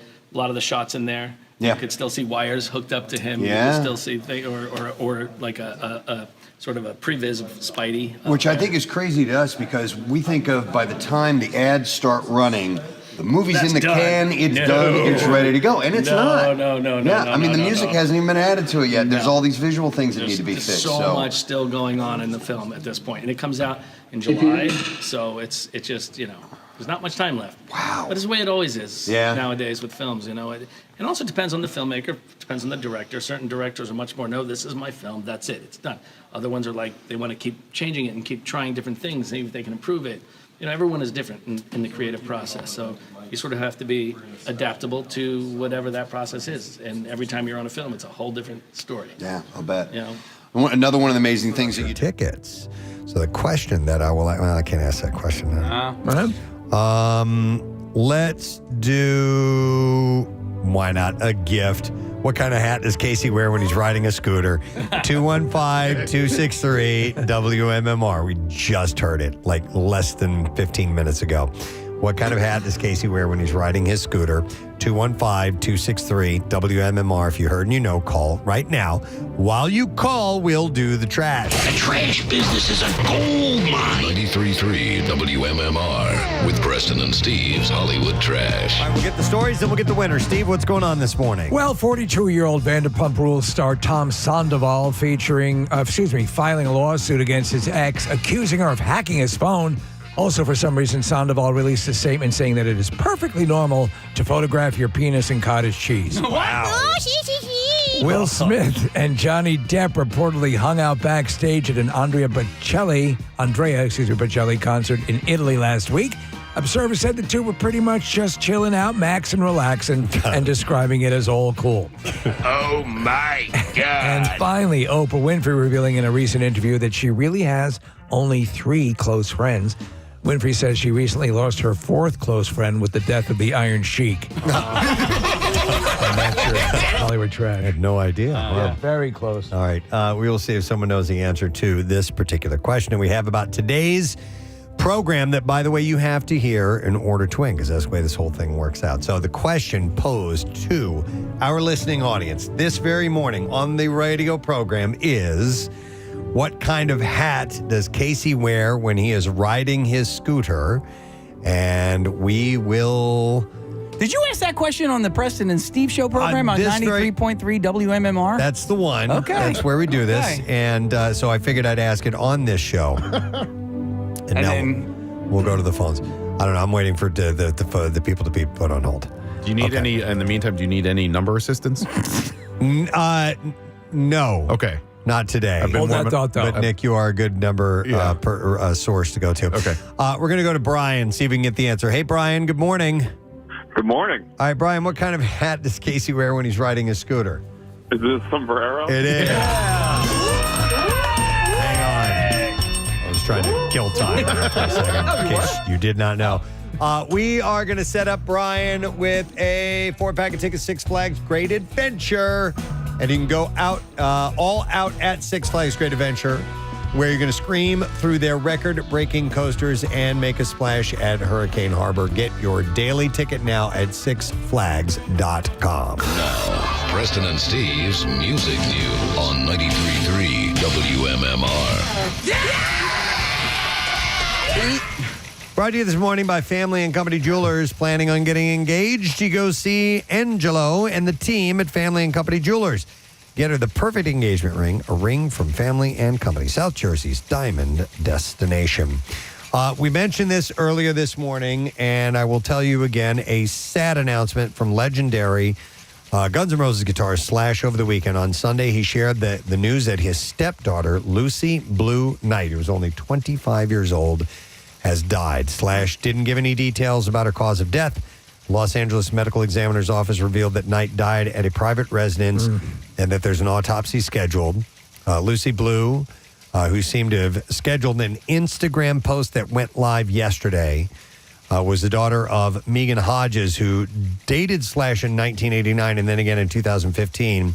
And Mark Knight. Slash canceled 4 dates on his solo Serpent tour, but is expected to be back out on the road on Sunday. So that scheduled post that she made on Instagram is pretty telling. She wrote, whether I made you feel excluded, manipulated, or controlled you, told you to quit your day job from the comfort of being financially supported by my parents, or drowned real issues in toxic positivity, I am sorry. Countless missed opportunities and connections due to a disgusted big ego, insecure heart, and fear of being vulnerable. Wow, very much beating herself up. May my soul learn to evolve from my poor job at being Lucy Blue. Jesus. And then she wrote, peace. I mean, we're under the assumption she took her own life. If you're writing seems that something way. like that and scheduling that, and she obviously was in a really difficult place. So with that story, I would like to urge those who do have thoughts like that to please speak to someone. Yes. Please talk to, if you can, a licensed therapist or someone who you know is a person who can point you in the right direction, because this gal probably could have been helped if this is indeed the case. But and it's so you sad. do the commercials for BetterHelp. you can reach out to. Yes. You don't have to travel anywhere. You can do it in the privacy of your own home. Yep. And it can make a huge difference. Yep. So sad to pass that news along. And one other quick music news story. You may not be able to judge a book by its cover, but the cover art for an album is important. And Rolling Stone decided to focus on what it considers the worst with its 50 worst album covers of all time list. I'm kind of liking this. Several rock acts made the list. It's good. And Steve, it's some of these I'd completely forgotten about. The cover art is kind of a gone art. Yes. Unfortunately. But the cover to Creed's Weathered album grabbed the 3rd place spot. And the number 1 spot was Limp Bizkit for their Chocolate Starfish and the Hot Dog Flavored Water. Other rock bands that were on the list included Queen, Metallica, Ozzy, Bon Jovi, Anthrax, Van Halen, and the Scorpions. What as did well. Queen place for? You know what? I don't know. The list is voluminous, and I didn't get a chance to go through the whole thing. Yeah. I always liked a lot of their artwork. Yeah, me too. Okay, the cover of the Limp Bizkit. Yeah, it's bad. Yeah. Oh, I mean, I always thought A Night at the Opera from Queen was a cool album cover. Yeah, and yeah. News of the World was pretty cool. So I'm not sure which ones they picked out. I'm trying to think of a Van Halen album cover that was stupid. What about 5150? Are you down with that one? 1984 is badass. 1984 is holding up the, 1984 is... it's the kid with the cherub smoking the cigarettes. smoking the cigarette, yeah. But I don't know. I'd have Do you to know go what's back. one of my favorite is? It just, I think in a quirky way, and I used to love a lot of their album covers, but I love the Supertramp Breakfast in America cover with the waitress. Yeah, holding the the orange juice. Yeah. That's a really cool. There were some really good ones. That's a good question to explore some of the really bad ones. But there's a list if you would like to see it on Rolling Stone's website, and you can decide for yourself. They also have another great one for the album Crisis, What Crisis? With people sitting out in like post-apocalyptic horror, and they're just kind of sunning themselves. Like This is Supertramp? Yes, totally unaware. Nice. Oh, here we go. Queen, The Miracle, which came out in 1989. I'm not that familiar with that album, but it's all four of their faces kind of photoshopped in together. Okay. So it looks a little confusing and a little bit weird. So you may want to check that out. There's some pretty cool stuff, and it'll bring back some interesting memories for you. All right, and with that, let me give away the last of our Rita's Water Ice $25 gift cards. I have the last one, and we'll take caller number 20 at 215-263-WMMR. Summertime is Rita's season. You can head to Rita's for your favorite flavors of their refreshing Italian ice and their delicious frozen custard, whether your favorite is a gelati, a concrete, or a blendini, or even a milkshake. I had a concrete. I had the chocolate. I went against my normal intermittent fasting. I had to try it. Damn good. Absolutely. Be cool and go to Rita's, but caller number 20 will set you up with that. We're going to take a break. We'll come back in a second. Who's in for Pierre today, by the way? Ryan Shuttleworth. Ryan Shuttleworth will be along to give us our letter of the day. So we'll be back in a second. Stay put. Until you see what goes on behind the scenes is the musicians that you have here. What Michael was telling us earlier is that basically they came in, they sat down, they're given the music, they start recording it. They haven't rehearsed it. They haven't rehearsed it on their own, much less with each other. No, they haven't seen any of this music at all. I mean, they come in, they sit. That's how good they are. Yeah. You have to be as good a player to be able to come down, sit down, and whatever is put in front of you, you have to be able to play it. And to no listen matter to what it, we would never be able to tell. No. We were sitting here watching the process, which is incredible. But to listen to it, you would think they've been rehearsing for days or weeks on end. No. Could you do it? Could I? It depends. I did jump in on a cue on the Planet of the Apes when the piano player was stuck in traffic. But it was an easy cue, so I got in there and I did that, and that was fine. Yeah. But most of the stuff these guys do, it's such a specialized thing. Yeah. I kind of went in. I didn't do the performance route. I went into the composing and orchestrating and all of that instrumentation, that route. So all my time is spent there. Right. So I used to be able to play a lot better, but the more I write, the less I play, and so my fingers are rusty. But I get around it. It's fine. Now, while you have this going on, you're in the thick of that. Are you able to juggle other projects at the same time? Work on completely diametrically opposed, you mean like maybe films with apes in it, or something like that? Yeah. For example, one that comes to mind. Yeah, I just literally a week ago finished Planet of the Apes. We actually have one more day of recording on the 25th for Planet of the Apes. Wow. But that's just we're going to catch the end credits and all of that stuff. Yeah. But the bulk of the film was done, and that was this past Friday, and then here we are doing this. So. Right. You don't always want it to be like that, you know. But it's been a crazy schedule the last couple of months, and but luckily, like who I'm working on Apes with, Matt Reeves, is such a good friend, and we've done everything together. He did Cloverfield, a film called Let Me In, the last Planet of the Apes, and this one, and right now he's scheduled to do the next Batman. So wow. So he's such a great filmmaker, such a good guy. So I love working with him, and he's very understanding about everything else that's going on. Yeah. And they're very kind about that. So we make room for it. I was talking to Curtis, who is your assistant. Yeah, Curtis is great. Curtis is a friend of the family, but also an incredibly talented musician. And what he does is he tracks all of the percussion changes, because what we do a lot of times when we're using big rhythm sections like this, we change things all the time. Change this, change that, do this, play that. Or they may pick a certain type of snare to play. It may say snare in the score, but we don't always know which snare they're taking. So what he does is tracks. Okay, they took this snare and they did that. So that way we can update our score. So when we walk out of here at the end of the day, it's exactly what we did. Okay. It reflects exactly what we did here today. It's interesting to hear the changes on the fly, too, because you'll do a version of it one way, and then you'll add an electric cello or electric guitar or something like that. Take something out. Take something out. Yeah, and it's fascinating to hear very subtle differences. And is that just something where something feels right for you? Yeah.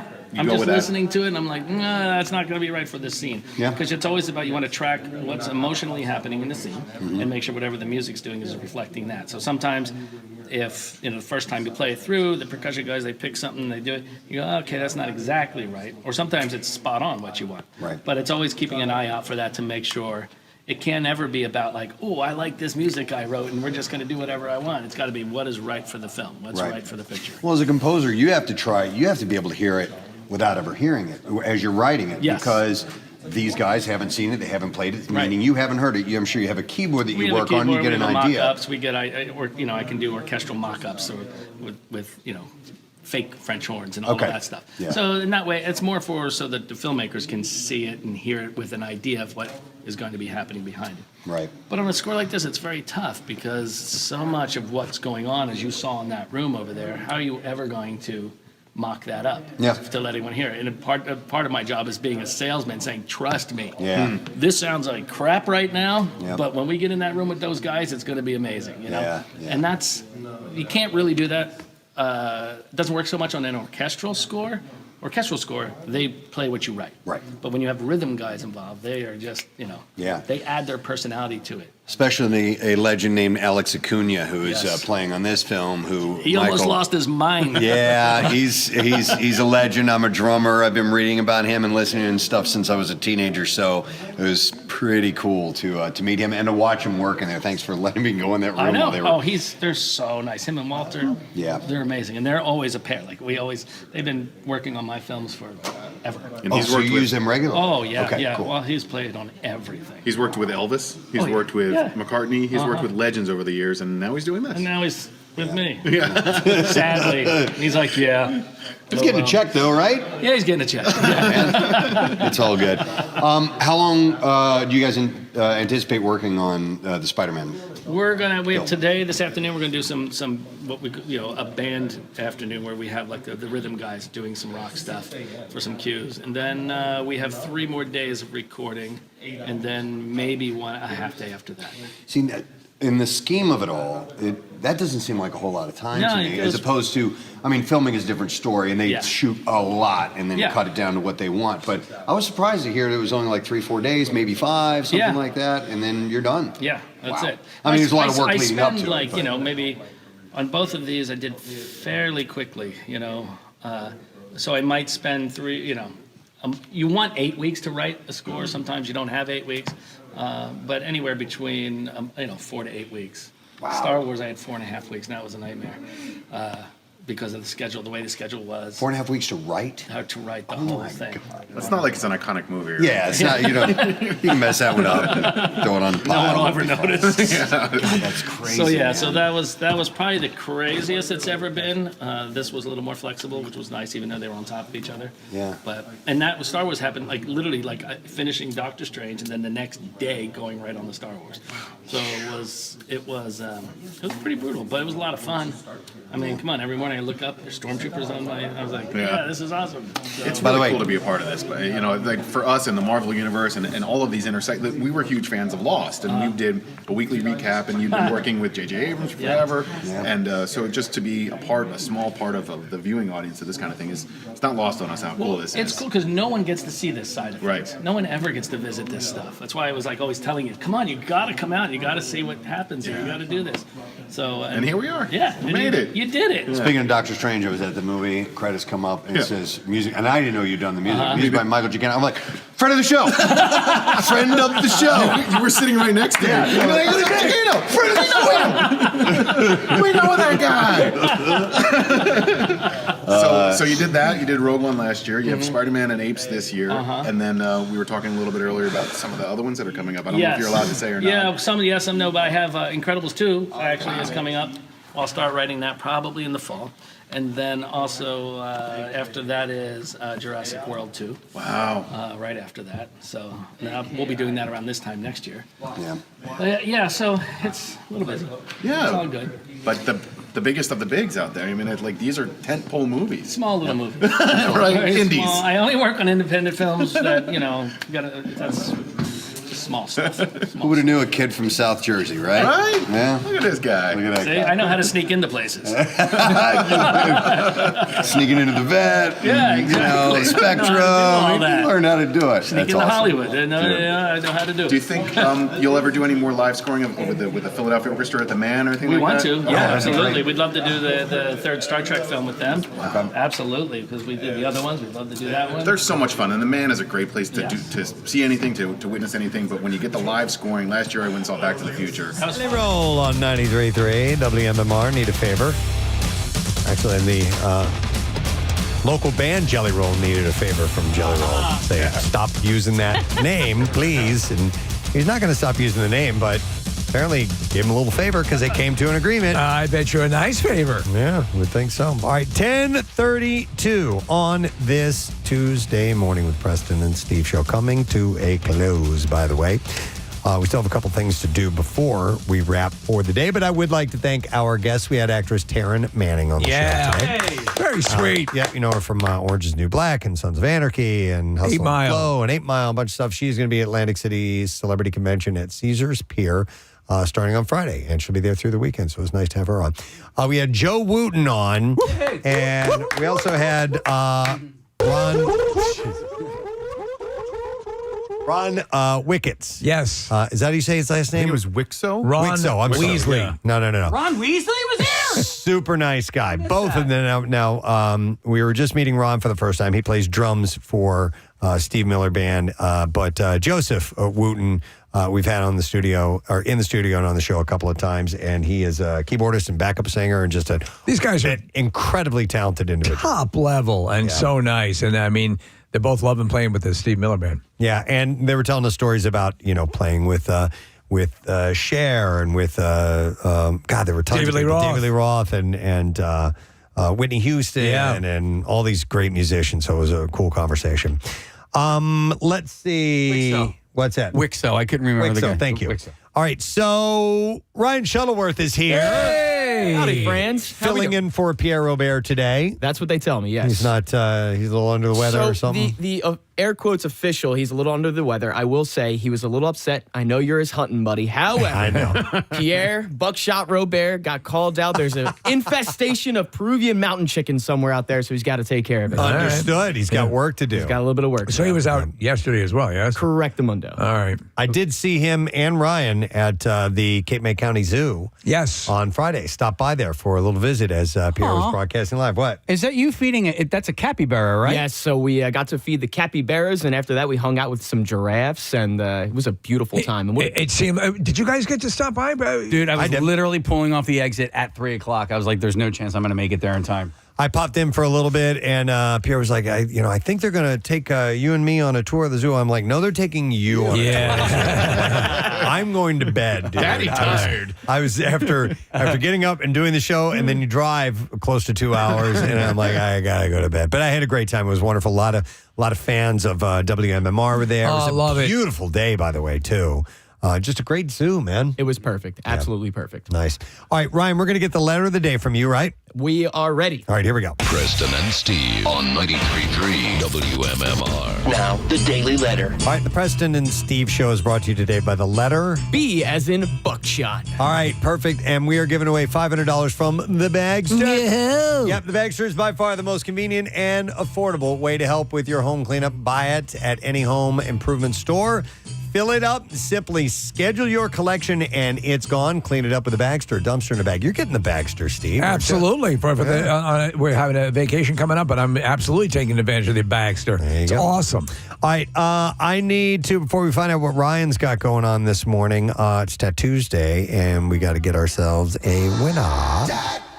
Thank you for texting in, by the way, and walking away with the $350 gift certificate from Floating World Tattoo and Piercing is Adam Brown of Kintersville, Pennsylvania. Yeah. I don't think that's one I've ever said before. Kintersville. So congratulations to you, Adam. And Floating World Tattoo and Piercing, 1729 South Street in Philadelphia. For artwork samples, visit floatingworldtattoos.com or check them out on Instagram at Floating World Tattoos. Ryan, what are you doing on the program today? So lots of workforce blocks to get to because a lot of bands in our area, and we will celebrate them. The Foo Fighters up in Hershey Park, so we'll get a block there. And then Def Leppard, Journey, and Steve Miller. We have all the guys in, so we'll do blocks of that. Plus, it's Double Shot Tuesday, so shenanigans, hijinks, all the good stuff there as well. Love it. All right, thank you, Ryan Shuttleworth. Going to take good care of you. I would like to thank our sponsors. Preston and Steve Show is brought to you today by Duncan. And the Preston and Steve Show runs on Duncan. And also brought to you by Acme Markets. Fresh foods, local flavors. Tomorrow's a Wednesday. Secret text word, Fox Good Day. Jenny Garth from 90210 will be joining us. Fame. And of course, we just had Shannon Doherty. Shannon Doherty passing away. So I'm sure she will remark on that. And our friend Victor Fiorello from Philly Mag, their best of issue is out. And there's a couple little Preston and Steve things might be in there. So that's it. We are done. Rage on. Have yourself a great day, and we will see you tomorrow, friend. Bye-bye.